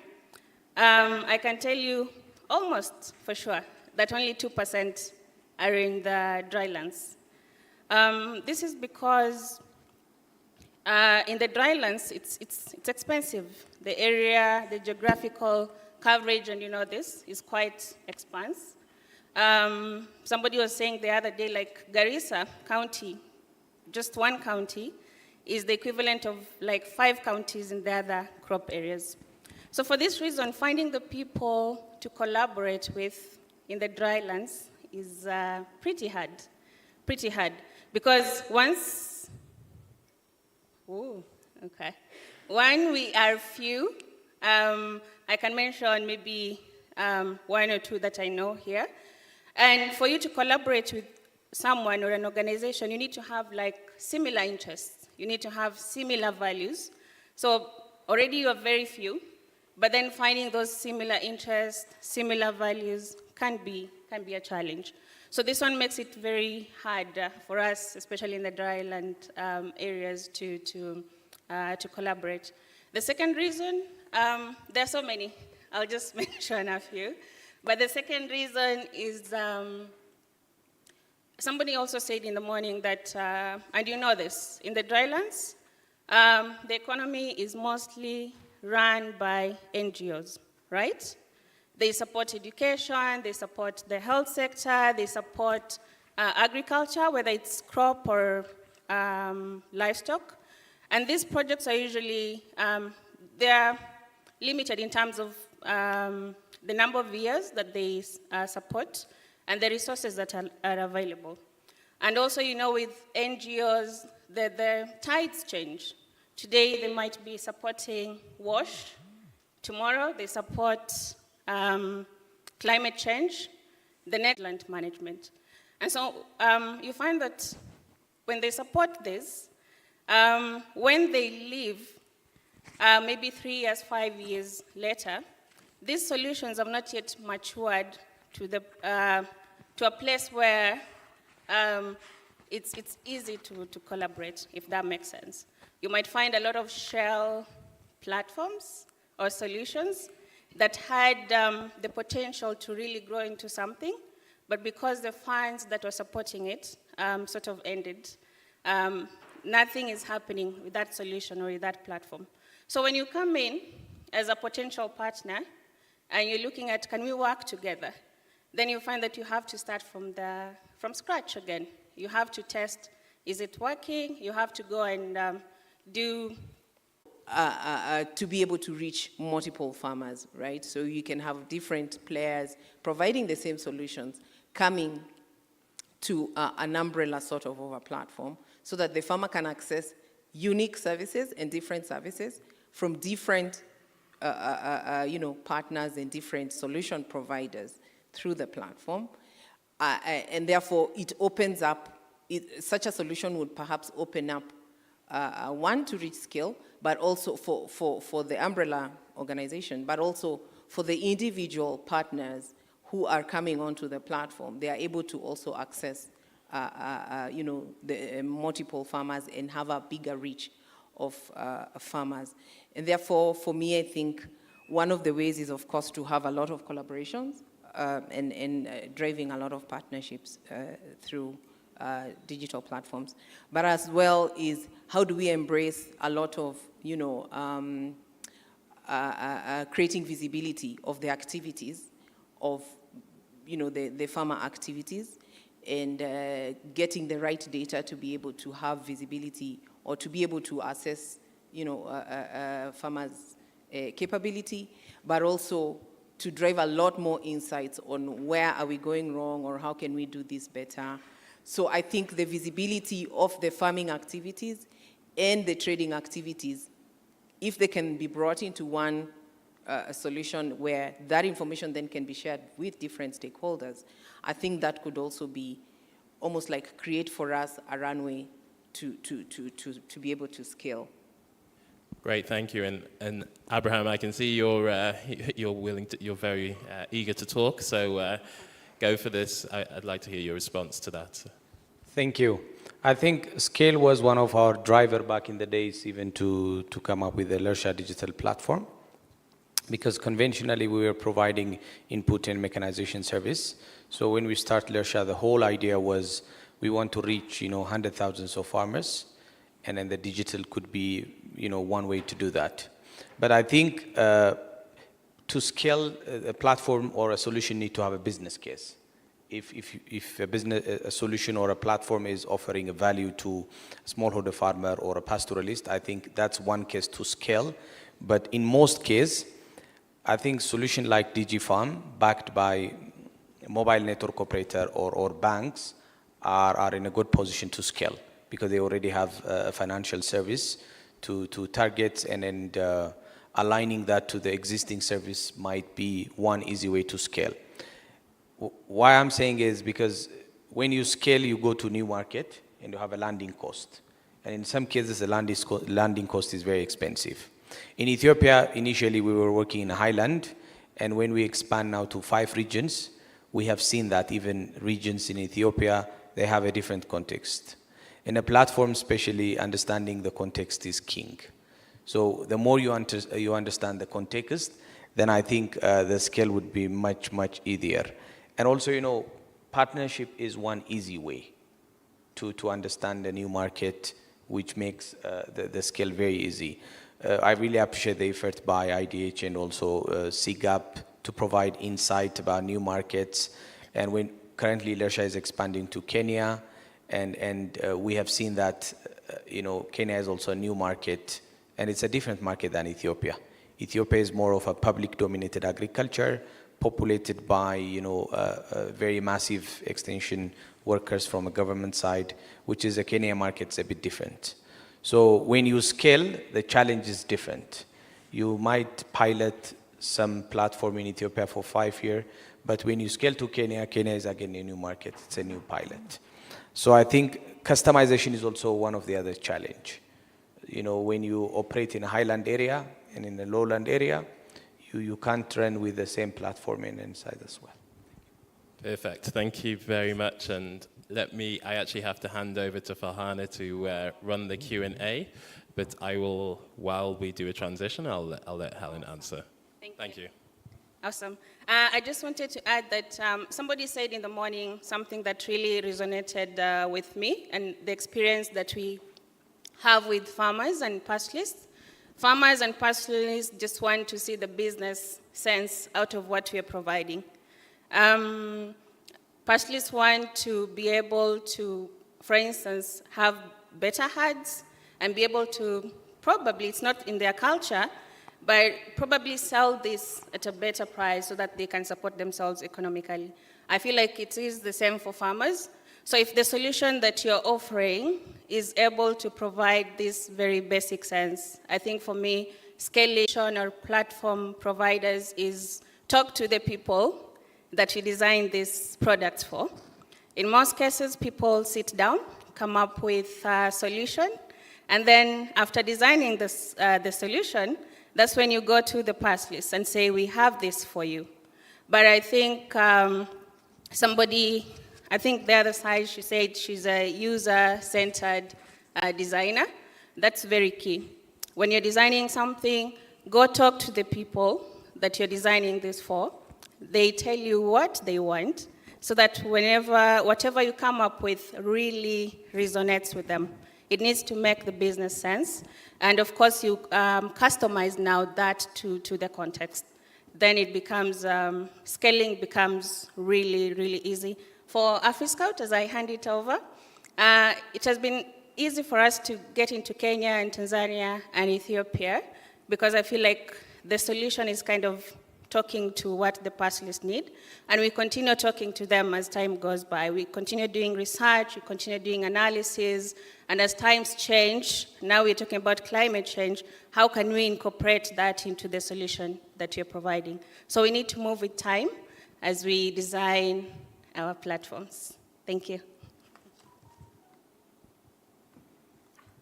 Thank you very much. Thank you, everyone, for the very good panel discussion. Following that, I think we have 10 minutes before we break for lunch. So we will take questions from the audience, one from that side, one from this side. Okay. I can give you my mic. Can you also tell us who the questions are? Okay. My name is Mombeki Bareko. Can you also tell us who the questions are? Okay. My name is Mombeki Bareko. I'm with the International Finance Corporation. I think mine is a bit of a comment more than a question, but you can react to it as well. So first, I appreciate everything, the discussion that has taken place between the platforms and the solutions. Just in general, I think one of the things over the time of the LAEs since we started, to appreciate the gaps that exist in the agriculture sector and the supply chains and the complexities. I think you've said that. I think to me, as whether a solution or a platform, all are tools. These are just digital tools, whether we call it a solution or a platform. They're eventually tools that are meant to be delivered in a digital manner. But I think what's behind them is where the challenge becomes, and I think we also need to be very careful how we see success. With the solutions, I think they need you to be very in-depth, and I don't think it's just about understanding the customer. I think the challenge has been understanding the problem, and to be able to address something to a solution to that problem within the context of understanding the customer. With the platforms, it's basically an aggregation, but I think within the aggregation, we have to appreciate also the gaps as well, and I'm not sure whether we are honest about what we're solving.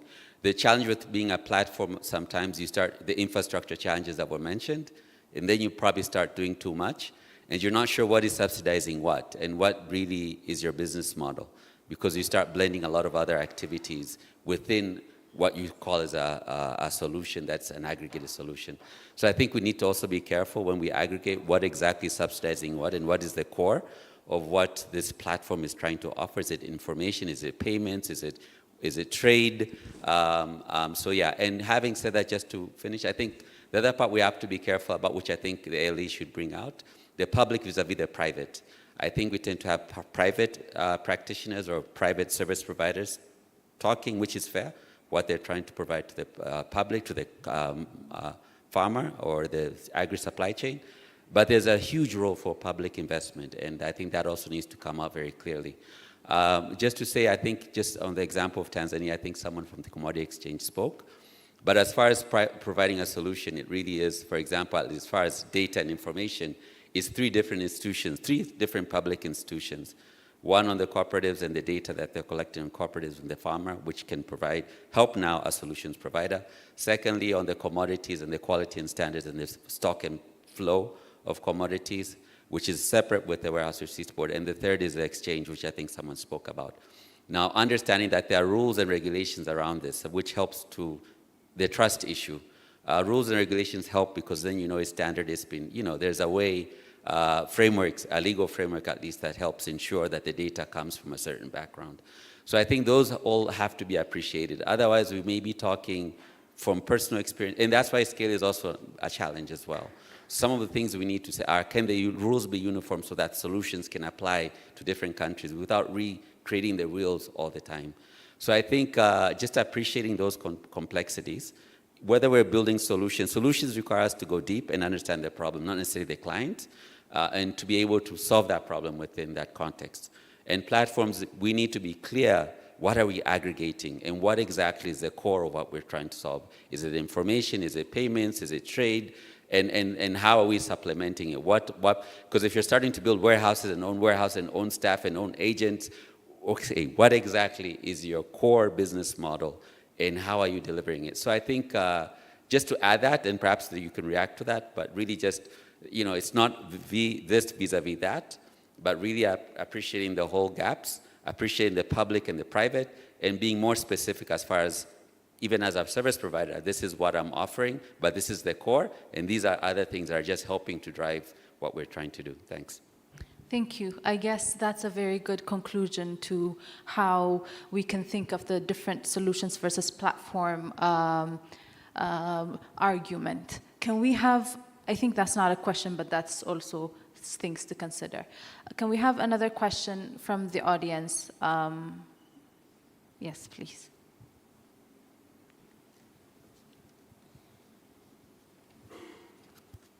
Thank you very much, Madam Moderator. My name is Joshua Adem from Hope Hospice, Kenya. We work in the health sector, and also we are involved in the farming, that is agriculture. From our panel there, I would want just to raise a concern, and we need some clarity, because as we move as a nation, I could see there's a group which is left out of this agenda. These are the people who are doing the organic farming. Again, in the same line, I don't see from what we have discussed here, where also we are involving also the indigenous knowledge so that to accommodate the rest, those who are still not in the digital platform. So to the panelists, where in all your areas where you work and what you do, where do you put these people? Because it is like we are leaving them behind. And from the SDGs, we do say that no one should be left behind. Now you have left them behind. Where do we take them? Thank you. Do we have any panelists that wants to answer that question? Yeah, I'm a bit excited to speak about our free scouts.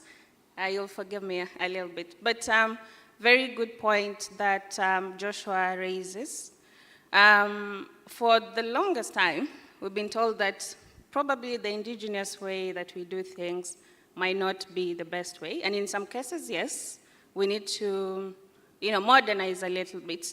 But as we are for AfriScout, while we were doing research, like I said, research is a big part of our implementation process.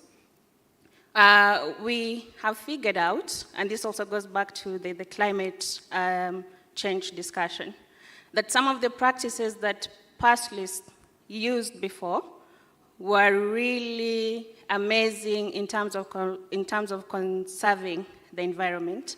And this is where we are right now, where we want to incorporate that into our tool, AfriScout. For instance, they used to migrate, move from one area to another, and then once that was sort of almost depleted, they'll move to another area, sort of multi-paddock grazing. So we're trying, and this one will give time for the other areas that they'd grazed before to regenerate, right? But right now, with modernization, that's not happening. So in our tool currently, we're developing an additional management perspective that will help them to sort of divide virtually their grasslands and help them, poke them to move from this area to this paddock and to this paddock, and provide them with information like, this is the amount of biomass that you have in this paddock. It can support this number of livestock. So we are sort of combining that traditional, because traditionally they'll just use their instincts, right? But right now we're involving the science into that. This is the amount of biomass, this is the area of your paddock, this is the number of livestock, tropical livestock units that you have. It can be supported for this number of days. So you can be here for this number of days and then move to this area for, within that period. That's how we are incorporating the indigenous knowledge. And we all know extensive livestock keeping is organic farming. Trust me. I know there's the other part of intensive where you feed your livestock, especially in ranches, you finish and fatten. But when people are grazing their livestock in the extensive rangelands, that is organic. And that's why the beef from Kenya is very, that business is very lucrative in the Arab world. Most of the goats that they feed on comes from Somali, comes from Marsabit, comes from southern Ethiopia, because the beef is organic. So I think it's just finding that business case for the pastoralists and trying to automate some of the indigenous practices so that they see the value in that. Thank you. Answer for 1 minute, please. Can you do it in 1 minute? Yes, thanks. I have a minute for this. In terms of organic farming, I think it also starts if you have a market, right, for the actual consumer of organic products, then that's where you also start. Then all the inputs are contextualized on the platforms. The platforms really, like the ones we promote, do not prescribe what needs to be done. You'll have organic fertilizer, you'll have your organic inputs, and also the planning will be based on the practice that's used in your area. So you find we make sure that each and every farm polygon or each and every farmer or the agent who handles them, actually it's a collaboration and they just get the information. And if it's accurate, then that's the best practice that's done. So if it's for organic farming, you will have fully the crop, every practice and everything will be based on that. And then so that it just meets your requirements. Yes, the yields could be different, but it's what in terms of quality that's required. So that's something that we can demonstrate, and you can even speak to us later. Yeah. Just one point. I think comments from the IFC colleague is very important, especially one attractive part of a platform is subsidizing, an activity by the other one. When you bundle activities together, I think you subsidize, for example, in our case, when an agent travels to a farmer, they are traveling to provide input, mechanization, and also access to finance. But I think we have to be mindful of our detailed activities, and that should come with data. So what you said is right, but I think we are also interested to understand how these activities are behaving in terms of cost, and that calculating of a cost comes with more data. The other is we have the experience when we disseminate agroclimate advisor in the lowland. The farmers were not willing to believe and trust the information because they have their own local forecaster, and the information usually comes from the clan leader. So we brought this clan leader, the university together, and then we have to agree on the terminologies that we have to use. So we disseminated first to the clan leader, then after 2-3 days, after all these farmers heard from the local leader, and we disseminated through SMS and voice blast. So including the indigenous knowledge is very important, and then I think that only make the platform more useful. Thank you very much, Abraham, and thank you all for very valuable insight.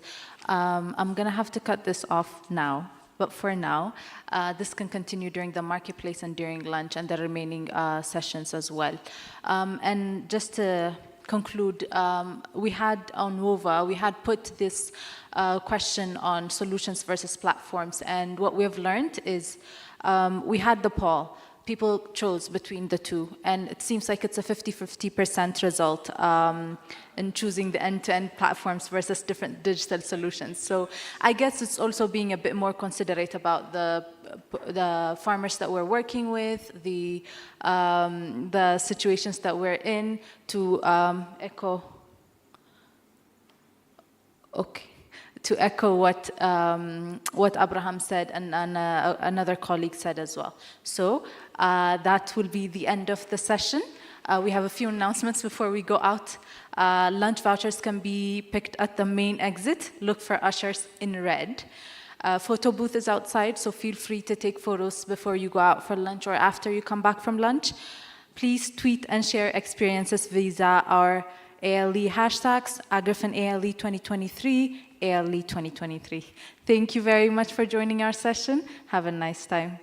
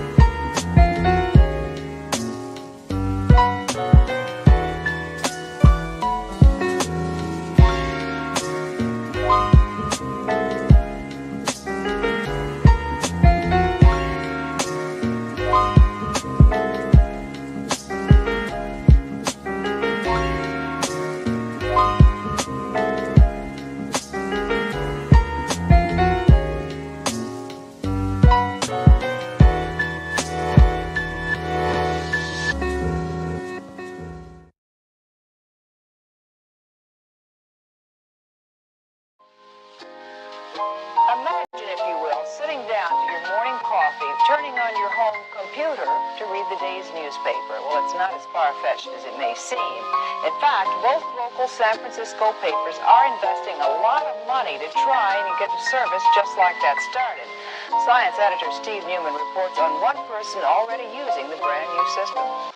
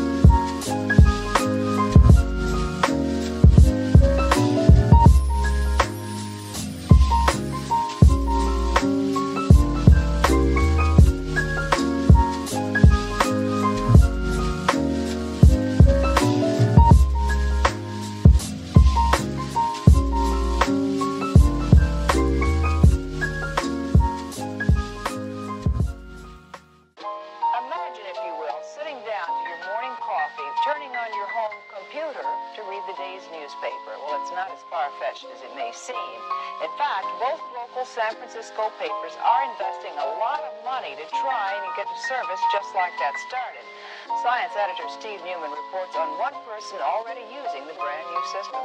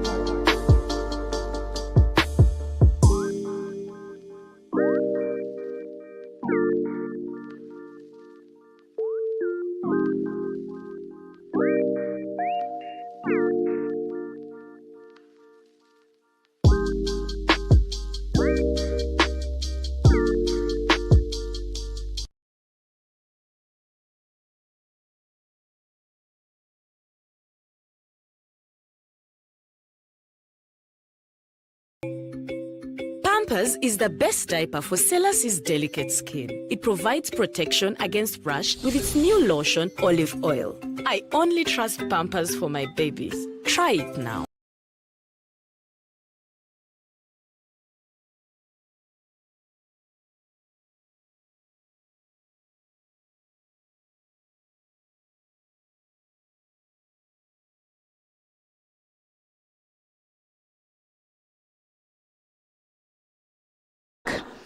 I see numbers. I want more numbers here, but I'm appreciative for the numbers that are seated here. We have 2 sessions to go. In fact, 3. Let me say 3. We have 3 sessions to go today.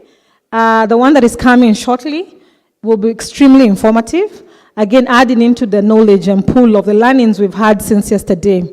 Then shortly after that, we'll do the closing panelist session, which tells you the third, ushering into the third session, which again is what I'd requested every day. So I'm almost asking each of you to remove your shoe and raise it up, but I will let that go. I'll walk around and see how many of you, I know, Kevin, I know you're scared when I said that, removing a shoe. You're like, oh, what's that? No, I'll just walk around and see the kinds of shoes you came with, because then it will tell me if you're ready for the third session. True? I know, get amazed. I'll leave it as suspense. So welcome back, excited to be here again. I'd like to invite Grace to take us through the afternoon session as we usher in the other session will be shortly in the evening. So Grace, are we ready? Welcome.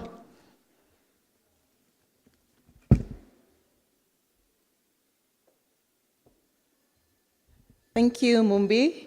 My name is Grace Njoroge. I'm with the AgriFin team, Deputy Program Director at Masiko AgriFin. As Mumbi has mentioned, the afternoon session promises to be really exciting. We saved the best for last. So it's around driving investments in digital agriculture and just focusing on how to unlock financing for driving innovation and scale and supporting some of these partnerships and collaborations we've been speaking about for the last 2 days. So I won't ask you to remove your shoe. I was contemplating giving you an exercise, getting you to stand up, but I thought maybe a quiz is better, just because it's after lunch. So the first question: how much investment funding do you think was invested globally into agri-techs in 2022? So the first choice is 29.6 billion USD, and the second choice is 500 million USD. So by a choice of show of hands, option A, globally. Okay, so I think 50-50. So the right number is A, so the guys who put up their hands. 29.6 billion flew into agri-tech investment in the year 2022. And then the second question, out of this 29.6 billion, how much do you think was invested into African agri-techs? The first one is 3 billion USD, and the second choice is 600 million USD. Option 1, raise your hands. Option 1. Option 2, B. Okay, some people are neither A or B. But the correct answer is B. $600 million was invested into African agri-techs. So just comparing the two numbers, there's really a big discrepancy. Whatever flew into Africa is really less than 3% of what was invested globally. And the source of this is the AgFunder report of 2023. And so this next session is really to try and demystify what are we doing wrong, what could we be doing better, what are some of the challenges, what are some of the things that probably we could change as Africa just to invest, to attract investments into the sector. And to take us through this, we have an agenda that's a little packed, but I promise you it's really interesting. It will keep you glued to your seats and hopefully get your minds running even after lunch. We'll start off with a presentation from Beanstalk on the State of the Sector report that was launched yesterday, just yesterday, and so you're getting it hot off the press. And then that will set the stage for a panel discussion that will be moderated by Royal Messi from IDH. And the panel, I promise you, very exciting, very diverse panel, rich experience, and quite rich insights. So please sit and wait for that. And then we'll close off with a presentation on digital investment platforms to wrap off the session. And so just before, I keep forgetting where to point the clicker. So just to introduce the speakers, Claude Migisha, who is the Sub-Saharan lead for Beanstalk, will be taking us through the State of the Sector report. As I mentioned, that was just launched yesterday, so really interesting insights from that.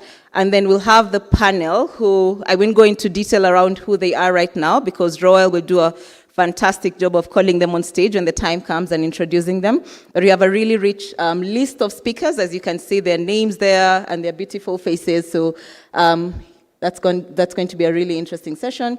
And then we'll have Matt, who will take us through the investment platform discussion.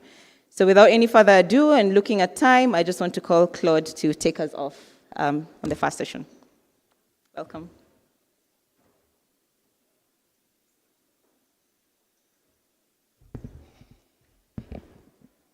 Yes, good afternoon, everybody.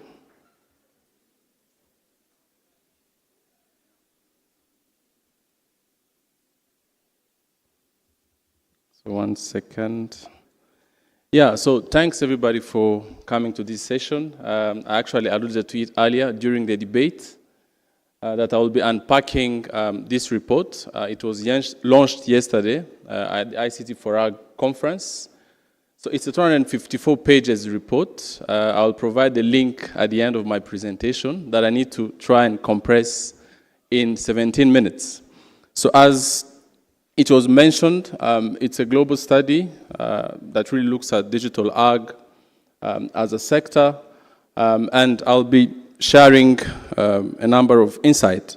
But again, just to wake you up, as my colleague just did, I thought I should ask a few questions because you're right from lunch, so that at least we get to go into the slides. So I have 3 questions there, and I will want you to respond by a show of hand quickly.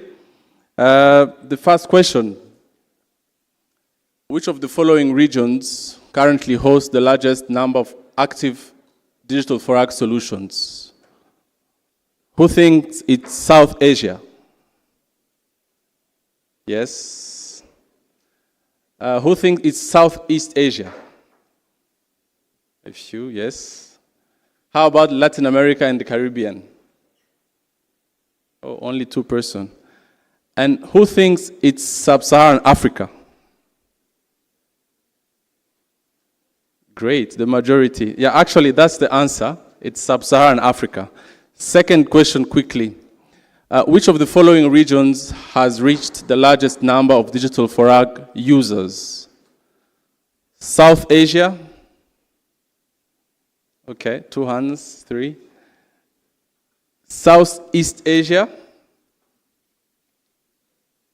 Yes, a few hands. Latin America and the Caribbean? Oh, only 1. Sub-Saharan Africa? Okay, so the right answer is South Asia. Last question. Which of the following regions has attracted the largest amount of funding for digital for ag in 2021? South Asia? Yes. ASEAN, Association of Southeast Asian Nations? A few hands, 3 of them. Latin America and the Caribbean? Oh, none, no hand. Okay. Sub-Saharan Africa? A few hands. So the right answer actually is ASEAN. So that's the Association of Southeast Asian Nations. So just again briefly, This report was a global exercise, and we'll delve into all these details shortly. So that's a little bit about me. I work with Beanstalk AgTech. I led this effort for the Sub-Saharan Africa. I happen also to do a couple of things around data governance, and I've been doing that for the last 15 years. Happy to network afterwards and tell you more about what I do. In terms of the company, Beanstalk AgTech, it's a company that is dedicated to a more resilient, ethical, and productive global food system. The company was established in 2018. We are a team globally spread across Indo-Pacific, Africa, and other regions. We are comprised of a network of senior advisors in value chain and geography worldwide. We focus on bringing creative and action-oriented approaches to agriculture development and enterprise resilience across the sector. So anything to do with corporate innovation, public sector development, investment advisory, venture growth services, we can offer those services. And apart from developing a study like the one I'm going to present, we also do ground tech transfer and innovation challenge programs like Droughts, for those who know it. Now, a snapshot of the study, as you can see on the slide, just to give you a bit of a background, this report was done as a follow-up to the 2019 CTA Digital Ag Report, which was launched in 2019. So we more or less followed the same approach, but then we went a step further to not only focus on Africa, but to focus on the globe. So we really touched on all the regions, focusing on low and middle income countries, covered up to 80 countries. We did engaged around 200 leaders through various channels, interviews, workshops, surveys. And really, the idea here today is just to provide a snapshot, as I mentioned earlier. At the end of my slides, I'll provide a link to where you can download the report, which was launched yesterday. This report was developed under sponsorship from USAID in partnership with the Bill and Melinda Gates Foundation, the FCDO, and this was done through the Digital Frontiers Initiative implemented by DAI. Again, we wanted to say thanks to some of the partners in the room who actually reviewed the report, provided substantive input, which led to this very rich report that I really urge you to read. Again, we worked with a number of actors over the past month. We tried to squeeze in all the logos there and cluster them. We really worked with a good number of innovators. We worked with investors. We worked with research institutions, development agencies, as well as corporate agribusinesses. So in total, we did around 200 interviews, as I mentioned earlier, and close to 250 individuals contributed to this report, either via interviews, workshops, and surveys. Slide. If you look at the bottom left, you will see that much as there's lots of discussions around super platform, as we had earlier here, 62% of close to 1,400 solutions that we surveyed offer just one single solution. They are not platforms. You can see that those who offer 3 or more solutions are only 10%, whereas those who offer 2 sort of integrated solutions are 28%. Back to the shift that we are observing. Again, if you look at the graph, you will see that for the last 5 years, we are seeing an increase in market linkage solution. If you look at the far right, that's 2018, and then at the far left, that's 2022. You will note that there's been changes in terms of use cases. And what we've noted is there is an increasing prevalence of market linkages and access at the expenses of advisory and information. And some of the hypotheses that we came up with are that perhaps it's due to COVID-19 acceleration of market linkage models, as you probably know. The second possible hypothesis is the familiarity and technical of marketplace models in the minds of investors. And then thirdly, perhaps people are looking for easy ways. And they don't really want to go back to the farmer. They prefer to start dealing when the produce are already out of the hands of the farmers. Another possibility, we are seeing more solution providers shift towards where transaction sits. Slightly different across region, as you can see again on the screen. We noted that Latin American Caribbean is so heavily enterprise focused, so its enterprise management solution and supply chain tools are much more prevalent and profitable. I'll talk to that later in my slide.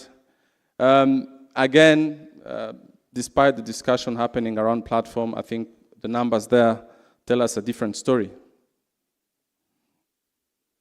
Now, back to what we were able to find again, we identify in total 1,357 active digital forex solutions in low and middle income countries. I'll speak about active later in other slides. In terms of geography concentration, it's primarily in sub-Saharan Africa, where about 50% of the solution are. Much as the solutions are quite many and they are spread across geography, we noted a deceleration in the design of these digital forex solutions. Again, I don't know whether we can attribute that to COVID-19, but at the same time, some of the issues around the maturity of ecosystems, but also some of the challenges around funding, which is slowing down, as I'll come back to it after. So if you look at the graph that is on the right, you will see that the year is changing, and you can see that the colors are changing as it moves. Again, here, really, the idea was just to give you a sense of how digital forex solutions are spread. And we try to do that over time. And we actually looked at some of the established databases that you probably know. We looked at PitchBook, Crunchbase, VC for Africa. And we actually noted some growth. For instance, in Brazil, which is around 60% in Latin America and Caribbean, we noted a growth which can become 80% if you put in other countries like Colombia and Argentina. Again, as alluded to earlier, South Asia is most concentrated, with close to 85% of the solutions being in India alone. Also, this is not a map of activity just by HQ, but interestingly, we also note that Indian innovations are taking their solution to other markets, like Sub-Saharan Africa or even Latin American Caribbean. Back to Sub-Saharan Africa, we noted that it's actually the least concentrated. 45% from the market leaders, as you probably know, is Kenya and Nigeria are leading, 45% of the solutions that are available, which can increase to 69 if you include countries like Ghana, Tanzania, and South Africa. Most international development programming and small-scale individual markets play a role, especially in the context of Africa. For Southeast Asia, similarly concentrated, we also noted some thematic hubs, for instance, Indonesia, which is emerging as an aquatech hub, but also as among the leading producers of shrimp, but also lots of innovation are coming from Singapore as well, like the protein hub, which is actually increasing the overall score of the Southeast Asia region. Now, in terms of reach and adoption, the reach of digital ag continues to climb. As of 2023, we estimate that there are approximately 50 million active users of digital ag tools in low and middle income countries, which is about 10% of the smallholder farmers population in this region. However, there are many definitions of usership, and the available ground level data is quite scarce. Our estimates are based on the available data about active users rather than merely the number of registration. Again, I would urge you to go to the report to understand how these two are defined in detail. We also noted that more than half of this user base has come from South Asia, particularly India, with 10% of its farming population now using digital agriculture tools.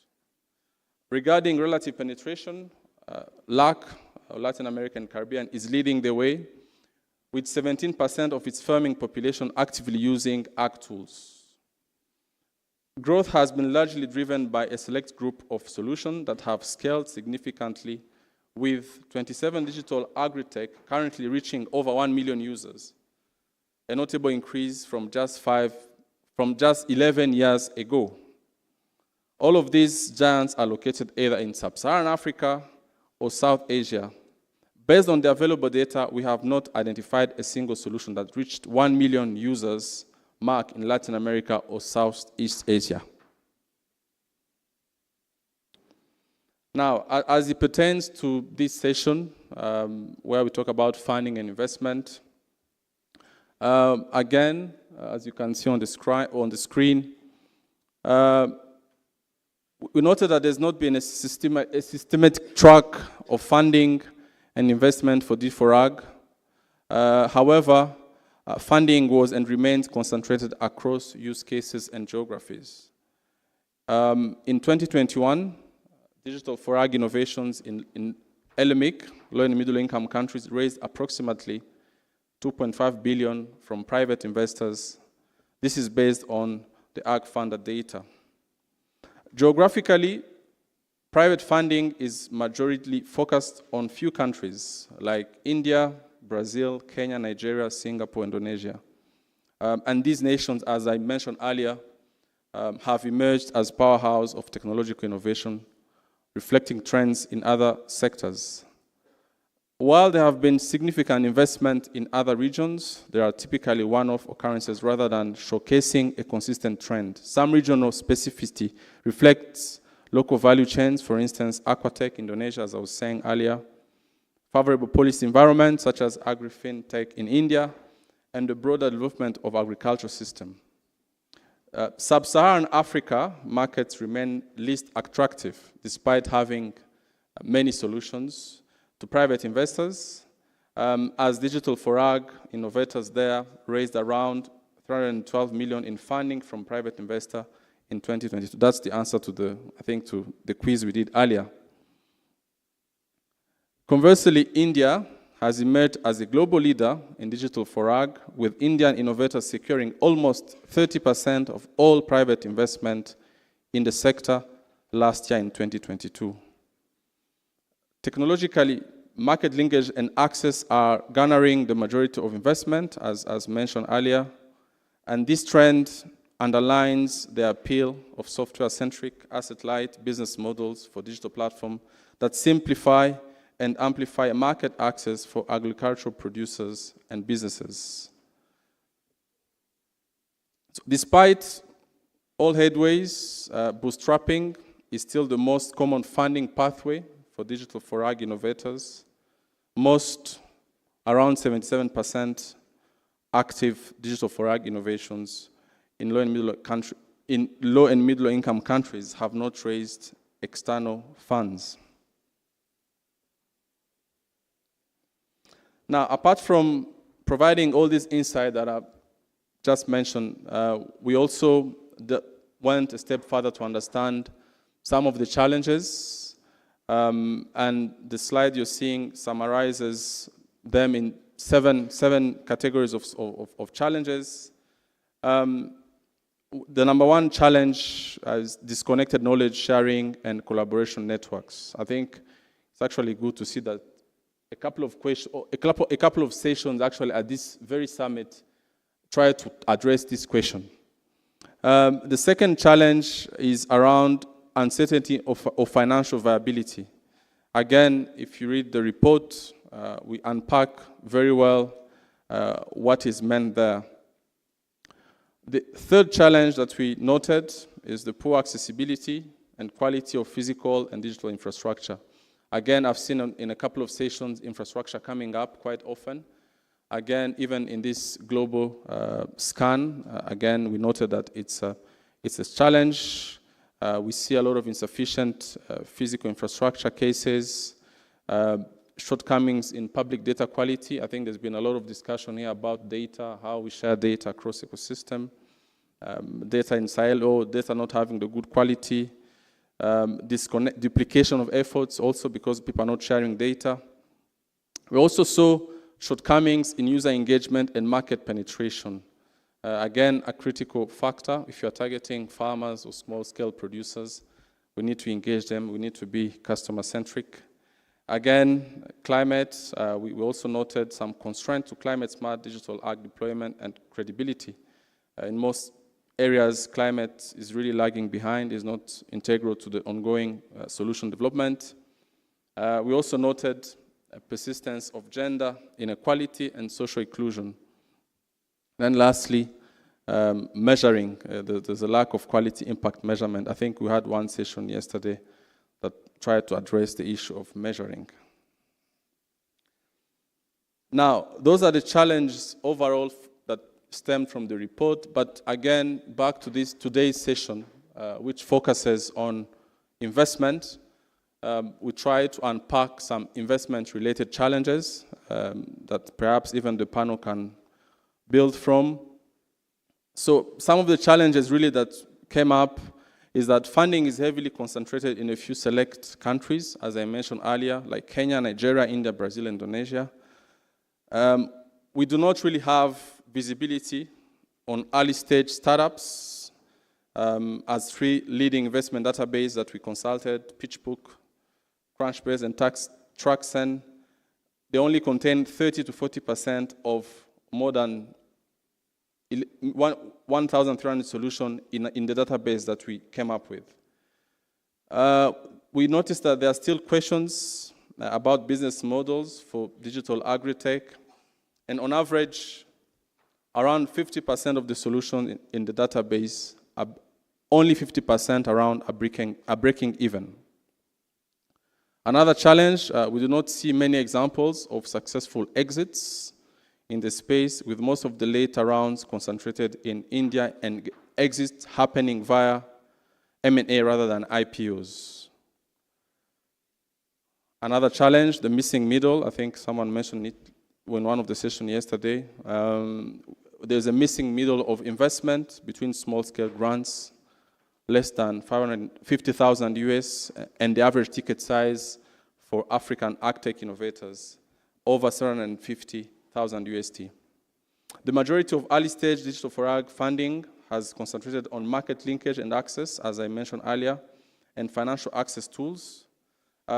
These areas tend to attract more funding as they are perceived to be easier to scale, and investors are more familiar with these models from other tech sectors, such as e-commerce and fintech. The venture investability of other D4Ag use cases remain an open question. I think there's one session yesterday that was trying to talk about advisory and how they can be more viable. Again, we really encountered the same.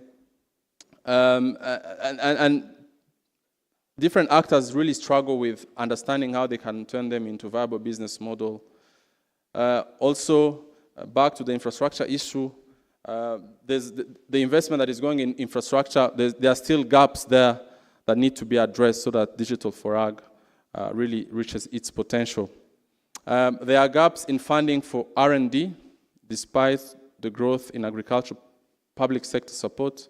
An investment gap exists in R&D for sustainable agriculture intensification in low and middle income countries, which currently stands at approximately 10.5 billion USD annually. From the social inclusion side, significant gaps in financial inclusion remain, with around 1.4 billion adults still unbanked as of 2021 globally. There is a lack of access to funds for female innovators, with women receiving only 7% of agricultural investment. Now, to try and categorize all this information that we came up with and come up with recommendations, we have sketched two scenarios reflecting opposites, and these are, as you can see on the screen, we have the derailing scenario as well as the thriving scenario. In reality, we are well aware that the range of trajectory and outcome for digital for ag sector and agriculture in low and middle income countries are infinite and complex. So just to explain, the derailing scenario, we are framing that we consider to be a lower bound of the growth and impact curve for digital for ag across LMIC. This does not envision a sharp reversal of digital for ag sector growth, but a general plateau and stagnation where digital for ag growth has taken off to date and a lack of lift-off most everywhere else. As for the second scenario, which is the thriving scenario, here we envision it is the upper bound of the growth and impact curve for digital for ag across LMIC. This is not a projection of our present course, but a portrayal of digital for ag reaching its potential when it thrives with emerging and nascent digital for ag ecosystems, learning and building off the example of leaders and finding ways to lead their own right. So again, in the report, we unpack very well how we arrived at this and the distinction. So I really encourage you to read it. Next. Again, building from those two categories or scenarios, we come up with projections. These are projections. Again, the report has a very detailed methodology of how we arrived at this. But again, as I said when I was starting, we sort of built from the City for Ag report, the 2019 Africa report, methodology to expand, because for this one, we actually touched on all the regions of the globe. So in 10 years' time, if you are to make some projections, we estimate that between the thriving and the derailing scenario, about 450 billion of value enabled by digital for ag is at stake in the agriculture industry every year across low and middle income countries, representing an increase of 25% value of total agriculture output across the focus regions. From the social point of view, we can achieve around 38% adoption by the potential end users and bring an additional 64 million women into the sector, potentially halving the gender gap. Lastly, but importantly, from the environmental point of view, there is a 12% reduction of greenhouse gas emissions at stake between thriving and derailing scenario. Again, there's lots of numbers on that slide, but all this is explained in the report. For those who want to know more, I really encourage you to read the report. Oh, 2 minutes left. Okay. Now, the report has also framed 6 broader recommendations. Again, I would urge you to really read them if you're interested. Again, as we've seen, while digital agriculture has made significant strides, challenges remain. As we have seen, a 450 billion USD annual value is at stake by 2033. Our strategic recommendations are designed to steer digital for ag ecosystem in low and middle income countries towards a thriving scenario. Now, speaking of the recommendation, number 1, support the formulation and implementation of inclusive, climate-smart policies for digital for ag. Here, the focus would be on creating robust policy frameworks that promote climate-smart digital agriculture, considering industry standards, regional alignment, and infrastructure development. The second recommendation, invest in capacity building and knowledge sharing across digital for ag ecosystem. I think this was touched upon at this very learning event. And here really we urge that there's an emphasis on training digital native agriculture workforce, close knowledge gaps on digital for ag impact across diverse sectors, and promote digital literacy and empowerment, especially among marginalized groups. We also recommend to sustain, boost, and diversify funding and investment for Digital for Ag, where there will be more efforts toward driving more adaptive and outcome-oriented funding structures, identify and address principal funding gaps, as I mentioned earlier, and ensure investors incorporate impact into core investment processes and structures. Another recommendation, accelerate the development of infrastructure to support Digital for Ag by expanding funding pathways for essential infrastructure, whether physical, such as rural telecommunication, warehousing, cold storage, and environmental monitoring technologies, or digital, such as data warehousing, farmer, and land registry, as some countries are already doing. We also call for fostering collaboration, data and resources sharing across Digital for Ag ecosystem. I think also this was underscored in many of the sessions at this summit. We encourage multi-stakeholder engagement, comprehensive and accessible data on digital for agriculture innovation in low and middle income countries, and strategic partnerships both within and across the regions to collectively address common challenges and visions for Digital for Ag and boost funding to the sector.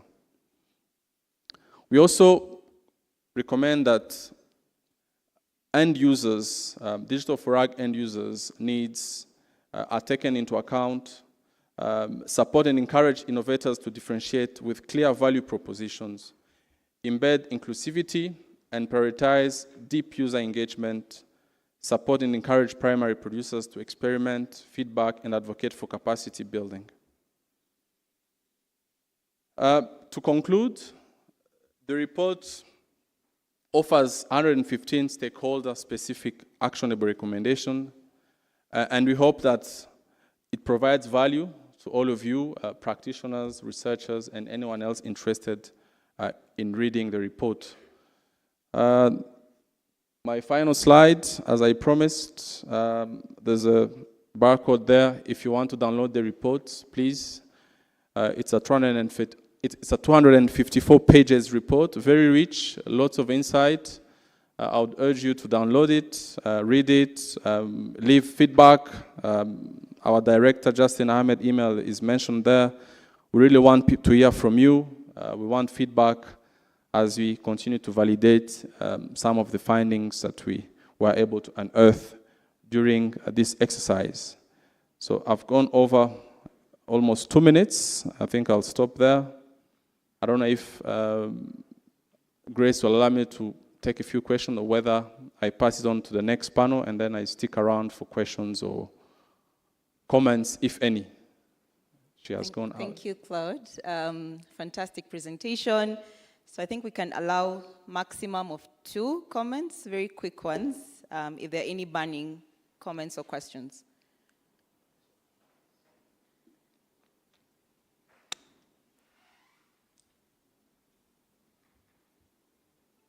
Apparently no question. It was Great. too clear. I think it was too clear, or maybe people need time to digest. Thank you once again. Please download the report, and then Cloud is still around until the evening. So in case you have any comments or need to clarify anything, he's going to be around for the rest of the day. Round of applause. Thank you. Thank you. So without further ado, I think the stage has been set for the panel to just come and demystify some of the things that we've seen from the report.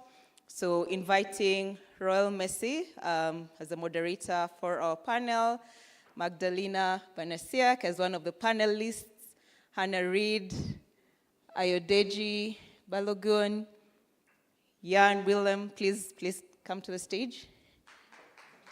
Round of applause.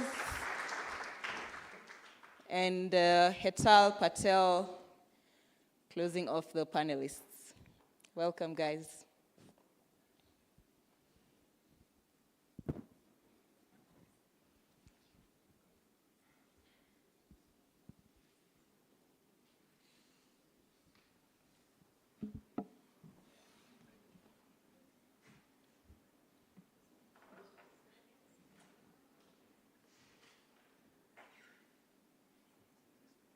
Does this work? Yeah, I think it does. Okay, good afternoon everybody, and welcome to the panelists. I will introduce them in a minute, but first let me give big compliments to the previous speaker and the sector report, which I think is quite impressive. A couple of data which I picked up and are very relevant to the discussions I'm going to have with my panelists is that we see that first Grace mentioned that there's 29.6 billion invested into AgTech annually on a global basis, whereas only 600 million is going to Africa. But later on, we heard that the most ventures, the most digital agricultural solutions are actually existing in Africa. So that seems to be a big contrast. I think everybody agrees that there's a great potential for digital agricultural services to transform agriculture and food production in Africa. But yeah, we're just getting started, and we get the impression that there's a huge gap in terms of attracting capital for this sector. Today with the panel, we're going to explore why that is. Why are some ventures hugely successful in attracting capital, where the others, which also could have a very good business model, are failing miserably? Okay, but without further ado, I'm going to introduce the panel. First, I'd like to apologize for my voice, which is letting me down a little bit. I can assure you there's no alcohol abuse there at stake, but luckily I have a very lively panel. We met for lunch, and if the panel discussion will be as lively as the lunch discussion, we're in a good place. So I'm going to introduce you to Magdalena Banasiak. She's Head of Government Development and Partnerships at Acumen. Hannah Reed, she is Program Officer, Data and Evidence at Gates Foundation. Jan-Willem van Kasteren, who's founder and CEO of eProd Solutions. And then we have Hetal Patel, he's Investment Director at Mercy Core Ventures. He's all at the other side of the stage. And last but certainly not least, Ajo Balagun, he is Group CEO of FX. I would like to ask all the panelists first to give a sort of 1 minute impression, what are you doing, not beyond your title, but and how do you relate to the topic. So let me start here at this side, and then we go work the other way. So Hannah, please go ahead.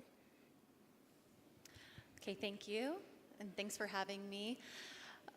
As you said, I'm Hannah Reed. I'm a program officer on the Digital Farmer Services team at the Bill and Melinda Gates Foundation, and I primarily focus on how we can generate better data and evidence, focusing on research, intelligence reports like the one that you just saw, that can really help inform investment decision making. So that's the perspective that I'll be bringing to this conversation today. Jan-Willem, can I invite you?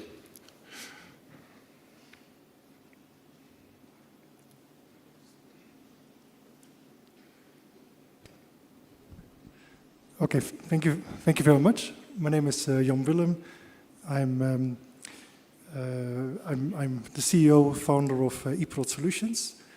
I studied agricultural economics and graduated about 26 years ago. I worked in econometric research. I worked in policy research and development in different countries for the UN. And in 2004, I started a contract farming scheme to export chili peppers. And for this company, we developed a software, a management software for ourselves, and this was commercialized 6 years ago. We sold the other company, so I have some experience successfully raising and closing at least one company. And now I'm full-time CEO of eProd Solutions, the management, supply chain management solution for agriculture. Hello everyone, I'm Magdalena Banasiak, and my title's a bit bit confusing, but I'm head of development partnerships, specifically around our government partnerships. For those that maybe don't know Acumen's been in the impact investment space for the last sort of 22 years. We've been investing in agriculture for 20 years. We've invested in about 32 companies across East and West Africa, Latin America, India and Pakistan. And we work across the capital continuum. So it was mentioned earlier about the missing middles. So we do have a specific fund that looks at kind of growth stage businesses between kind of 1 to 5 million, well, 500K to 5 million in terms of ticket size, the Acumen Resilient Agriculture Fund. But we also very much work at the early stage, which is historically where Acumen's focused on, and we do equity investment or equity type investment in early stage companies, and that's between kind of 250 to $1 million. And our capital is very patient. We normally are in companies for about 10 years, maybe 12, maybe longer. In a lot of our companies, and it's very much a kind of venture building approach. We're there to help and build the company. We are very focused on impact. We have a lean data approach that is part of our due diligence, and we're very much focused on delivering impact for the bottom of the pyramid and smallholder farmers. My name is Ayo. I'm a commodity trader. I like to introduce myself as such. I work for AFEX. At AFEX, what we do is to provide access to finance, access to storage, and access to markets for smallholder farmers across Africa. And what we've seen is that when you bring in these three solutions together, and you can deliver it as a bundle at the farm gates of each farmer, you're able to increase their wealth, bring them into the savings baskets, and then get them above, into the resilience basket, where they start to then buy CAPEX items and increase their wealth. When I'm not doing this, I'm a perpetual fundraiser. 3 days ago, we made an investment announcement, and just as we're walking in, I was still pitching to Ethel now, so that's what I do for a living.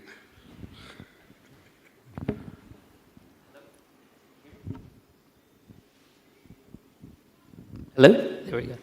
Hi everyone, my name is Hitul Patel. I'm Director of Investments with Mercy Corps Ventures. Mercy Corps Ventures is an early stage impact investor investing in 3 primary thematic areas of inclusive fintech, adaptive agriculture and food systems, and climate smart technologies. We invest quite early in high risk with philanthropic capital, check sizes between 50 to 500,000 in rounds that could be anywhere from 500,000 to 3 million plus. Where sometimes the first institutional in, and like Magdalena was talking about with Acumen, we also have a pretty robust post-investment platform that really helps you kind of get through that valley of death. We're quite active in ag tech, and especially on the continent. And so I really look forward to the discussion today around investments in ag tech and the gaps, but also the opportunities.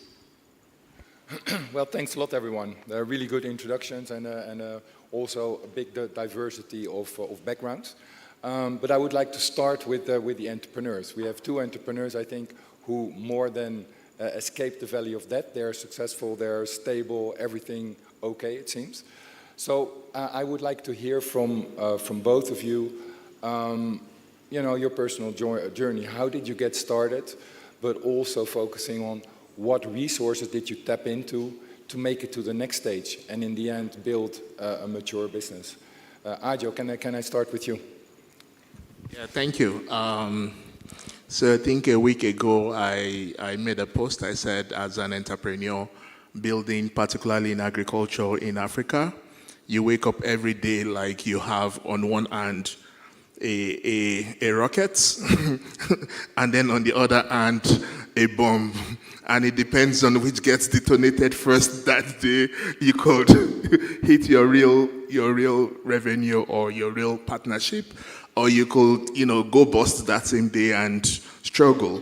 And it's just that vibe and the passion for what you do that keeps you going, and then every day you keep winning.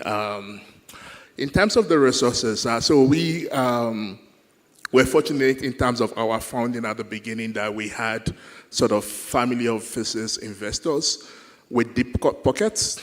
It allowed us to make very expensive mistakes, but we quickly got into the commercial mode and then found product market fit within the first 2 years. But the first 2 years we were making very expensive mistakes. But then when we ran out of cash, then we knew what we were doing and we really started building something meaningful.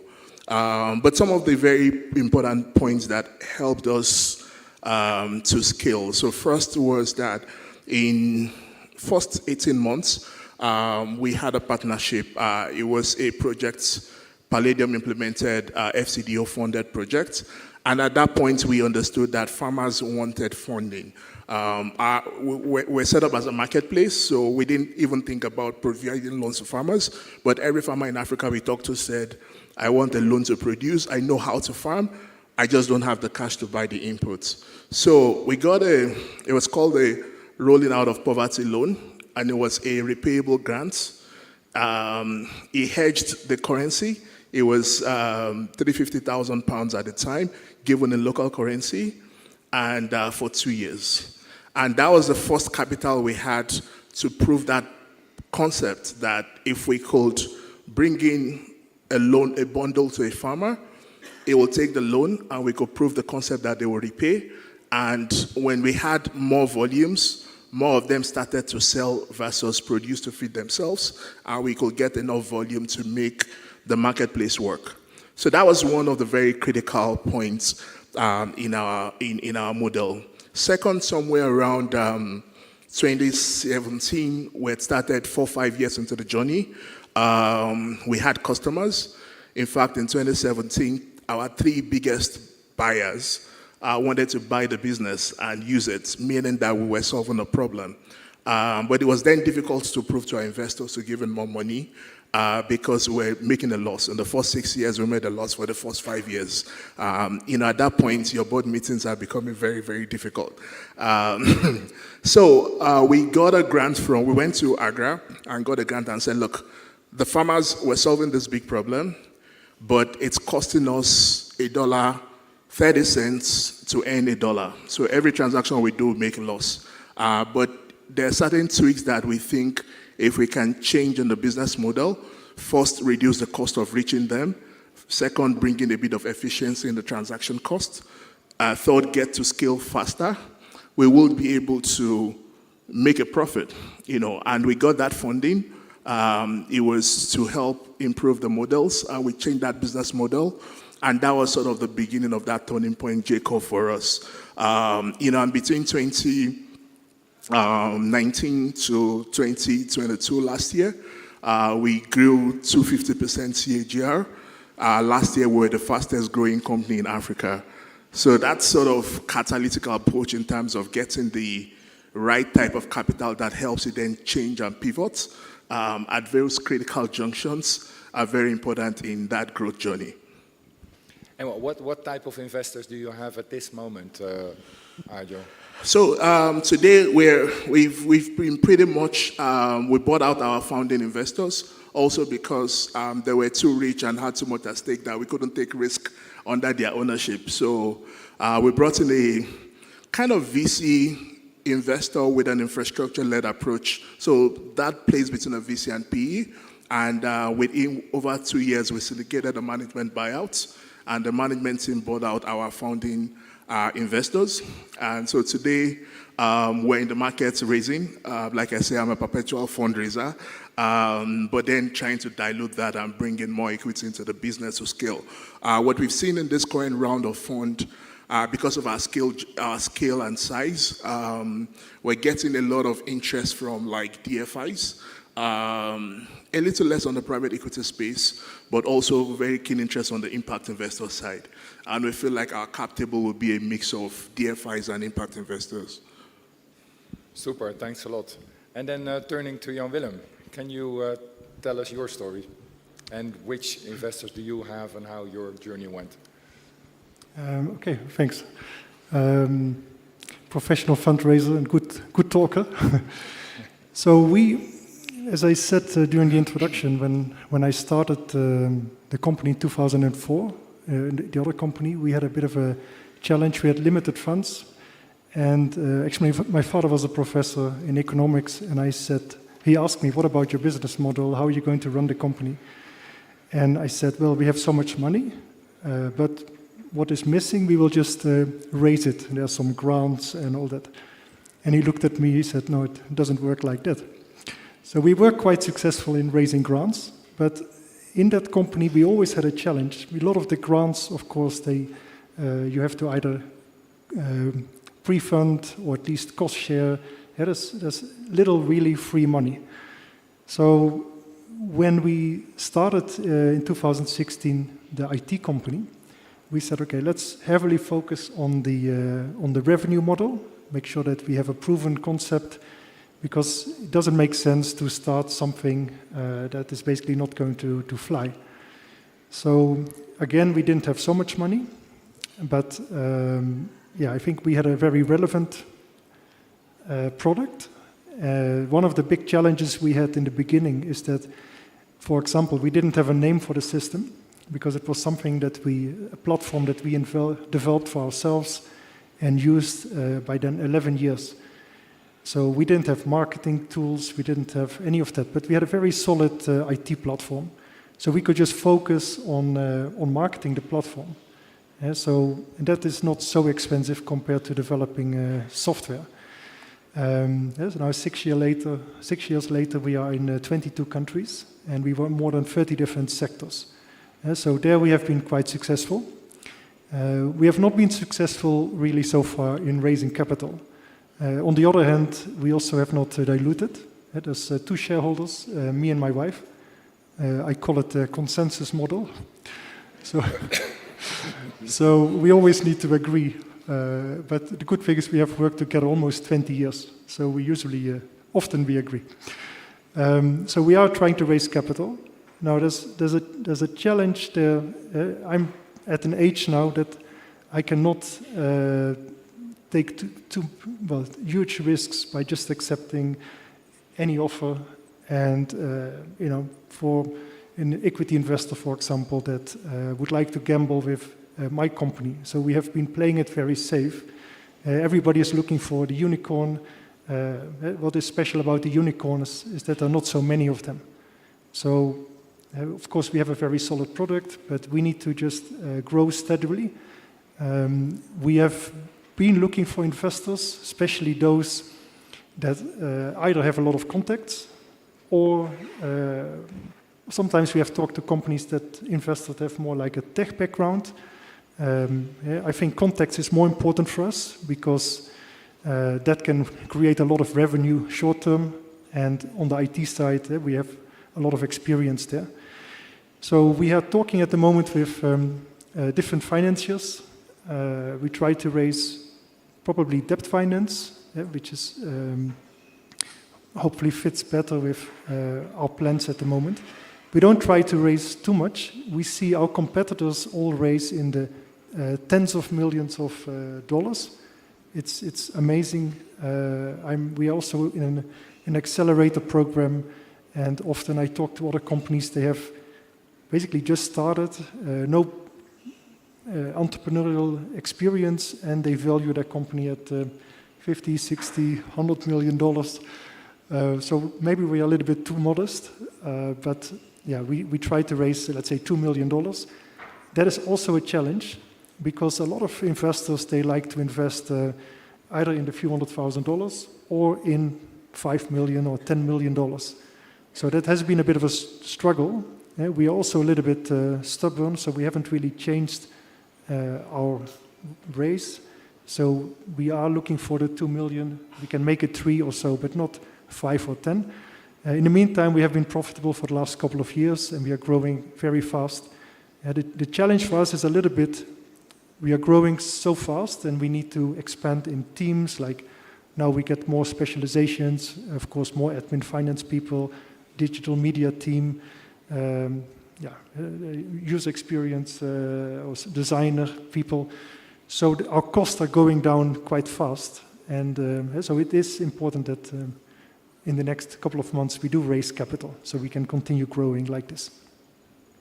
Hey, thanks a lot. And a very interesting capital structure and shareholder structure, whereas the shareholders meeting can take place on the couch every night. I think there are not many. I think you have very different stories, and that makes it interesting. So I now like to shift the perspective a little bit to the investor side. And for that, I would like to go to Hetal. And I would like to ask you, Hetal, what does an investor, or sorry, an entrepreneur, an emerging entrepreneur need to do to present a compelling and attractive business case for an investor like yourself? I mean, just tell me you're going to be a unicorn. We're done. Just joking. Please don't tell me that.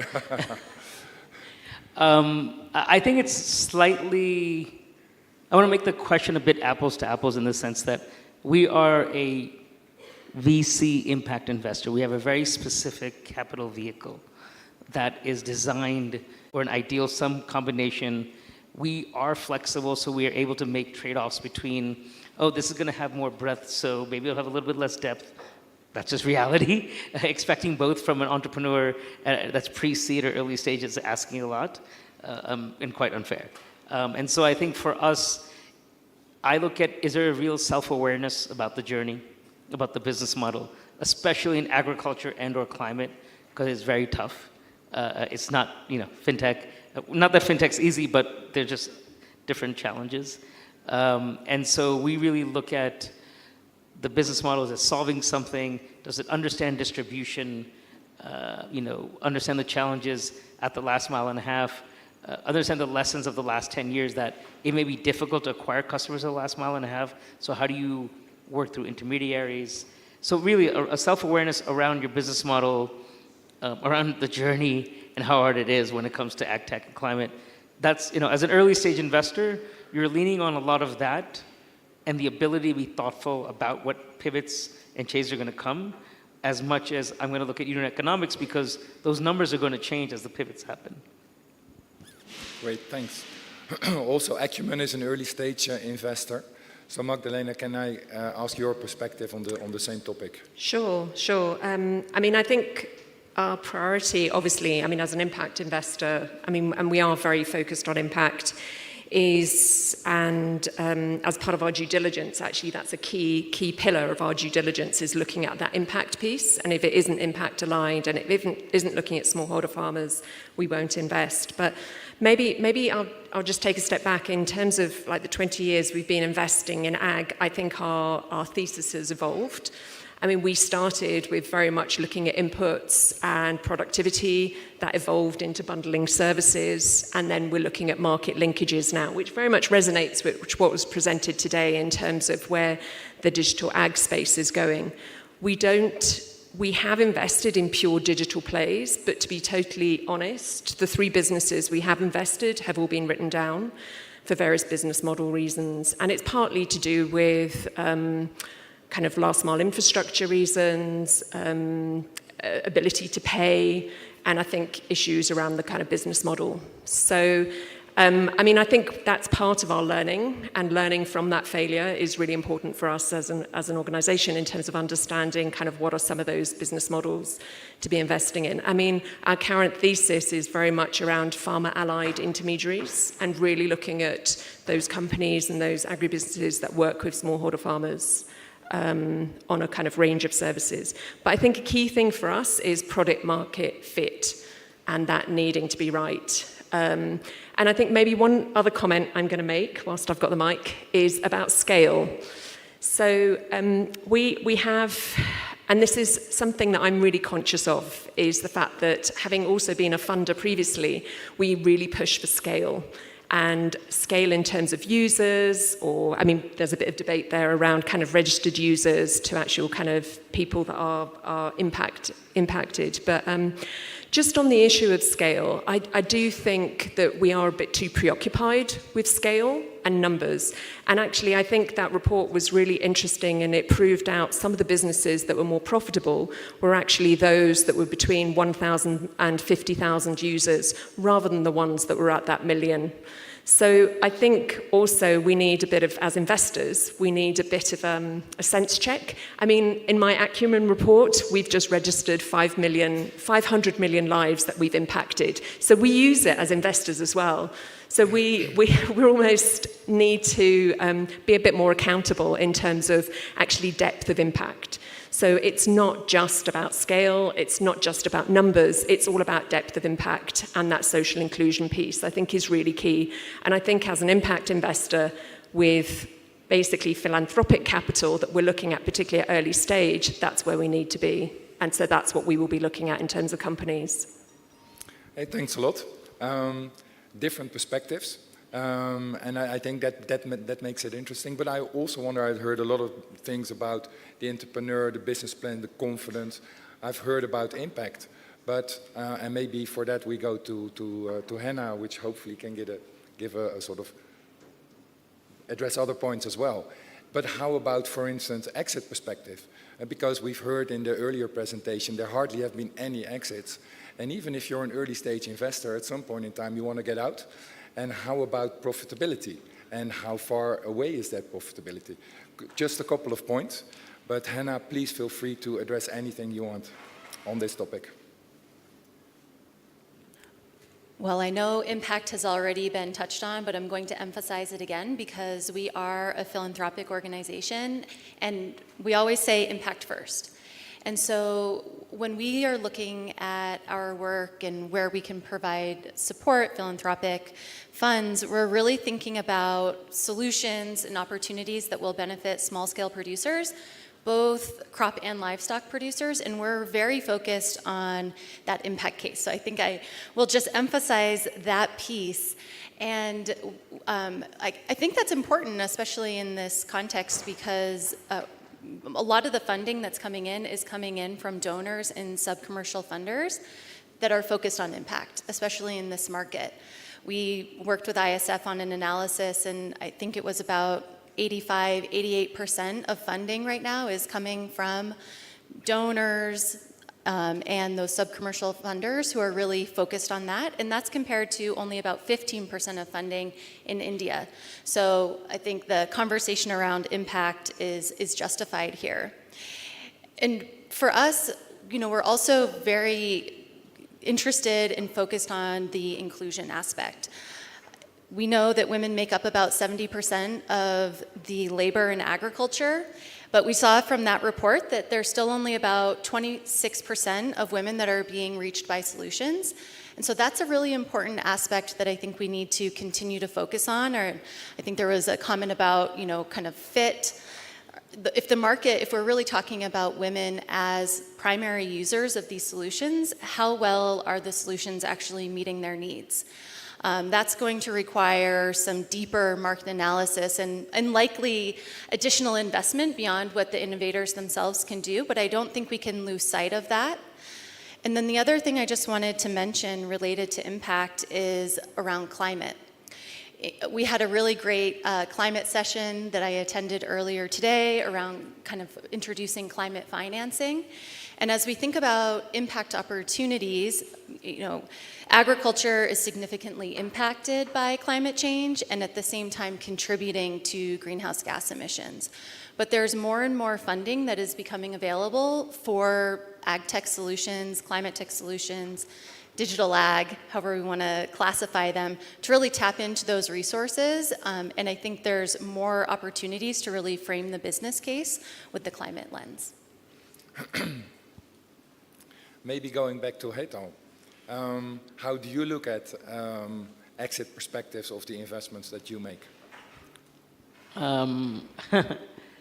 Well, I think where we start is we are an impact investor, so it's impact first. We have our investment memos have a very clear route to impact, theory of change, et cetera. And then we also bring a commercial discipline because I think that lens, one, makes us responsible to the money we've taken and to make sure we try to, you know, invest it responsibly, but also hopefully make our analysis fit where we think the growth will be and actually a sustainable business model would be. And then that is where then you can lead to exit. So this ties to even the title of this, you know, panel, which is driving investments. I think part of it is we need to have a broader conversation with a diverse amount of stakeholders, government, banks, other money, commercial, non-commercial money, on the capital stack. I think if we don't get mid-size and other-size PE in, then we're really limiting where exits can come from. I saw in the report they mentioned, the most exits are from M&A besides IPOs, but actually that's good. I mean, I don't know how we expect IPO exits in a lot of emerging markets when we don't have the robust capital markets. And if you really study IPO exits, it takes 4 stages, even from Silicon Valley, angel, buddy investing, all the way to IPO and we don't have those steps here. So I think to be realistic about what we have, how do you build the capital stack? Who should be helping build that, right? There's a good amount of money that sits. A lot of them may not be VC friendly, in the sense that they may not want to do VC, that high risk, but they should want to do maybe businesses that get profitable by year 2 or 3 and want to get dividends out. And so I don't know how that conversation happens yet.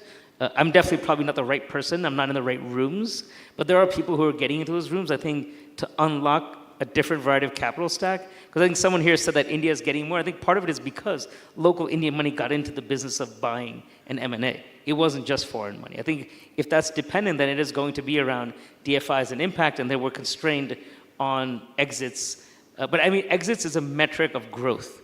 So I would rather think about it in terms of growth and what are the resources needed for growth versus just exits. So it's not about just packaging to get out, but as much as what are we building that actually sustained? Because then people want to invest in it. I think that's a very valid perspective, because it's not about IPOing. Indeed, M&A is just as good, and it's maybe even better to build businesses that throw off cash for their investors and create impact at the same time. Adjo, I'm very curious, because you're very far ahead. You're appealing to DFIs as well, which, as we know, are very... It's very visual when you meet our clients. In fact, our best pitches are the ones where we say, after the first pitch deck, we try to lure them to say, look, come visit, let's take a look, let's go to the farm, and then we come back, and then from there we write your investments thesis to your IC together. Those are almost all the deals that we've been able to pull further along. Now, don't get it wrong. For most of them, 2 years after that visit, we're still in the room. But what we've been able to do was to hook them with that impact scale and the moat that this business actually has a big moat. You're solving a big problem, and that is a leader for you to remain relevant for a long period of time. So that's the first pillar I see. The second is that the corporate governance is extremely important for them. So it's your ethical values, your internal organizational structure, your governance mechanism. You just that, and that's it's, to be honest, it's a rather expensive thing to build for that, because it's how you work, is how you're structured, is how you recruit, is what culture you're building, and most of the time when a startup is bootstrapping, you go, in that pirate mode, and you're like, it's a text message approval, and if you go and you don't get to a point where you go from pirates to navy, you would have problem fundraising for your growth phase. So that point where you go pirates, you lead, you get product market fit, you get to revenue, you raise, you must then get to that point where you iterate and become navy, and then put structures, put teams, put heads, have a distributed leadership structure in place. I think that's, so the last one is, revenue is the cheapest investment. Your revenue is the cheapest form of capital. There's nothing that beats that. If you, a lot of us founders and investors, unfortunately, raise capital to fund our lifestyle rather than raise capital to really grow the business. But when you focus on getting revenue, growing the business with revenue, paying salaries, for 3 years in a row, our magic number was 16 million naira. Our payroll was 13 million naira. to keep the lights on was 1.5 million. That got us to 14.5. To travel was another 500,000. So every time, you wanted to get to 16 million by day 14, 15, if we're not at 16 million naira by day 20, then it was a problem for that month. And so, how do you get to that revenue to fund the business and fund the growth? That's the best one. When you get that and you have a very decent cap table, it's easy to get institutional capital. When your cap table is already crowded, before you get to like 5-6 million or your revenue is substantial, then the problem is some of those investors start to look for a way out when you're in your tough period because growth is hard and difficult, and that sort of destroys value rather than help to create it. Yeah, I can imagine. But also to get to that level where you really generate revenues, have a track record, which is important for the FIs, you need parties like AgriFin and like Mercy Corps Ventures, right? So probably that's where the interface is. And maybe also look at the entrepreneurs who are not that successful, who are struggling, who are plateauing, stuck. Maybe, Hannah, I can ask you, did maybe BMGF also has research into that? Which are the entrepreneurs, the ventures, that have relevance from an impact perspective, but don't get over the hurdle?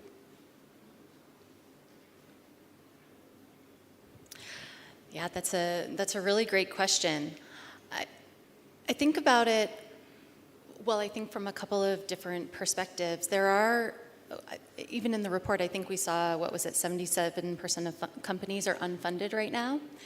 And there are many companies that are doing really amazing work. And I think yesterday in several of the panels, we heard these stories of impact, that things are happening on the ground. But they haven't reached the scale or maybe attracted the level of investment yet. So they're not really visible to some of the bigger investors. And that's an area that recently we've been kind of digging into a little bit further, of trying to better understand how lack of visibility actually could be contributing to this funding gap, especially for some of these smaller and earlier stage companies. So I think that's one thing, is like creating ways to highlight those companies, platforms where they can become visible. Another piece of that we're also finding is relates back to the business model, is that clarity of the value prop. So I think sometimes it also comes back to the packaging of the message. Earlier we saw ID insights, data, all of that is super helpful to, again, go back to some of these investors, packaging, the pitch. I think that's where some of these accelerators and investment readiness programs can come in to really maybe help companies kind of overcome that hurdle. And then relatedly, another piece that I was talking to a colleague about recently was just the importance of getting really candid feedback. Oftentimes, we don't have enough time, or everybody's busy, and really there's a lot of like coaching that's needed, I would say, and opportunities to get that sort of candid feedback, whether it's in the idea itself, brainstorming through that to say, does that make sense? Have you thought through these questions? Maybe like your father was alluding to, of just, there's a lot of things that need to be kind of considered. So having those sort of thought partners, but also people that can give you really clear feedback on the way that you're presenting your information. I think that sort of candid feedback will really help kind of fill some of those gaps. Yeah, I can see that as well. But at the same time, you also see that investors in particular from Europe or the US or DFIs, they focus on a certain segment of the market. It's very visible. If you look at it like a pyramid, everybody focuses at the top of the pyramid, resulting in that a couple of very good businesses get lots of money at rates or at yields which are far below the risk, whereas others, which are a little bit, you call them second tier or third tier, don't get any, or at very high cost. So Magdalena, maybe you have a perspective on this. Actually, what you've just said really resonates. I mean, in my previous role, I used to sit on a lot of challenge funds and a lot of investment committees, and I would see the same companies again and again being funded by the same funders or a range of funders, but would be very good at raising capital. And that was no fault of their own. I mean, as we had a roundtable actually with some of our entrepreneurs and investors at AGRF, and basically entrepreneurs said, you know, we need the capital, we will take what capital is available. So we will take grants or we will take debt. And often they take on too much debt. And I think that was particularly the case during COVID.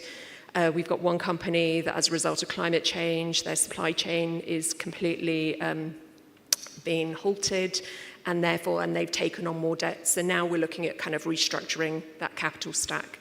Anyway, I've kind of diverged, but coming back to your point around kind of visibility of pipeline, I think that's really key.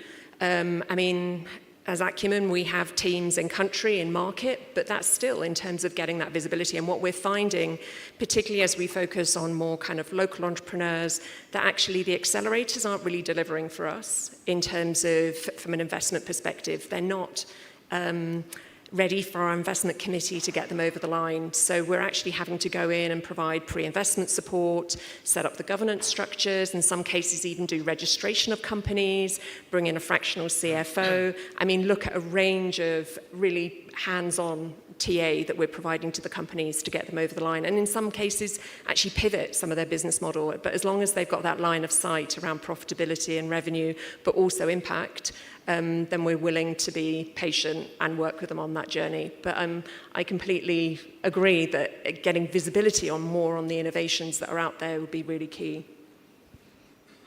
And let's now also take other factors into account and also other players.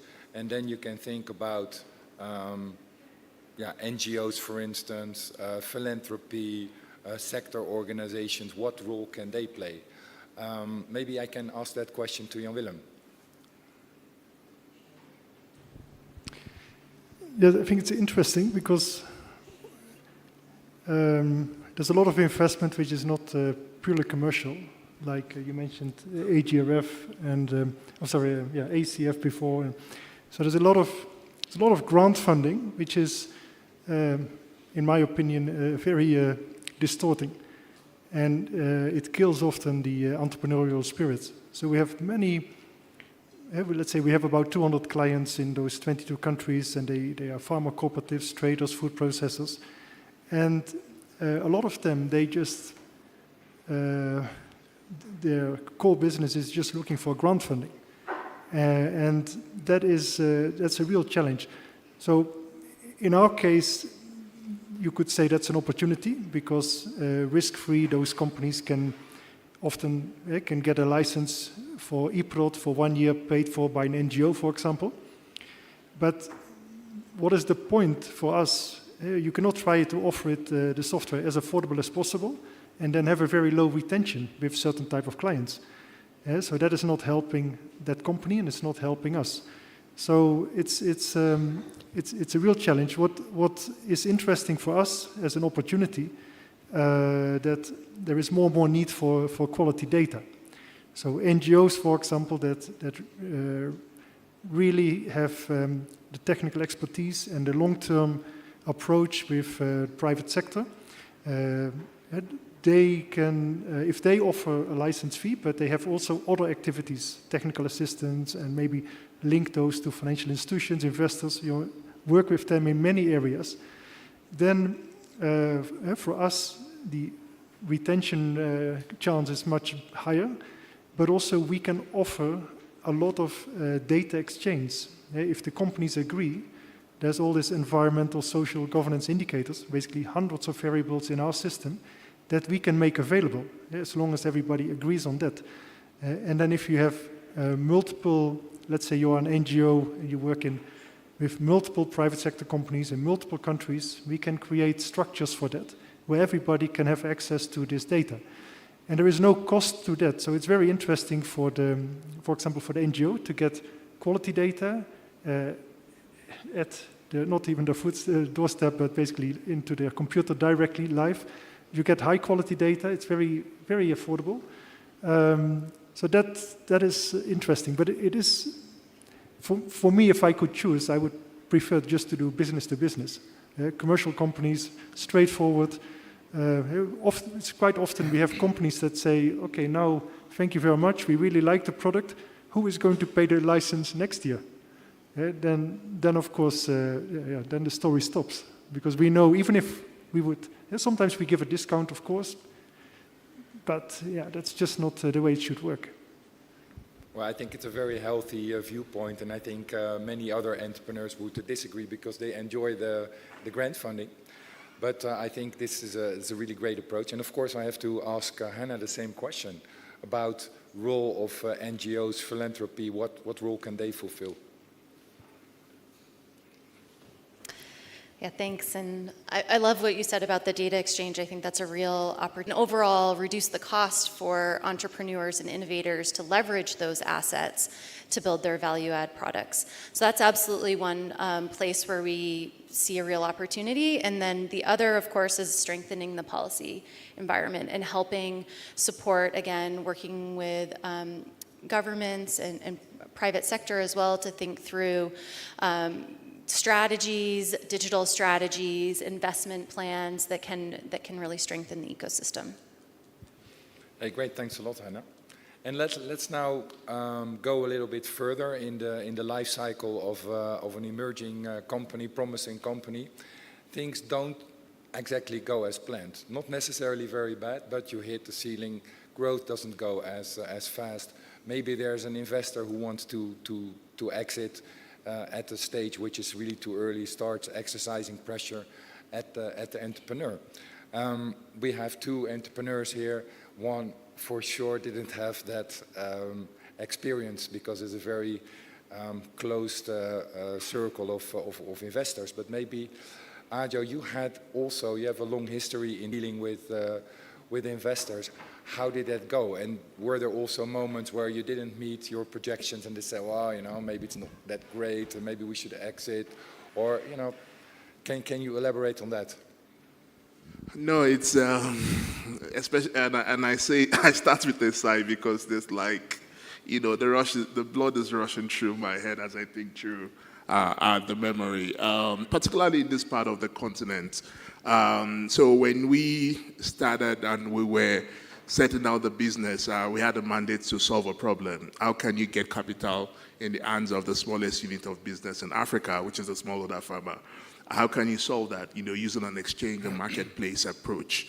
We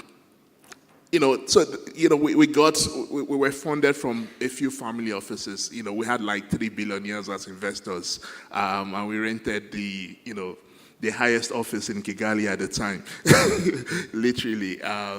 But we burnt a lot of cash in the early days, and then we got into the investment phase, and the guys were like, okay, fine, Kai, what are you guys really doing? What is the moat? Where is the revenue? How are you just building out costs? Why are you paying? We use 70% of our first capital raised to buy a piece of technology that we earn zero revenue from. So those kind of mistakes. And we got back into that, okay, how can we solve this problem? It wasn't about listening to the consultant, it was about going to the farmer and asking what services do you need, and how do we build a business from that. So we had that first turnaround. But at that turnaround, sort of 2015, when we now got what we were doing, the investors were tired, and then they were like, no more cash, go get revenue. And that was the first phase where we had that big, restructuring of the, when we moved from the sort of family office side to the real investor guys, and we started talking, raising capital, equity, and things like that. Now, as we started to build out, I talked about the point of inflection, but then it was also the point where a number of our founders said they wanted to exit the business, and this was like 6-7 years of loss making, and there was no point staying in.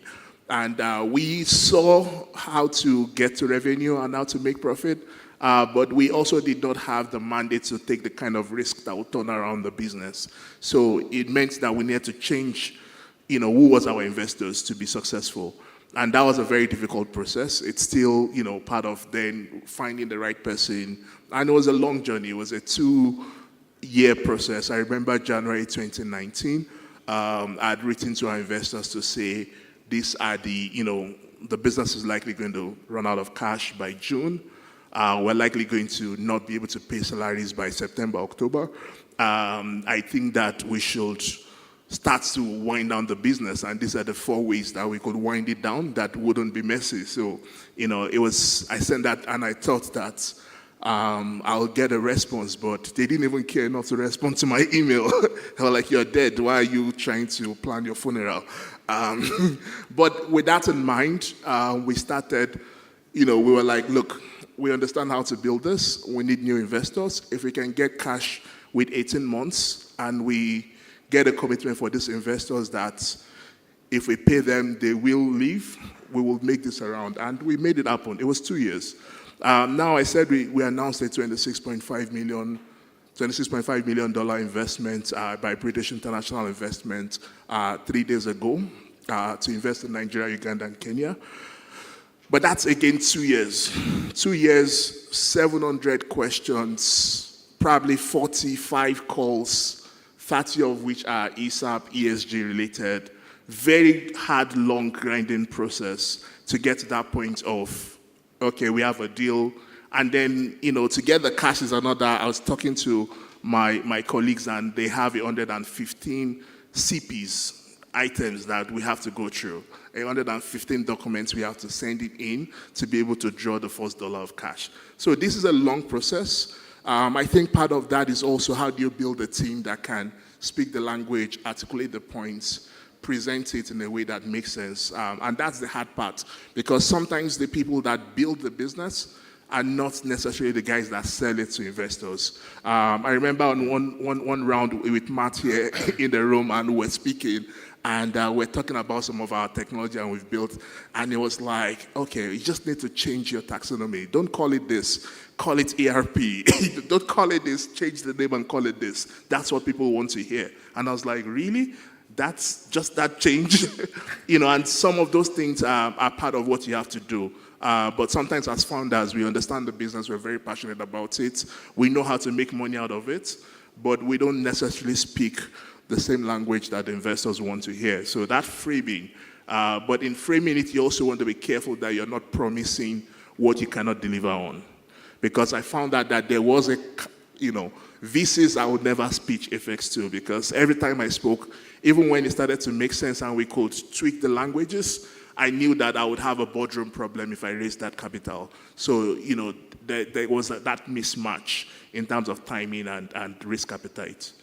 Okay, these are very valuable lessons and quite a journey. Maybe also, Hetal, one of your investees does not meet your expectations, runs out of cash, or is just not, the business model doesn't really seem to work out. How do you deal with that? The last few questions have been multiple questions in there. At a certain point, that's your job as an investor. So I don't want to overcomplicate or make this some boogeyman. Pardon my American colloquialisms, but this is my job as an investor. I may have made investments where either the business model wasn't what I thought it could become. Fine. The entrepreneur may have not taken the journey that would have made it successful, or a variety of other things that are externalities like COVID-19 or something else, right? And at a certain point, then you help. If the entrepreneur is communicative and really early on gets to you where there's enough cash left that you can try to help, bring in some grants, which I disagree with, that grants should not disappear, but address that in a second. Especially if it's a strong model and needs some breathing room, i.e. runway. Find other investors. You get in there, right? And you try to find other co-investors. There are maybe co-investors on the cap table who are willing to do that work with you. You think about downsizing. These are all the tools and techniques you have to use. But in the end, I don't think of that as difficult. That is part of my job if I'm going to invest in IO and say we're going to do this journey together, right? And so I think that's and if you're entrepreneurs, ask that. Try to suss that out when you're taking money, because that's going to be as important as the check. Because again, this is not that easy. And in terms of fails or pushing people for exits, I'm not sure that question is that relevant. It may sound a little ignorant to me, but we just don't have that much capital so we can push people for exits. Oh, you're performing so well, so there's a bunch of people knocking on your door. So sell to them so I can get my money back. How many, you know what I mean? Like, that doesn't happen that much. I wish it did, that I can get money out and I can show my LPs, but it doesn't. I think the bigger challenge is, how do we build something? What are the challenges? What are my externality challenges? What is my digital infrastructure challenges, right? You know, last mile data silos. How do we share the data? So you can have more complex business models versus a lot of my ag tech business models focusing on solving KYC for the farmers and last mile information, right? And earlier there was a Rabobank presentation around, like, is that transferable? Where you're using local community groups and others and NGOs to be able to help data and validation and verification.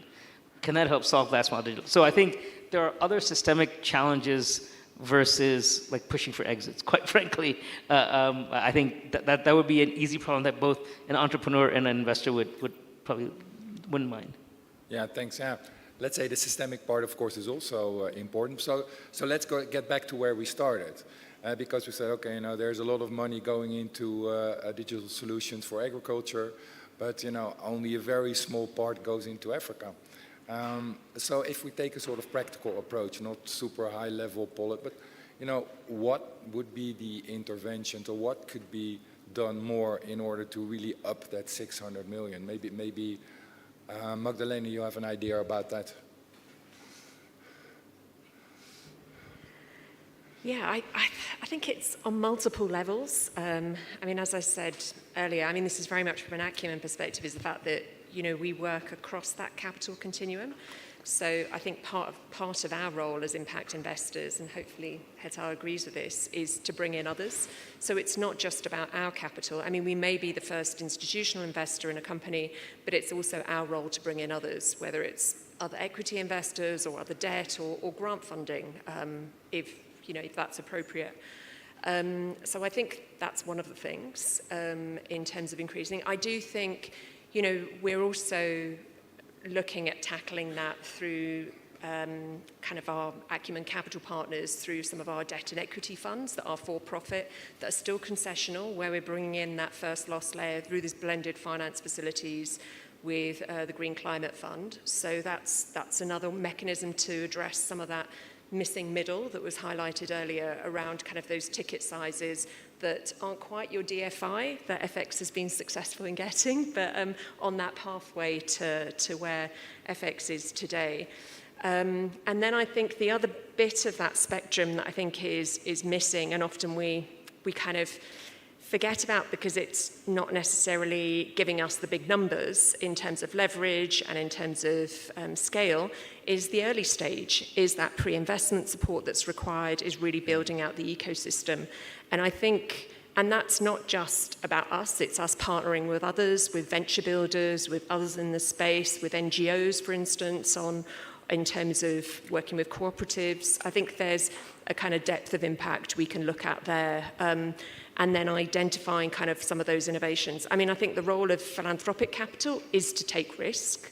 We should be in there actually taking some of those risks around some of these innovative business models or innovations and really trying to prove them out in the market. So that's kind of where I see that, where I think we need funding across and investment across that whole spectrum to really build out the ecosystem. I don't think it's a one solution, a one silver bullet, unfortunately. I think we probably need to intervene at all of those different areas. I think one other thing that came out of the roundtable we had with investors and entrepreneurs was the difficulty that a lot of entrepreneurs have in terms of understanding what capital's where and making linkages. And I think that's probably another responsibility for us as as investors, is to help navigate that ecosystem of where different types of capital and to bring in others. Because it is, I mean, it's bloody difficult. It's hard work. Trying to apply for funding, you're managing your startup, you know, trying to keep things afloat, taking on maybe more debt than you need, and then having to restructure that. You've got climate shocks, you've got COVID, you've then got the Ukraine crisis, and you're managing all of this. So I don't underestimate the risks that you take as entrepreneurs and putting yourself on the line. And I think the role for philanthropy and the role of impact investors is to stand by you in that. Yeah, that resonates a lot. Thanks for that. And we have to round off, but not before giving Hannah the floor to share her thoughts on this topic. You know, what can we do more in order to increase capital flows into digital solutions in Africa? That was a great place to leave it. Yeah, it was great, but yeah, I mean, maybe you summed it up so putting you at the spot, but I think you can handle. Yeah, I really love that, and I guess what was just coming to mind as you were describing that, which is the theme of this convening is partnership. And what I really loved in this conversation throughout was talking about this capital stack, thinking about the partnerships that are required to support entrepreneurs to become successful. And that really is like different types of resources coming together, whether those are financial resources or, the convenings or networks. And I guess that's what really came home for me in this conversation was that, working together is really what's going to, drive more resources into this space. Well, I think these are great closing remarks. Thanks, Magdalena and Hannah. Maybe there's time for some questions. What do you think, Grace? Yes, 2 questions. 2 questions.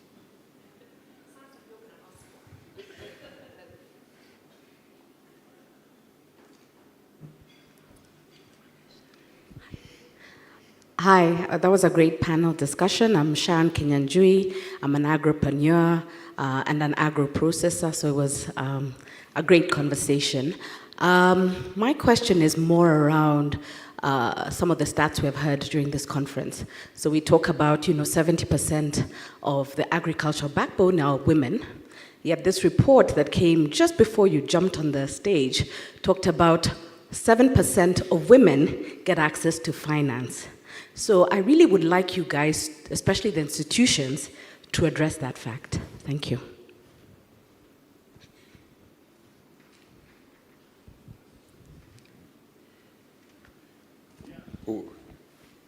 So, and I'm going to address this from a point of, so we provide loans to farmers. We provide about 200,000 loans across our markets we operate in. And we try to reach 35% inclusion, with about 28% of our farmers direct beneficiary. Now, what we see is that, so first is there are quite a number of legacy issues, cultural, religious things that you have to mind, and you have to understand the unintended consequences of that capital you're doing and how you want to approach it. So, so it's, for me, and also being, African and, born on a farm, from a farmer father, I always respect those cultural norms, but then innovate around them. So, for instance, we're designing a program, and it's about bringing solar-powered pumps to farmers that plant rice, so, because in Nigeria, cost of fuel moved from 150 naira per liter to 600 naira per liter. And this is the first irrigation season that is coming after that price jump. So, the farmer is just going to say, I used to spend this as part of my production cost, now this. So we're bringing it, but then we want to tie it on, but we also know that, for almost every area that produces rice farms, there's a 2-month window that after the harvests that you do horticulture, mostly peppers.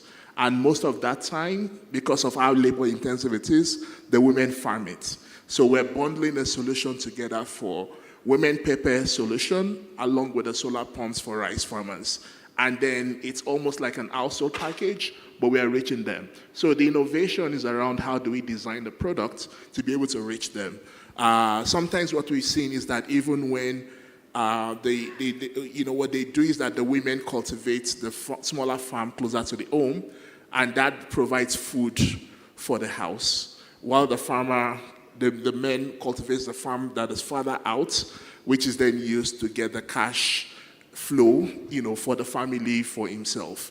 The question then is that we also try to, navigate over time is how can we then find, since the farmers are, the women farmers are closer home, how can we bring them together in a different structure than our standard modular structure that we roll out for the men? One of the things we found out that while the men is expected to repay in grains, we had the women coming back and they were repaying in cash, but then they will pay even faster than the men will do. And we're like, yeah, this is fantastic. We love you guys. We want to scale it. But we want grains. We're in the business of grains. We're not a microfinance bank. We don't want cash. We found out that the women don't monocrop because for them, it's like, I need to grow a little bit of pepper, a little bit of this, a little bit of this. They also prefer shorter cycled products. So they do horticulture and different things. So they can't grow maize. When I try to force them to grow maize, then I push them further away from home. I affect so many other things. So the question is, how can you then create a product that works for them to be able to include more of them? And we continue to struggle with this. But I think our point is that let's, respect some of these cultural norms, but let's be very innovative on the product creation side and the channel side so that we can include more of them. We all need to do better. Thanks, Anjo. Still one more question? We have one more question at the back here. Hi. I had a question because it talked about how we have the same startups attracting a lot of funding. So I have to ask this question. I'm a female founder. How do we unlock more funding for women in particular, considering that worldwide 2% of funding goes to women's startups? In Africa, it's less than 1%, and the trend is actually decreasing. So less than 1%, if we round that off, it's actually 0%. So I would like to just get your thoughts in terms of what will actually make this improvements, because at the moment it's not improving. Thank you. Who would like to take that one? Quite a relevant question, right? I can start. That's a great question. So I go back to one of my, we need to expand the capital stack, because I think, well, at least I live in the VC world, and then MFIs and others who have money, I think what we've seen is data has been a barrier for dispersing. At the same time, everyone just needs to be much more intentional about creating products that fit what the needs are of those entrepreneurs, and not just creating products that are copy and paste. So we have to actually understand the consumer, understand their cash flows, understand their business, and create products from the right entity, from the right capital stack, from the right capital provider to then disperse that. And I think right now we as an industry are not doing that enough. Intentionality is like step one. That should just be immediate, in the sense that it isn't that we are very intentional about making sure our funnel is huge, especially when we're looking at pipeline, and making sure that means there's lots of women entrepreneurs in our pipeline, right? That's the way you make sure that as you go through your DD, that you'll find ones that are fit for your investment. Because it may be not right fit, but they may be amazing entrepreneurs. And then the product, the consumer insights, fitting out who's going to actually disperse those products, who fits that capital, that's a whole different journey that we need to start and accelerate ASAP. So I think there's a few areas that are really immediate areas of improvement. I'm going to add some. Yeah, I mean, what you say really resonates. I mean, that's definitely something that we're trying to tackle within our portfolio. I mean, we did run a Acumen also has a leadership program, which has been quite successful, I think, in terms of building that capability and leadership skills within female founders. So that's been one way that we've been able to kind of source more social entrepreneurs, and kind of part of our pipeline has come from there. But I mean, that's just one way. I mean, I think we're being a lot more proactive and a lot more intentional about it. I mean, we have run a gender accelerator, and to be totally frank, we haven't invested in any of those companies. They've been very successful in terms of accessing grant finance, but they haven't been investment ready for us.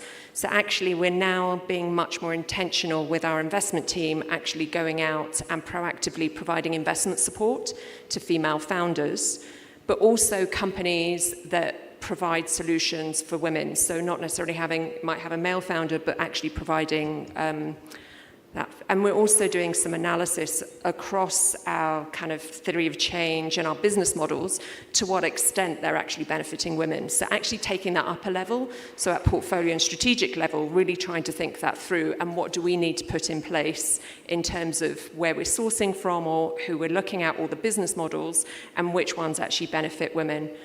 And from a company perspective, as part of our due diligence, as I said earlier, we work with 60 decibels, and that provides customer insights, that provides that disaggregated analysis, it provides a net promoter score to the company, and that provides them, and they have those insights, and gender is part of that, so it's very much part of our due diligence, so it provides those insights for the company.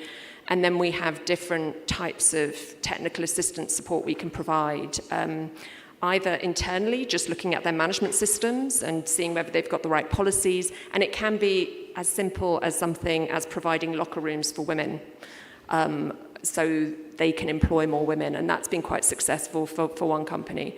Or it could be more customer focused and market analysis in terms of, there's this market segment, how are you reaching it, and getting more insights and understanding. So similar to what's been described in terms of really understanding and having that depth of analysis. So I think as an investor, that's kind of what we can do to help companies on that journey. I think it's a really great question. And just to build on a point earlier about bringing visibility, I think there's a lot more opportunities to elevate the voices of female founders, highlighting just those numbers that you just shared with us, those huge funding gaps, bringing more visibility there, elevating voices, highlighting those female-run businesses, and creating platforms for greater visibility and discoverability of those solutions. And I hope that the next session, actually, the platform that will be introduced will actually provide one way to do that. Hey, thanks a lot. Thank you. Thanks to our fantastic panel. A round of applause to all of them. Thank you very much. Very rich insights, discussions, a lot of takeaways, and I'm sure we'll be engaging with them before the day is over. Thanks everyone. And I think Hannah did a fantastic job of already segueing to the next session. So just looking at platforms, digital investment platforms, and the opportunities that they offer in terms of addressing some of the challenges that have been discussed. So welcome, Matt, for that session. Thanks, Grace. Hi, everyone. Good afternoon. My name is Matt Tchaikovsky. I'm a director at ISF Advisors. We're a niche strategy and capital advisory firm that focuses exclusively on food systems and smallholder ecosystem development. I'm painfully aware that we're at 2 hours seating. So before I get into this, and I'm going to try to bring a bit of energy to the afternoon and this next 20 minutes, can everyone just stand up? Stretch your hands, sit down, and we're going to get straight into this. Shrug your shoulders, put your arms up, maybe turn around, get the blood flowing. Okay, if everyone can sit down. Cool. So over the course of this year, we've been working with the Gates Foundation and FCDO on the design of an investment and intelligence platform concept that I'm very happy to introduce to you today. The purpose of this little session is both to share what this concept, AgBase, is all about, and it's going to be launched early next year, but also to share a little bit of the thinking that we went through in developing the concept.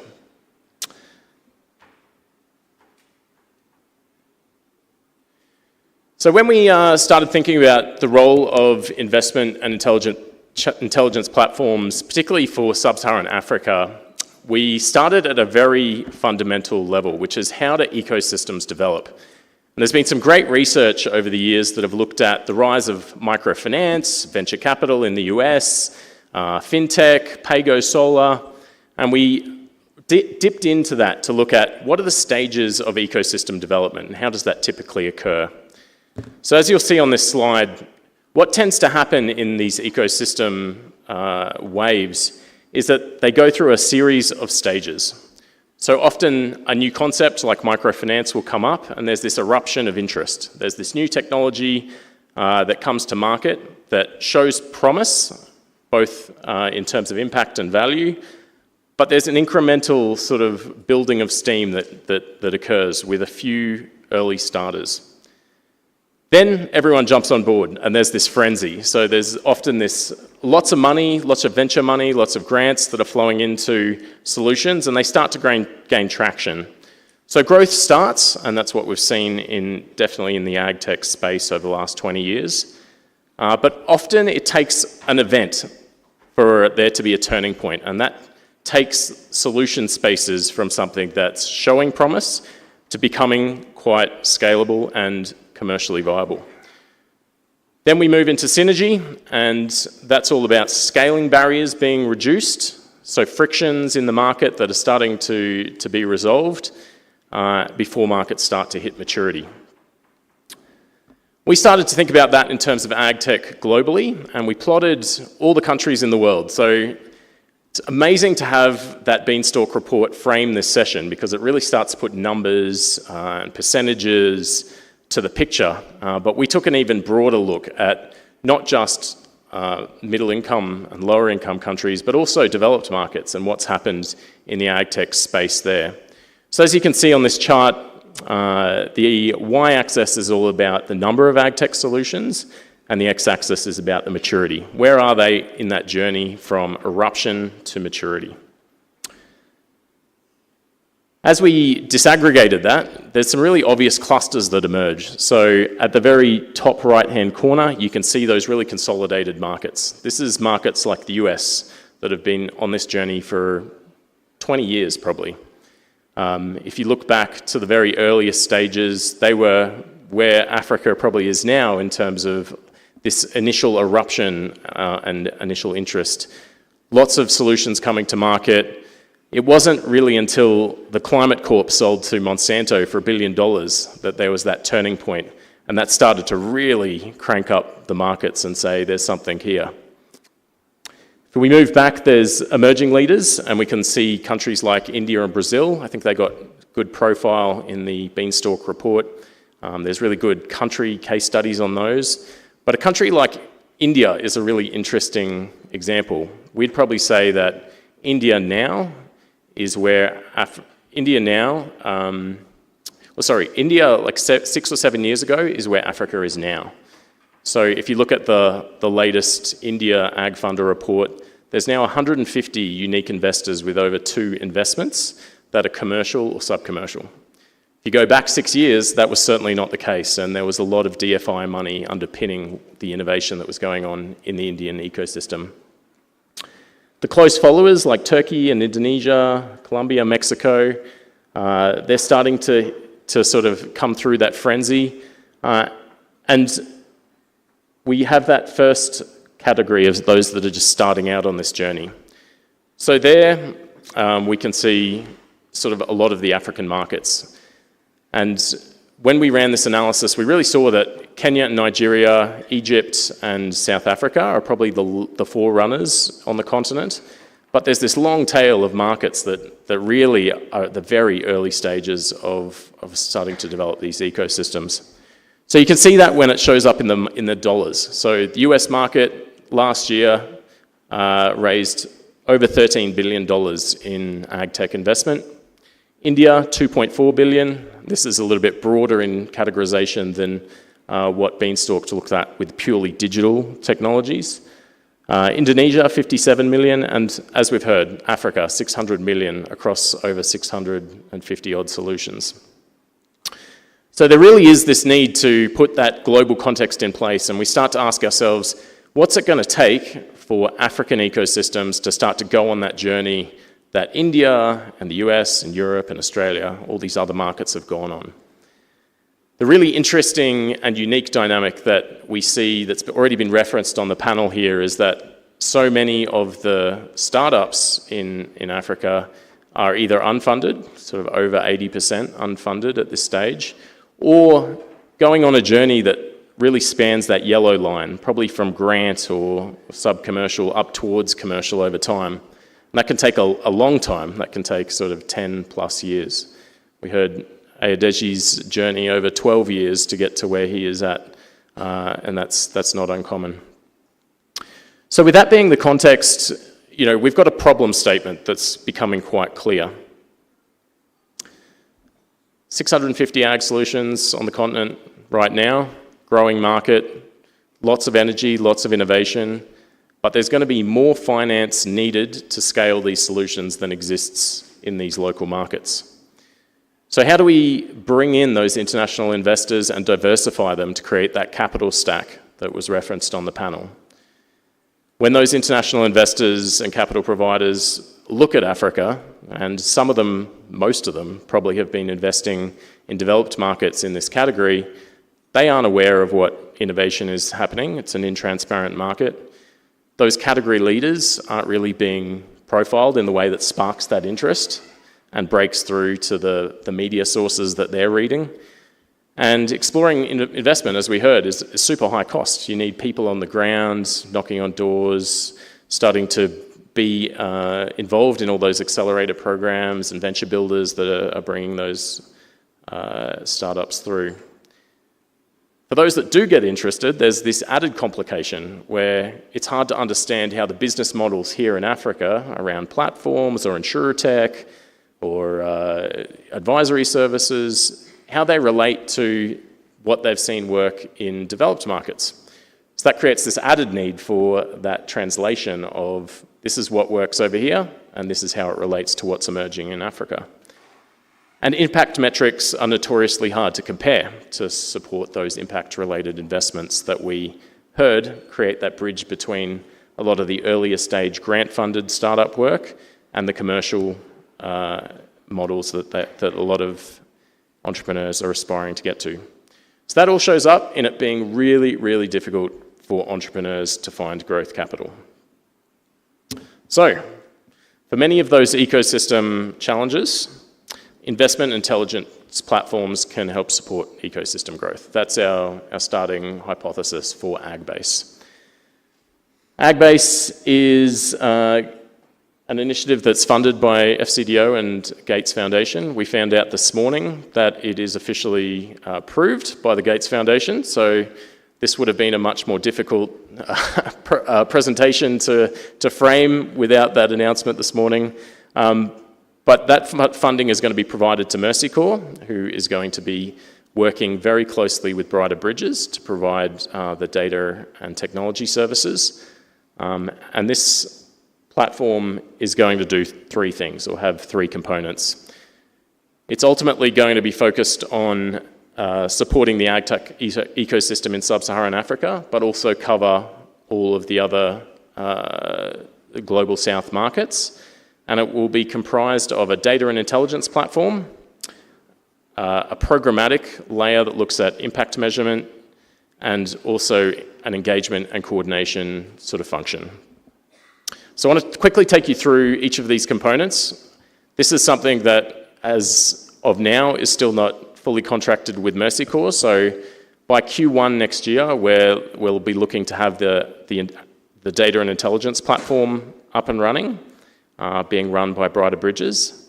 But on the data side, we're looking at fully profiling all the markets in Africa and the global south such that all the solutions out there are transparent. They have their own innovator profile. All the funders that are moving money or looking to move money into these markets are profiled. All the funding flows are captured so that we don't have to wait every 4 years or so for a state of the sector report to come out. We can just go and look at those data sources real time. And it will also provide a whole bunch of practical market level dashboards. So country level views, sectoral level views.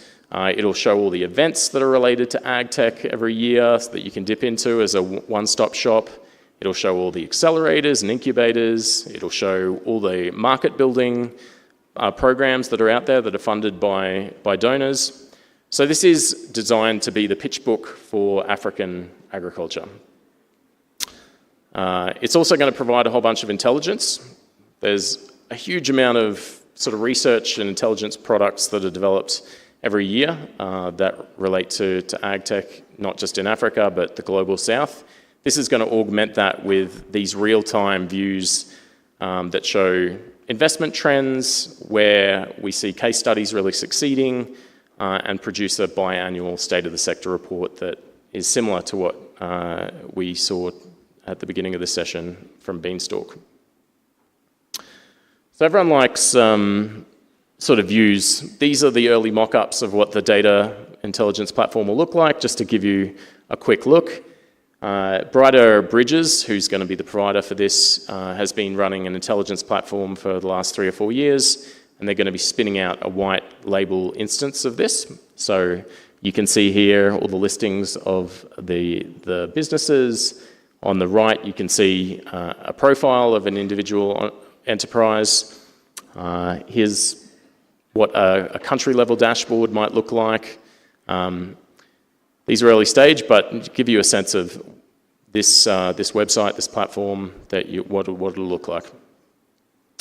The other bits and pieces that will be done on more of the programmatic side, Mercy Corps will be running a programmatic element that looks at impact, and the goal of this will be really to upgrade the standardization of impact metrics. So at the moment, it's often unclear what impact investors are really looking for. So we'll be looking to standardize a core set of metrics that innovators are encouraged to fill out in their company profile on the investment tab. It'll provide the ability for entrepreneurs to self-report the sorts of impact areas that are relevant to their company, and it will also aggregate existing sources of market-level data to provide those baselines that investors can use to make investment decisions. And then there'll be a whole promotion and adoption engagement drive to get everyone to use this. Finally, the ag-based team, which will involve both Mercy Corps and Brighter Bridges and some of the other programmatic partners like AgFunder who will be involved, will be doing a whole push to change the narrative of what ag tech, climate tech, ag fintech in Africa really means. So that'll involve a lot of coordination and engagement with the investor networks that sit outside of the continent in Europe and the US, trying to tease investment into the continent, but also change the narrative from the intelligence that's coming out of the investment platform. So they'll be spotting market opportunities, taking a lot of that intelligence and research to convenings and developing ways of engaging and bringing people together. So that's AgBase. There's a couple of things that I want to say. If you're at all interested in AgBase, feel free to talk to myself or any of the Mercy Corps team. We're also going to be kickstarting recruitment for a couple of those key roles, which will involve both the program manager, who will oversee the development of the platform, some of the engagement folks, and the learning role. So if you know anyone who's interested in those sorts of roles and wants to build out this sort of offer in sub-Saharan Africa, based here in Kenya, working with Mercy Corps and Brighter Bridges, also come and have a chat. But hopefully that's whet your appetite for what's to come, and I'm sure that the Mercy Corps team will be announcing much more in the coming months.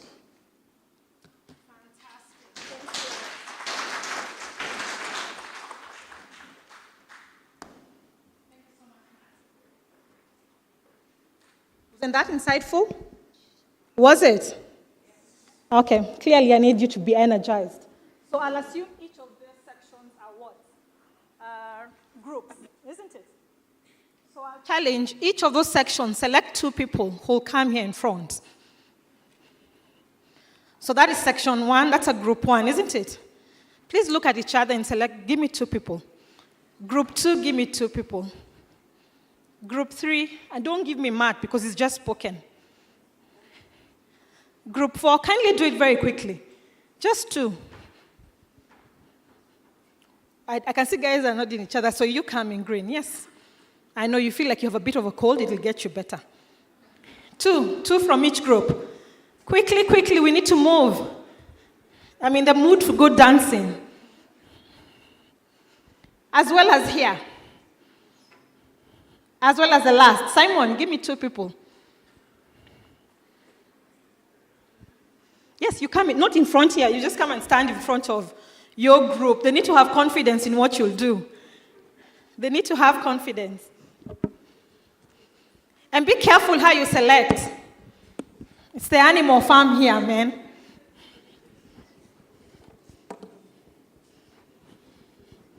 Simon, have you given me your 2 people? My dear, here. Oh, I like that group. I really like it. Grace, have you pushed him out? There's no one from this group? My dear, here.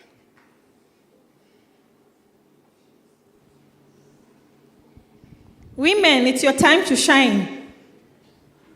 If you're pitching for what's next, it's for you to, come in front. No one from here? These 2, Eric. I don't know. Why are they saying you? Here. Okay, both of you come. Consolata and Eric. Get the mic.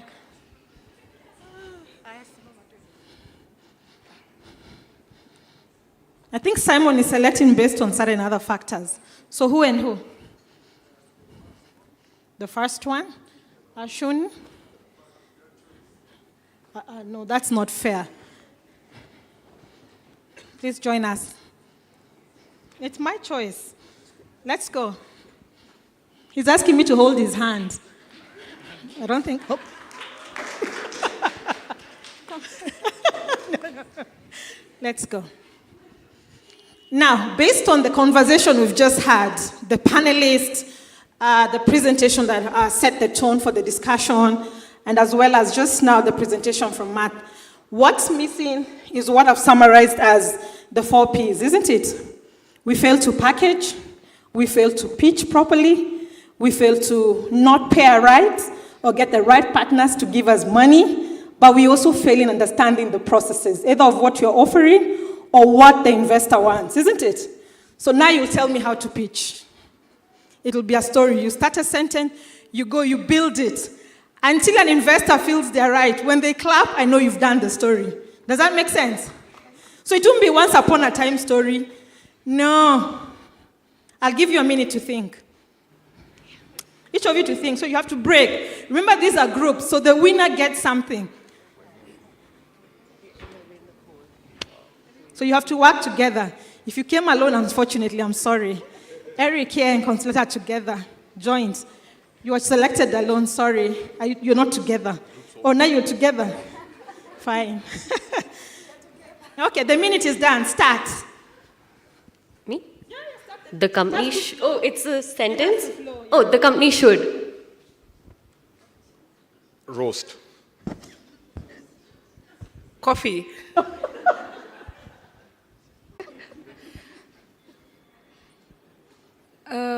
Through funding the smallholders, training them, and offering any forms of support that they would need. Again? Yes. No, you only said it because they came from you, so pick it once more. No, you can make it a paragraph or you can make it a sentence, not a word. A word is easy. You and roasting coffee alone. Start. But I got only a minute to think about 3 words. Started. The company should think about how to integrate farmer voice into their way of doing business. And should also implement a visual communication strategy. The enterprise should also, our enterprise also has a gender lens, and we are working with women and youth who are producing the coffee.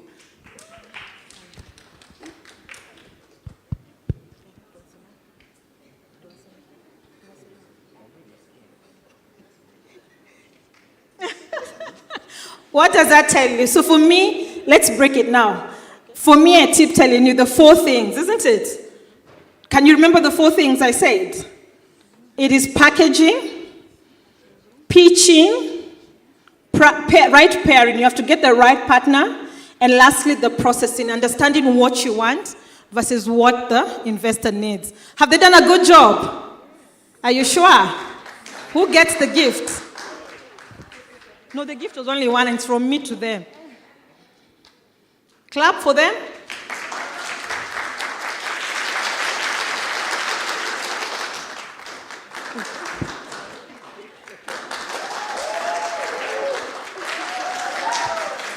I will see the winner behind the curtain. It sounds like you gave her the coffee. The coffee, isn't it? Yeah, fantastic.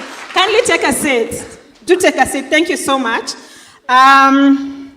Yeah, pitching is not very easy, I must tell you. And one of the things I keep saying actually my take home, let me give you my take home from yesterday and today. As we're looking for partners, let's also think of a curriculum. Is that right? This has to start from day one, not necessarily at this point where we are busy looking for investors. We're having the conversation really at advanced level. Let's look for appropriate partners to begin the conversation of somewhat a curriculum around this. So, wow, amazing. Thank you, Grace. We appreciate that. So I need to propose something. Can we do a coffee tea run? I have a feeling if we take a break, half of you will take 3 hours to come back. And me, I'm set. I'm clear where I'm going after this. So for those who would want a cup of coffee, a tea, kindly step out, come back, but we're all not going to formally close and say we're going for coffee. So that in mind, I have 2 reminders to make. The field trip. How many of you are registered for the field trip or the CSA? How many have you registered? How many? Let me see by show of hands. And the rest of you, what's your plan for tomorrow? Is anyone coming here to support the farmers tomorrow? Great. So my emphasis is kindly register. We want to see the numbers. And the reminder is the field trip bus leaves at 9 a.m. Please be here at 8:30. 9 on the dot, we shall leave. The bus will leave you. Thank you. The second thing, we have a feedback survey. It's online. 2 things. You can scan the QR code, or you can actually check your email. So you can respond on either. But I think the emphasis, we really want to hear your feedback. There are a couple of questions there, very easy. They'll be curated, and we'll see then what informs the next learning sessions. The other announcement I want to make is are the plenary session closing persons here? They are. Fantastic. So let me invite the moderator, Mombeki Barengu. Are you here? Is he here? Fantastic. This will be the closing plenary. So I'll ask again for your indulgence for slightly about 45 minutes or so that we can have the discussion on how to close. And then after that, we'll have the official closing remarks by Sieka. You can see how ready he is. I think our agendas are very close to what we want to achieve after this. But for those who've been asking who I am, my name is Mothoni Muta. It's been such a pleasure to be your MC. I'd want to take this opportunity to say I will not speak after this, apart from maybe during the evening session, which I'm fully prepared for. But again, would like to hear your takeaway homes, and please go into the online feedback survey and give us that feedback, which again, we said we'll curate it and we'll be able to inform you in terms of the do's and don'ts of this particular event. Yeah, it's been real. You know, they say the focus should be on the journey and not what? The destination. The journey has been good. So looking forward to engagements. Outside MC, I actually work for the Ministry of Agriculture, and I actually do data and digital lead. And so they call me the National Data and Digital Lead. So it's been amazing. Thank you so much. Kwamboka, are you here? Come through. Are you ready? You've missed a quite interesting session, but welcome. Kindly take us through the closing plenary as we anticipate the official closing. Thank you.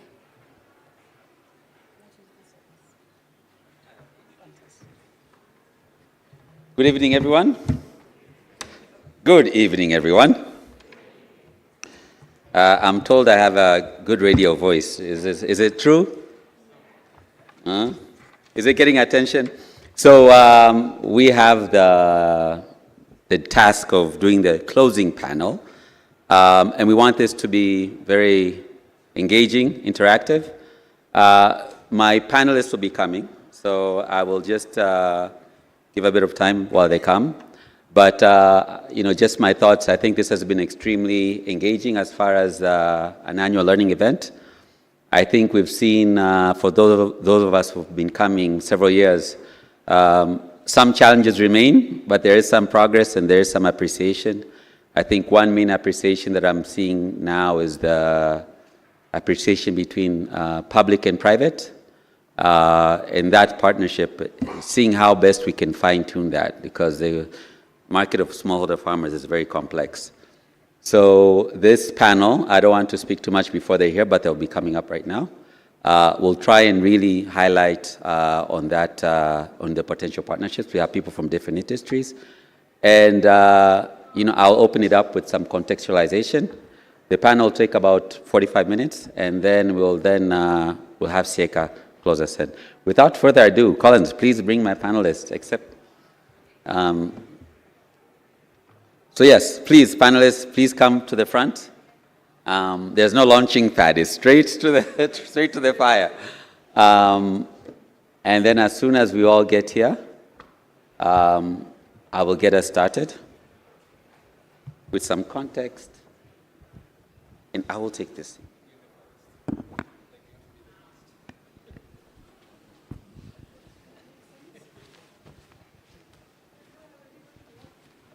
We're missing Hannah. Is she coming?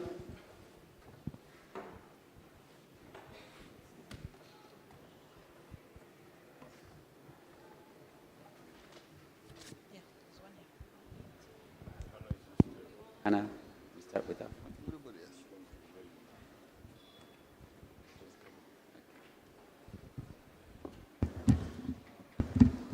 All right, let me.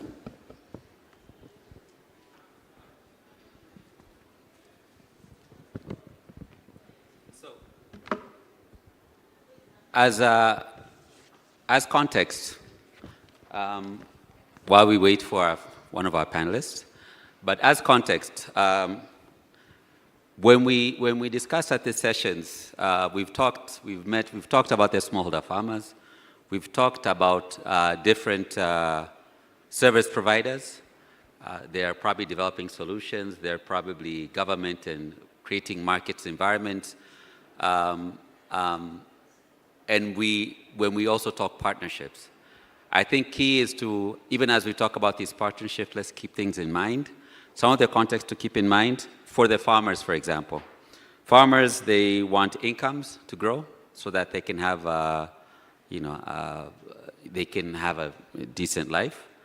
They need inclusion, be it in the crops or the gender or the youth and the old. They need welfare. Welfare includes nutrition, food security, the kind of things that their livelihoods need.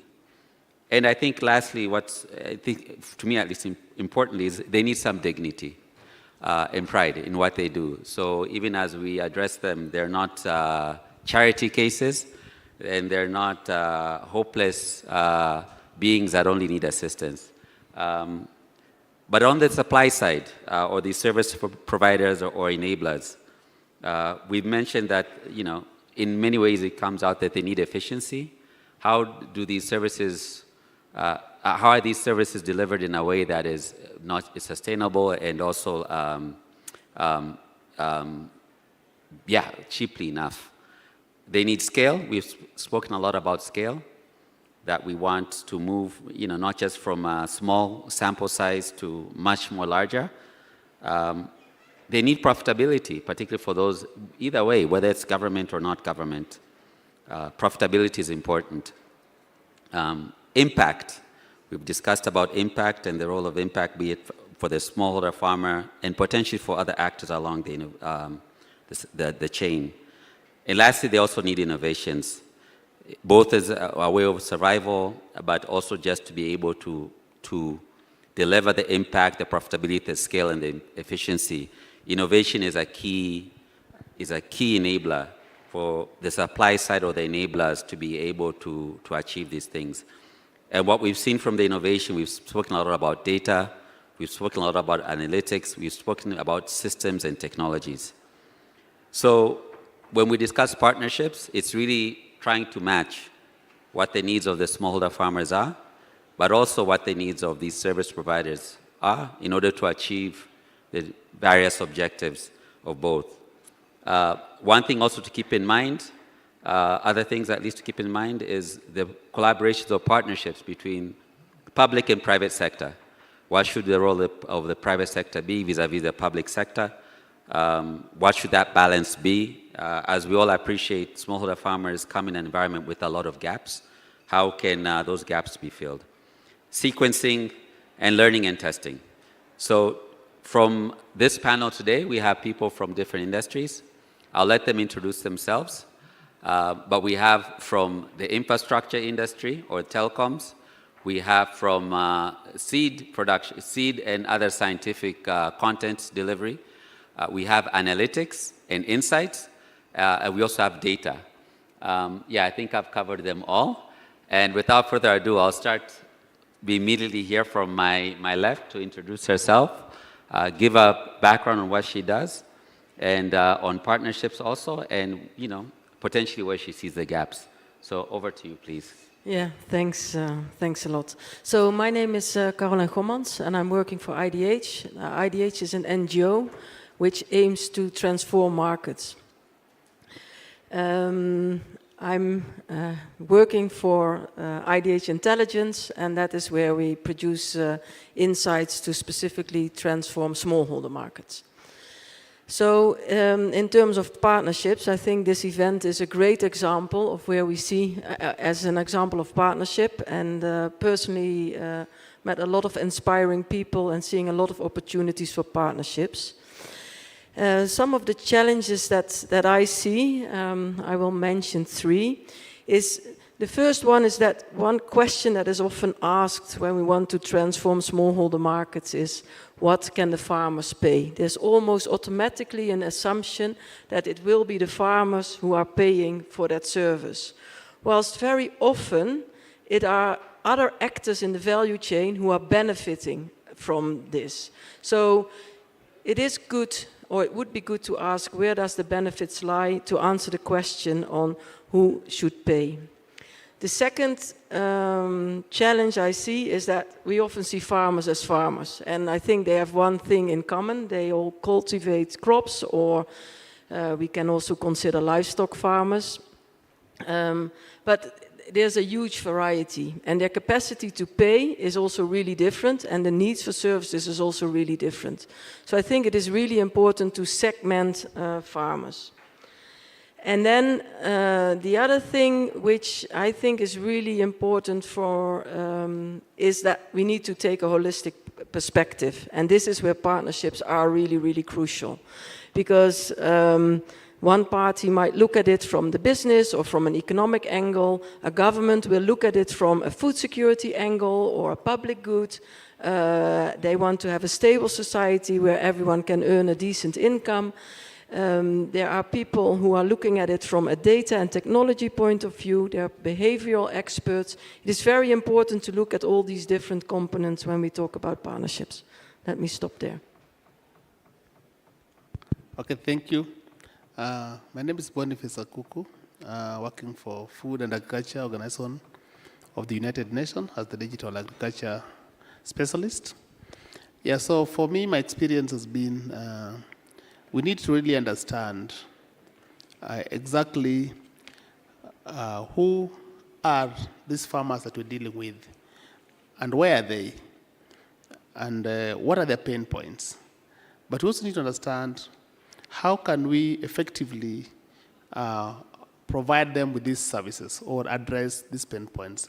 How can we come up with interventions that are practical and are impactful? And that brings us to a fundamental question. What can government do, and what can government not do? So there are things that the government can do very well, and there are things that the private sector can do very well. So my mantra or my philosophy is, no one can do it alone. And for us to do so, and to make it more efficient, we need to invest in data, we need to invest in digital, and we need to invest in innovation or use cases. and we need to be able to get insight that can help us make decisions. How can we then make use of the resources we have effectively and timely? Then we need to invest in actually analytics, artificial intelligence, and also other innovations. So that's what I would say. My turn. So my name is Stanley Njoroge. I'm the Chief Finance Officer for Safaricom in Ethiopia. I'm sure Safaricom is not new here. Safaricom Ethiopia is definitely very new. So 2 years in, based in Addis. So it's been an interesting journey. At the same time, recently I was appointed as a board member for Masico Europe board. So that's on that basis that I'm here. But I think more importantly for me is because I've grown up in quasi-rural areas. When I say quasi-rural, those people who are from Kenya know that at some point Roaka was not part of Nairobi. It was a bit more rural, and that's where kind of around that general locality that I grew up. I grew up with wheelbarrows, I grew up fetching Napier grass. So small-scale farmers for me make sense because I lived that part a little bit. I was possibly more privileged than most, but that is their life. And back to what Mombeki said is, if we approach the conversations on small-scale farmers as if it's a charity thing, then we will be losing out because they don't need our pity. They need for us to just remember is a way of sustenance, is a way of generating income, it's a way of growing, it's a way of educating people like Stanley to be where we are today. And my reflection when I was growing and thinking about this session and this panel was one.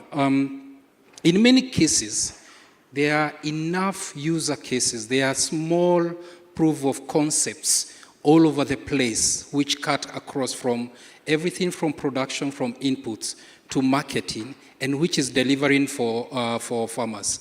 There are some which are big, to be honest. I think when you look at the situation, for example, in Kenya on KTDA, and there are others which are a bit more micro and much more localized. For example, what you see with the cooperative dairy farmers, especially something like, for example, Githunguri and so on and so forth.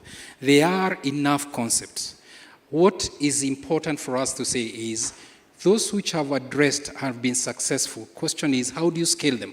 And that's where I believe Safaricom could come in. In my previous life, I also worked with Diageo EABL, so worked with a farmer in terms of sorghums, in terms of barley, actually in different countries, in Ethiopia, in Kenya, and in Nigeria. So those are the kind of things which I think if we take those user cases and say, let's figure a way of scaling them up, because they do exist and they are successful. That would be my opening remarks in terms of the panel discussions. Thank you. Thank you. My name is Mildred Nada Peter. I work for Bayer. I head Public Affairs, Science and Sustainability for Africa and the Middle East. I think just bringing it back to the conversation on partnerships and why it is key or why perhaps sometimes there are challenges, I'll bring it into even the context that we have right now. We are partnering with AgriFin to ensure that the value proposition that they are bringing to farmers is actually happening. To bounce off of what Boniface said earlier is, for me, I think when addressing partnerships, especially in relation to smallholder farmers, let's think about the farmers' pain points.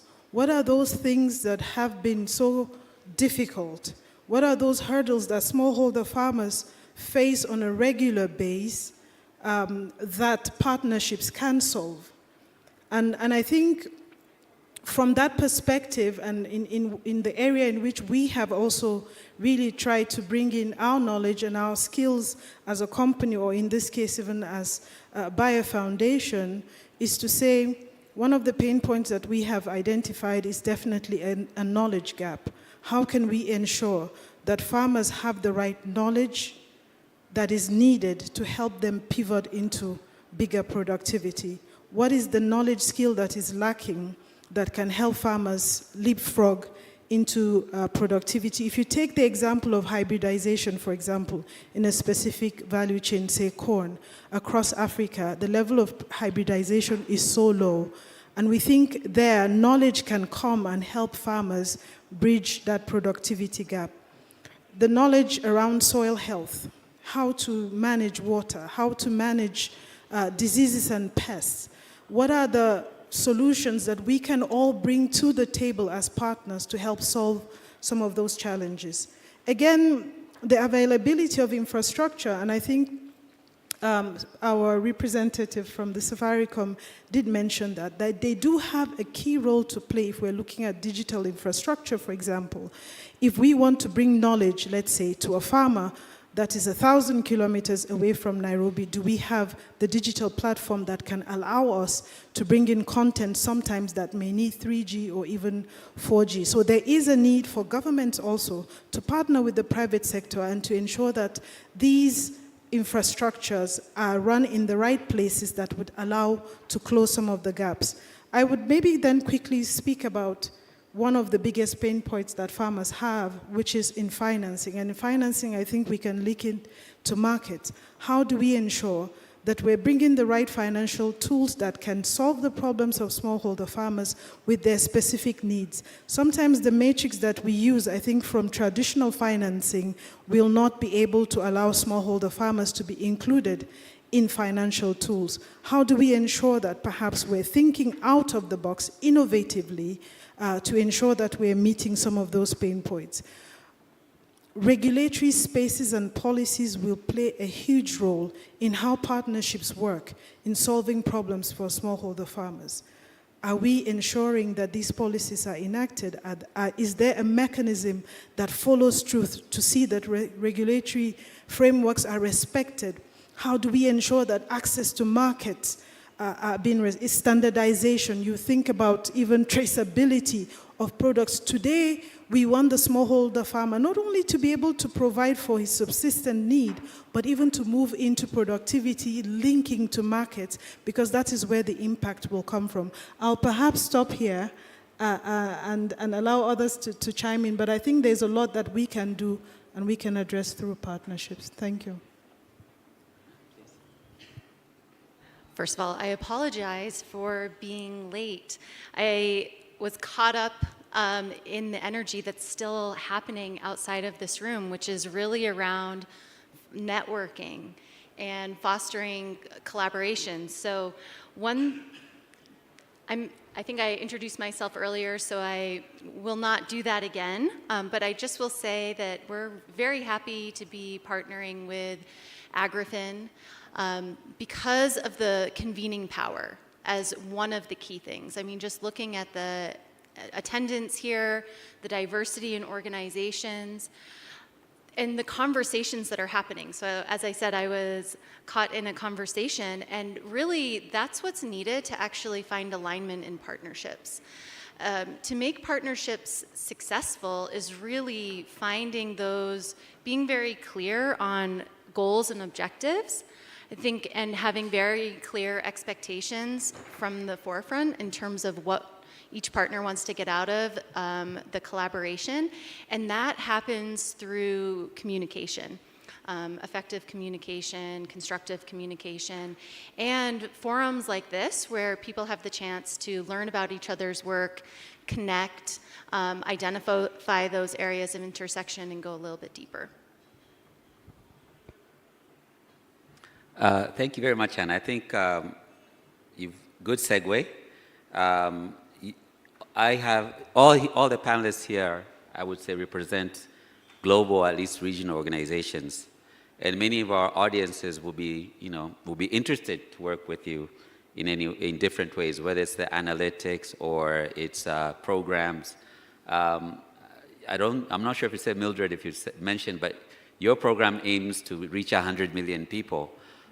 So maybe a question here, and we all know Safaricom and FAO, how do you select your partners? What are the most critical things? What are the things you've been looking at in selecting partners that the audience should think about if they want to partner with you? I'll start here with you, Carolyn.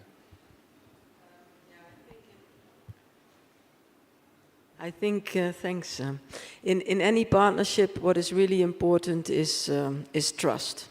And that takes some time to build up, and it's also not that easy, especially if you don't know each other that well, have quite different backgrounds. That takes time. And what I always find important is to be very clear on your expectations and understand how the other person can benefit, and also be open on how you benefit from it. Then you can come to kind of something which is mutually beneficial, and also agree on a clear division of responsibility. So for me, that is always something that is important. I also, and this is not really an answer to your question, but I sometimes feel that we are sometimes incentivized more to compete than to collaborate, and so this is, I think, something where this is also something to be aware of, like how big is the cake really? What is the problem we are trying to solve? And let's do it together. And I very much liked what my co-panelist from FAO was saying, that you need to do it together. And there's this famous African saying, which I think everyone has heard once by now, but if you want to go quick, go alone. But if you want to go far, you will have to go together. So to get back to your question, how we select partners, I think for us this trust is important. There should be a concrete opportunity based on which you can build. And personally, I also then like to really start small, and then as you get to know each other, you can expand on that partnership. But it's not necessary to always go for the big goal right away. Hannah, you can take it on. Yeah, I couldn't agree more about trust. Another thing that, as we're thinking about our partners, is really that relationship with beneficiaries, how close they are to the ground. More and more, we have, of course, there's different partners for different objectives, like we were just talking about, but we really are emphasizing and prioritizing the importance of local partners who know the context, partners who have the relationships on the ground, who really know the farmers, because one thing that we know is extremely important for all of our work is to make sure that the solutions are contextually relevant, that they make sense to farmers, and really the people that are best suited to do that are those that are on the ground closest to working with farmers. I'll jump to Mildred, since I put her on a spot with 100 million farmers, and then we'll come back. Yes, so we do have a goal to reach 100 million farmers, which was started in 2019 till 2030. And of that part, bringing it closer home, Africa, for us, the target is about 25 million, which is a quarter of that number. Now, reaching smallholder farmers, I think, was the first goal in this partnership. We said, how do we ensure that we're reaching these number of farmers at scale? We understood first that we couldn't do it alone, so there was a need for partnerships. We understood also what were the competencies that were needed to be able to reach these farmers. We are an input provider, so there's a technical knowledge that we can bring, whether we're looking at it as seeds or even in just cropping system management as a whole. But who else do we need around the table? We realized that an ecosystem approach was needed. We knew that we don't have digital capabilities, neither do we have the right platforms. Then partners perhaps like Safaricom through DigiFarm can bring that added advantage. Or we look at partners like Mercycorps, even through the Bayer Foundation. So we have two different work streams where we do partnerships, whether directly with Bayer as a company, but with also through our Bayer Foundation. And I wanted to highlight a little bit on that. On the Bayer Foundation's part, the foundation's critical role, primary role, is really to catalyze science and social innovation. So any social innovation that has a potential for scale, where we see it can have a direct effect on food security, on health, and the environment, that already is 50% a criteria for partnerships. I think each and every member sitting on this platform today, we have a touch point and partnerships with that we're working with at a local, regional, continental level in terms of Africa or even outside the continent. So the first thing is what we want to achieve and who are the competencies or who are the organizations in this case that would help us to achieve those goals. So for smallholder farmers, we're still looking, we're still open, and we're still looking to scale. Yeah. Thank you. Hamisi? Yes. Okay. Yeah, so for me, I will talk about three things. Number one, is we must look at complementarity. How is the partnership complementing, or how does the partners complement one another?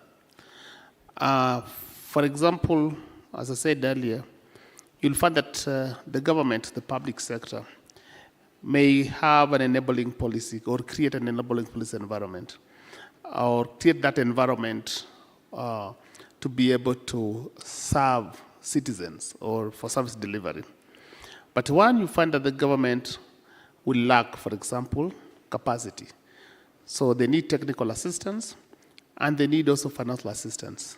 So this will call for them to look for partners that can provide technical assistance and financial assistance. So you see that complementarity coming very in, and you will find that the private sector or the organizations like the United Nations have a goal to serve citizens. But they cannot do it in a vacuum. They need some environment created for them. And that you find that the government has to create that so that they can achieve their, like look at the SDG goal number 2, zero hunger. You are not able to achieve that if the environment is not created for you to achieve that. So we see that complementarity coming in very well. We find that the government sometimes don't have the right skills. So therefore, they need partner that will provide that right skill. The other thing I would want to say is basically value proposition or unique offerings. What is the unique offering that the partners bring on table?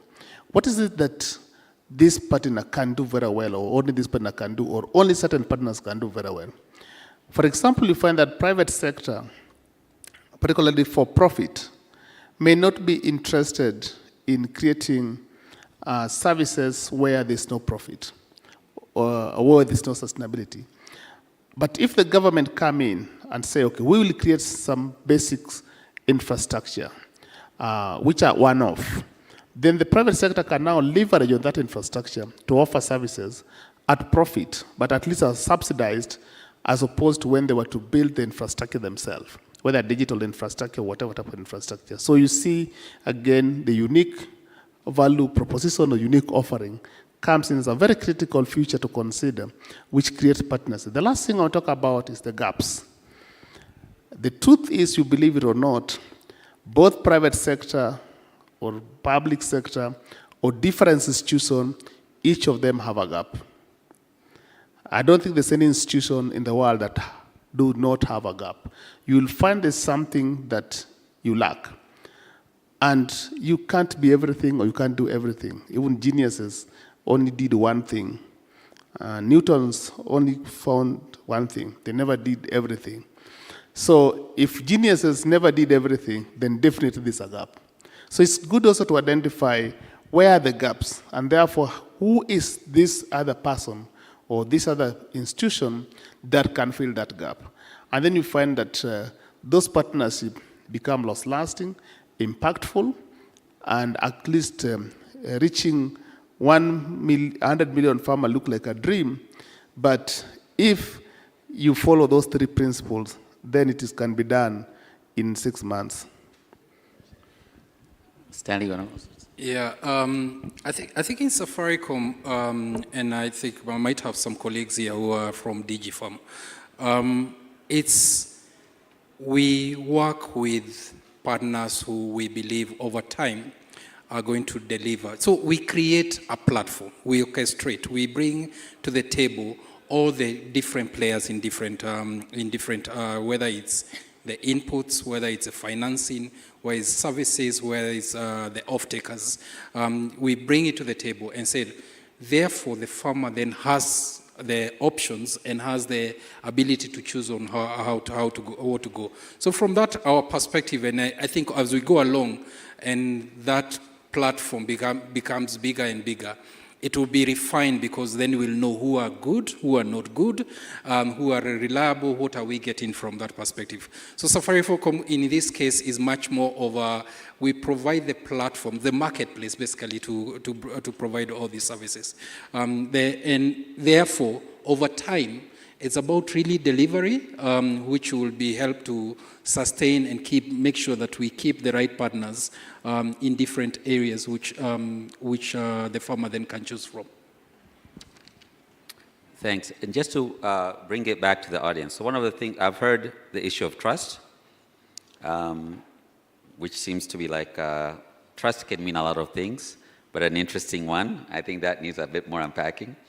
But complementarian, vis-a-vis also competitiveness. And I think, as Stanley has said at the end, success. How do we bring success? So maybe bringing it back to you and sort of posing it, sort of how we think about going forward. Either what is your organization, or what do you think needs to be done in order to narrow this gap, be it in trust, be it in how institutions potentially are competing, rather than solving a common problem, they complicate things. How do we find the complementary attributes of each other?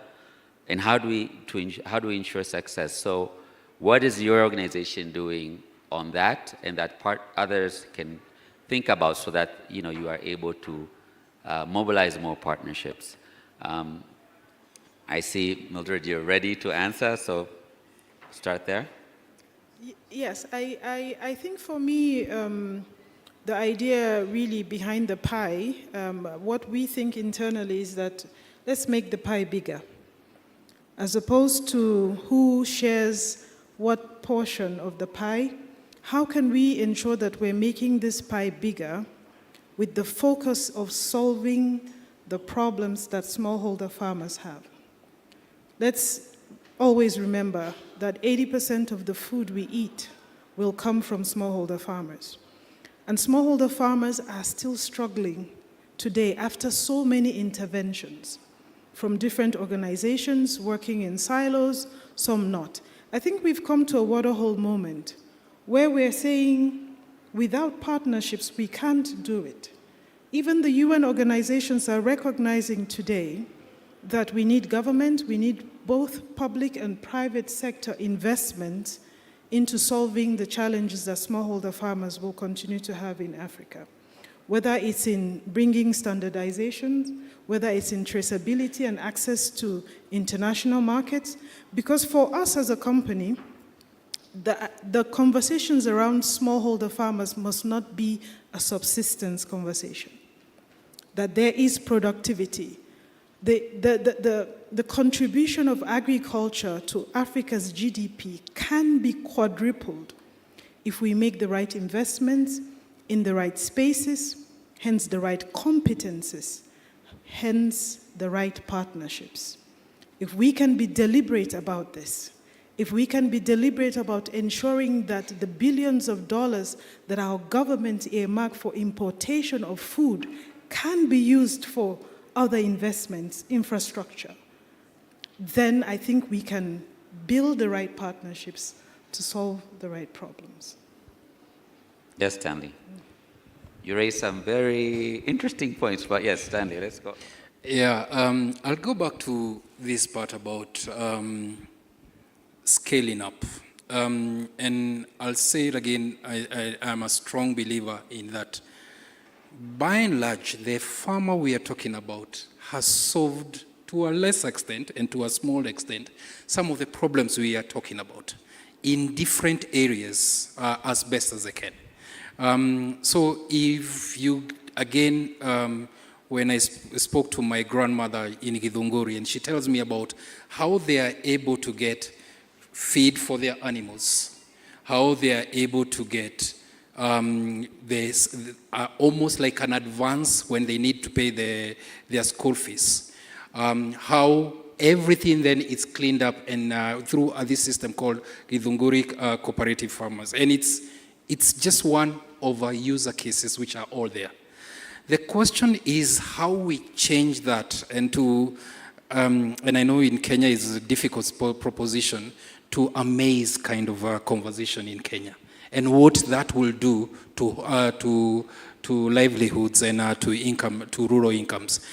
I really think that is the one thing of, I think Boniface talks about geniuses and what, we don't have to reinvent a lot of these things. When I was in one of those market things, I went to Kinangop and I realized that actually farmers have figured out a way of, you know what, I don't have a full load, but they have a kind of an Uber system for logistics. There's a truck, I put in mine, other people put in theirs, and so on and so forth. So here we could be talking about, you know what, let's get an Uber. They already have it. The question is, how do you scale it? How do you put structures around it? And I believe strongly, if we are able to get to that level using companies like Safaricom and others, and platforms which are open, then it will really be able to unlock a lot of things. Okay, I'll answer the question. And you asked complementarity versus competitiveness. Yes. Today, even now, every home, there's somebody cooking food for supper. But what I can tell you that all those foods are tasting differently. There's no food that you'll find is tasting the same. But every home, there's somebody who's cooking. So I look at it that competitiveness is actually part of complementarity. It's until you taste the other mother's food, somebody's mother's food, you know that your mother's food is better or not. So you'll find that what each person could be doing the same thing, but they will be doing it differently. They will not be exactly doing the same. So there's some still element of complementarity. In 2016, I started looking at how climate information services are being provided in this country and most part of the global. And I found that most of those organizations, those are providing climate information, they were not giving chance and amount. They were just giving general probability likely. So I asked myself, how likely is likely? And I started thinking of an innovation that could help us give chance and amount. And I was able to crack that, and so that we can give chance that it will rain and the amount you're likely to get. Just using the same data set that the same other companies were using. Today, I see nearly most people that are giving weather forecast are giving chance and amount.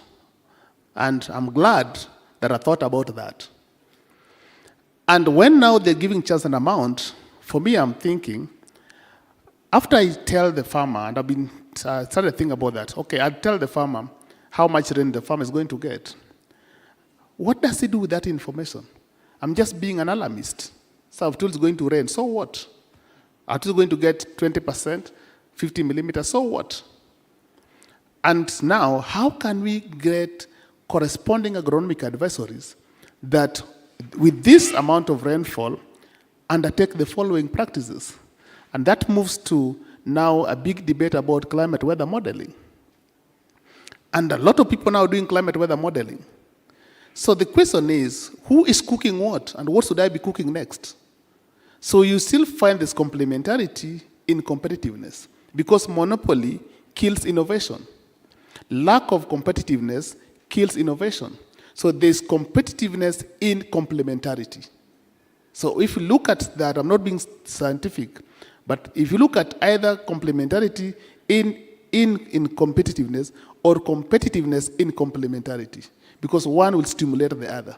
We'll kill innovation if we avoid competitiveness. But we must look at competitiveness with the lens of complementarity, because not all foods taste the same. Very well noted. Yes. You also mentioned the issue of trust, so please. Well, I actually wanted to build on what Boniface just said. Yeah. In the, a term that we use a lot is comparative advantage. which I think straddles the two that you were just talking about between, the complementarity and competitiveness, and being very clear on the comparative advantage that each organization brings. I think that helps with figuring out, how do we grow the pie? How do we work together to leverage each of our skills, our comparative advantage from where we come from what we offer, and having a very clear vision, or just a clear story about what that is, and not allowing that to really be shaped by who you're talking to. I think that can be really challenging sometimes, especially for many of the entrepreneurs in the room, right? When you're pitching to different investors and maybe asking for something different, it's easy to kind of shift who you are, but that DNA of an organization and being really clear on what it is that you bring to the table really lays the foundation to build partnerships in order for us to build that pie.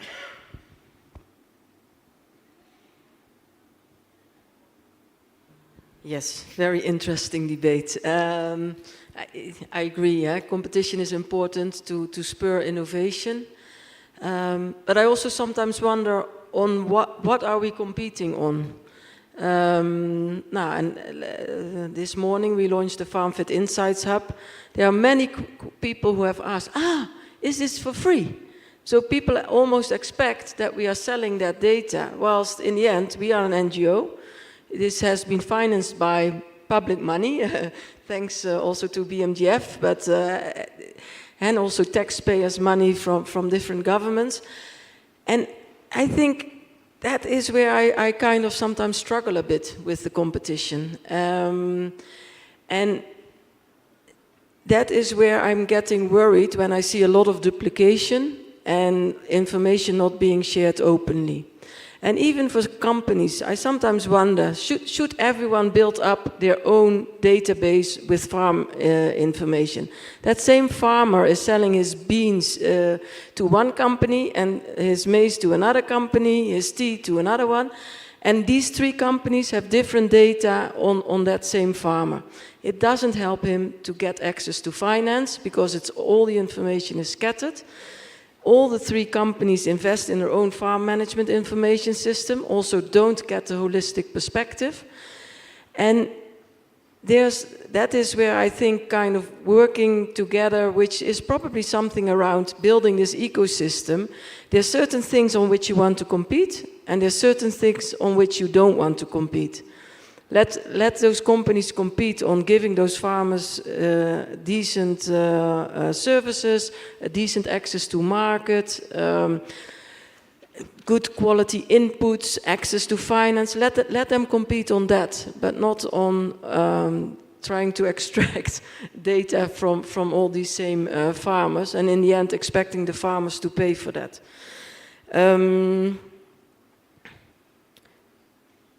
Yeah, and I think for me that ecosystem building, doing that together, for me that is really crucial, and yeah, I really encourage partnerships in that field. Thank you. So what I've heard from the many of you, harmonization.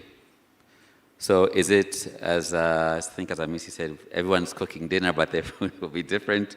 Complementarian vis-a-vis competition, but I think some level of harmonization of the different efforts, synergies, even though we do compete, or even though we have different programs targeting sometimes the same outcomes or with the same group of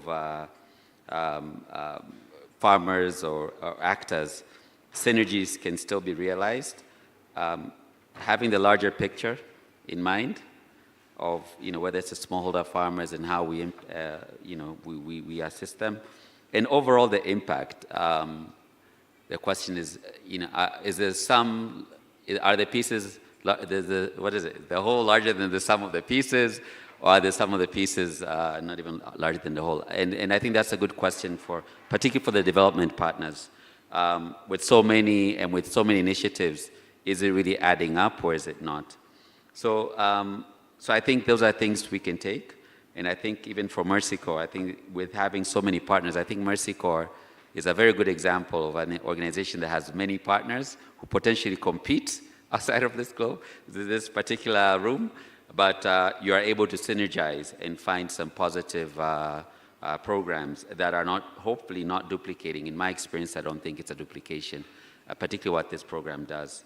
So as closing remarks from each of you, so when we're now focusing on harmonization, synergies, and this larger impact, what would your recommendations be to the audience in the room or specifically to Mexico as a way forward on partnerships? I can start. Who would like to start? We can stand there. I see you're going for the mic. Safaricom, yes. Going on. I think on partnerships, I think a lot has been said. So there is really very little I can add. The most important thing is, my view is to remember the farmer at the end of it all.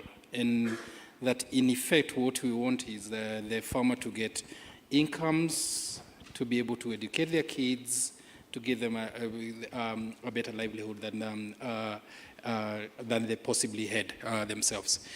If we keep that focus, I believe there's a lot of which we can do if that's a common goal, then there's a lot of, in terms of partnerships we can do. The part which is there is, it's always interesting listening to the conversations. They said, there's so many people who want to do good.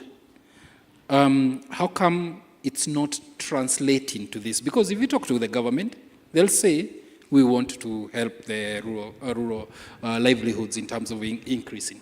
If you listen to Bayer and the others, they say that we also want to make sure that we actually are helping. Safaricom, the same. The international organization, the same. There is a little bit of possibly a reflection for all of us to just step back and start thinking. Clearly, there are partnerships which are working together well. The question is, how do we all come together and, so to say, bring back that whole, back to my theme about scaling, to bring those solutions together.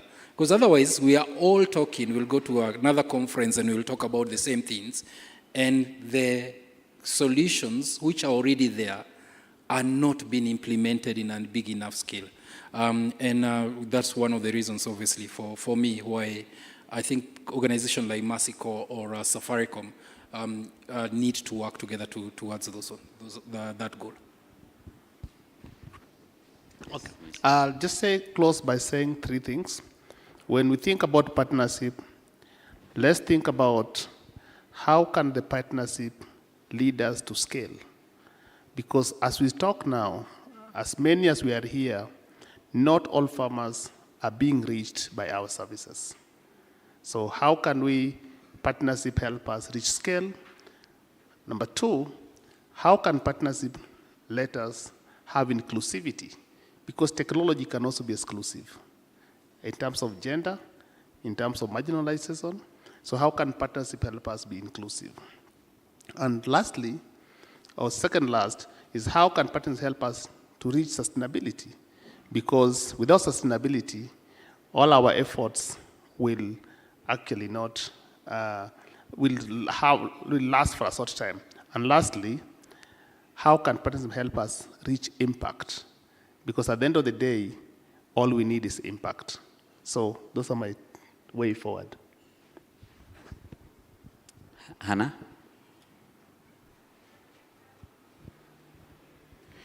Thank you. Well, my recommendation as we're thinking about closing is, if we could bring the same level of energy around innovation to our products and services, that level of innovation to our partnerships, I think then we can really grow. There are new ways of working together. There are, really innovative, revenue sharing models, ways of collaborating that we're probably only scratching the surface on. And so really to make it that breakthrough into the next step, we really need to think about innovations in the way that we partner and innovations in the way that we work together. And there was something that I heard yesterday around the government providing the fertile soil for the ag solutions to grow. And I love that metaphor because if you think about the systems, right, farming, it's really around all of these things coming together. The foundations, the inputs, you know, which are kind of the ideas, the funding, the enabling environment. And so really, I think that's the symbiotic relationship that we can keep in our minds, is like, how do we work together? How do we grow together? And what new innovations do we need to bring into this ecosystem in these partnerships? Yeah, thank you. And then let me close off with 3 things. First of all, I think it is good to stop duplication, learn from each other, especially in data. I think we're collecting a lot of data. Much less is analyzed. Much less is then subsequently translated into a use case, and even less is then disseminated. I think that is really important, especially because I see a lot of opportunities on this data that we are collecting with some of those new innovations like artificial intelligence that we started off with today. And then the second, or maybe the last point actually, is what was said before, is let's use partnerships to scale.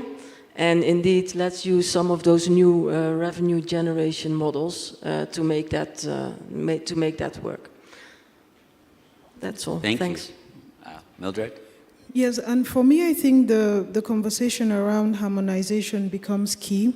We are one organization that is investing in a lot of social innovations, and we want to see this space, especially with young people, the magnitude and the breadth in which they're able to think innovatively to bring solutions. However, I think it's also key that companies like Bayer or even development partners really begin to look at organizations that have tried and tested, that have capacity for scale and scale across the region. That we find solutions that are specific, let's say, to one county in Kenya is good, but how do we ensure that we're scaling to COMESA, that we're going beyond, the whole of sub-Saharan Africa? I think organizations or tools that have the capacity to go across the borders will be the one who will make the most impact. And I think as investors or as partners, we should really prioritize the capacity for scale in those regards. Let's harmonize. Data is out there. It depends on where you're looking for. There are so many platforms that have in-depth data about smallholder farmers, their needs and what is happening, their buying capacity, their credit scores.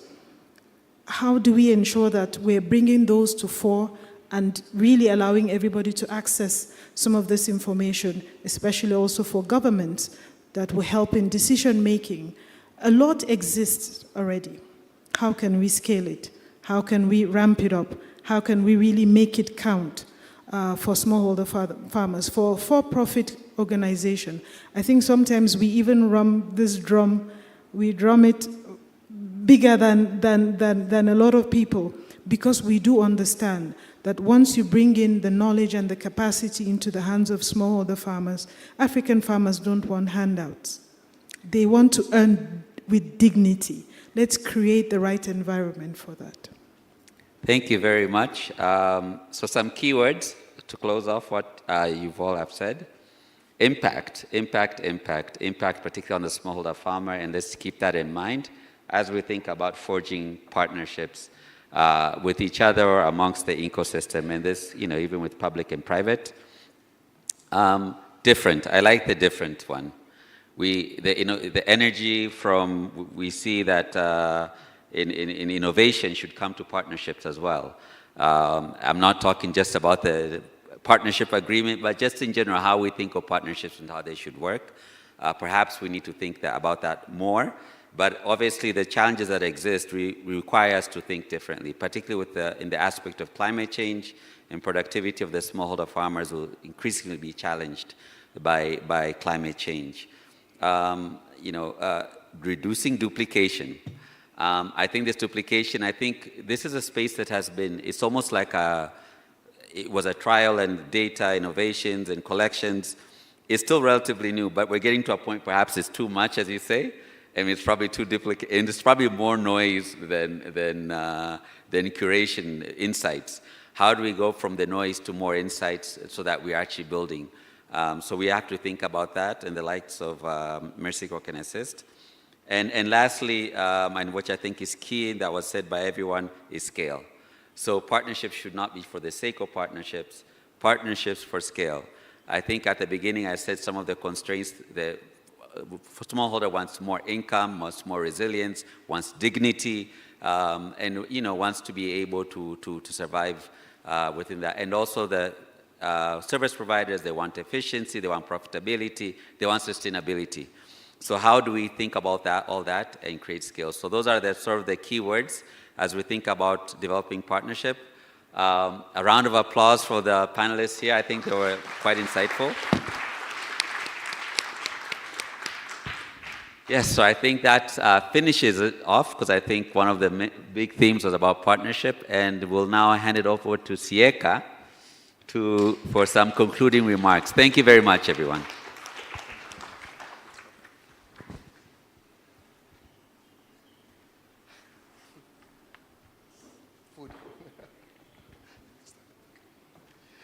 All right. I can see by the scarce seats that collaboration is happening plentifully outside, and many of you are hoping to be part of that collaboration. So I don't think I'll take much of your time. We wanted to do some of the wrap-up points for the whole 2 days and today, but I think it's better that you catch Jasper at the cocktail, and he can share with you what are some of those insights that he's gotten. This has been a great conversation. Once again, I want to thank the panelists for those great contributions and those great closing remarks. What can I add? What can I say? I think I came clearly with a clear idea that collaboration is great, but I don't have a clear idea about how to make this great collaboration work. I think there's still more questions around how we collaborate, Perspectives have been brought in about comparative advantage, competition, duplication, trust. I think we still have a longer journey to walk around this theme of collaboration, and we really, really need to think about it because systems don't work without collaboration. Systems don't work without symbiotic relationships. So we really need to be concerned about it and see how we can make it work, especially us amongst actors in the same verticals and actors across different verticals. How do we put our resources together to make things work? I know they've said that AgriFin has done a good job, and I think there are many other organizations that do this as well, but we're just scratching the surface.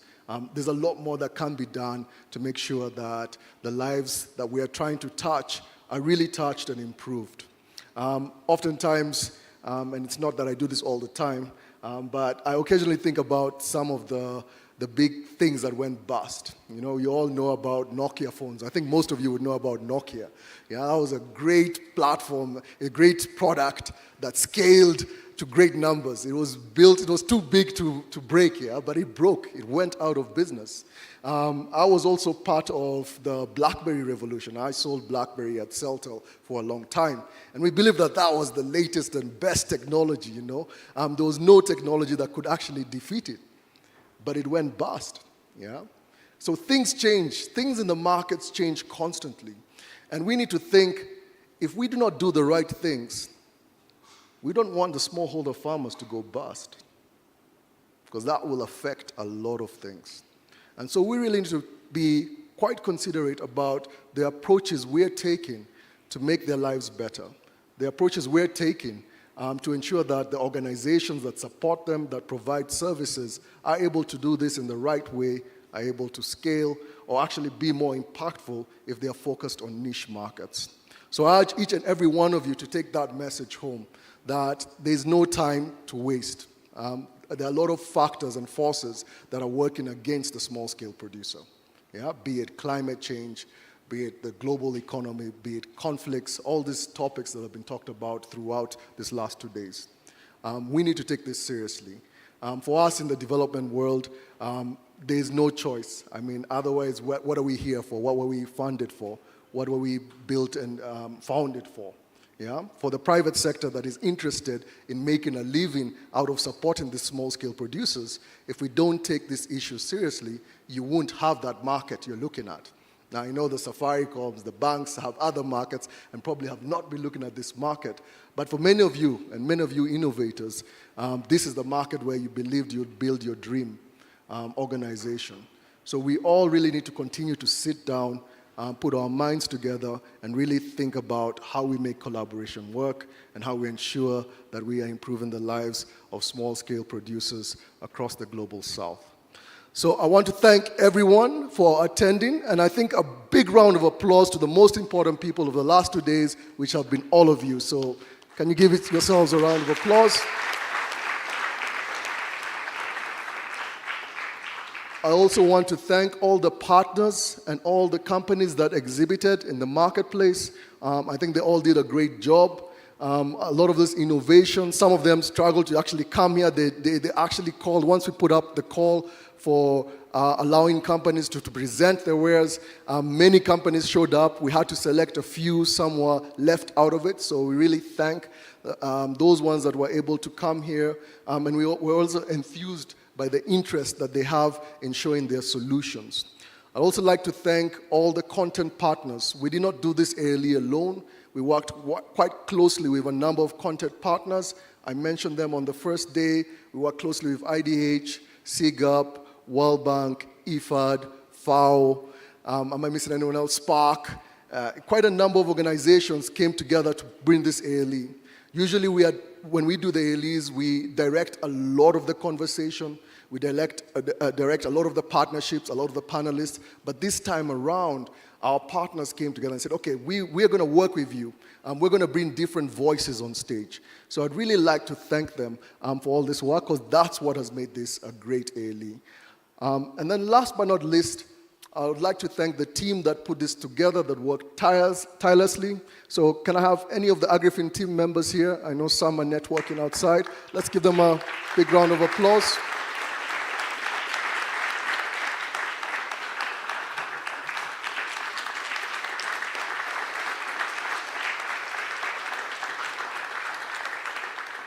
I'll spare you with all the names. There are a couple here, there are a couple outside, but we're all going to be at the cocktail right now, so it's not over.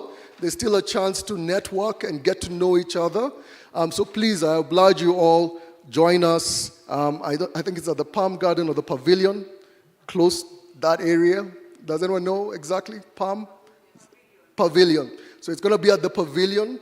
So we'll have some drinks and just share our stories, and we continue this conversation around collaboration. And last but not least, please give us feedback.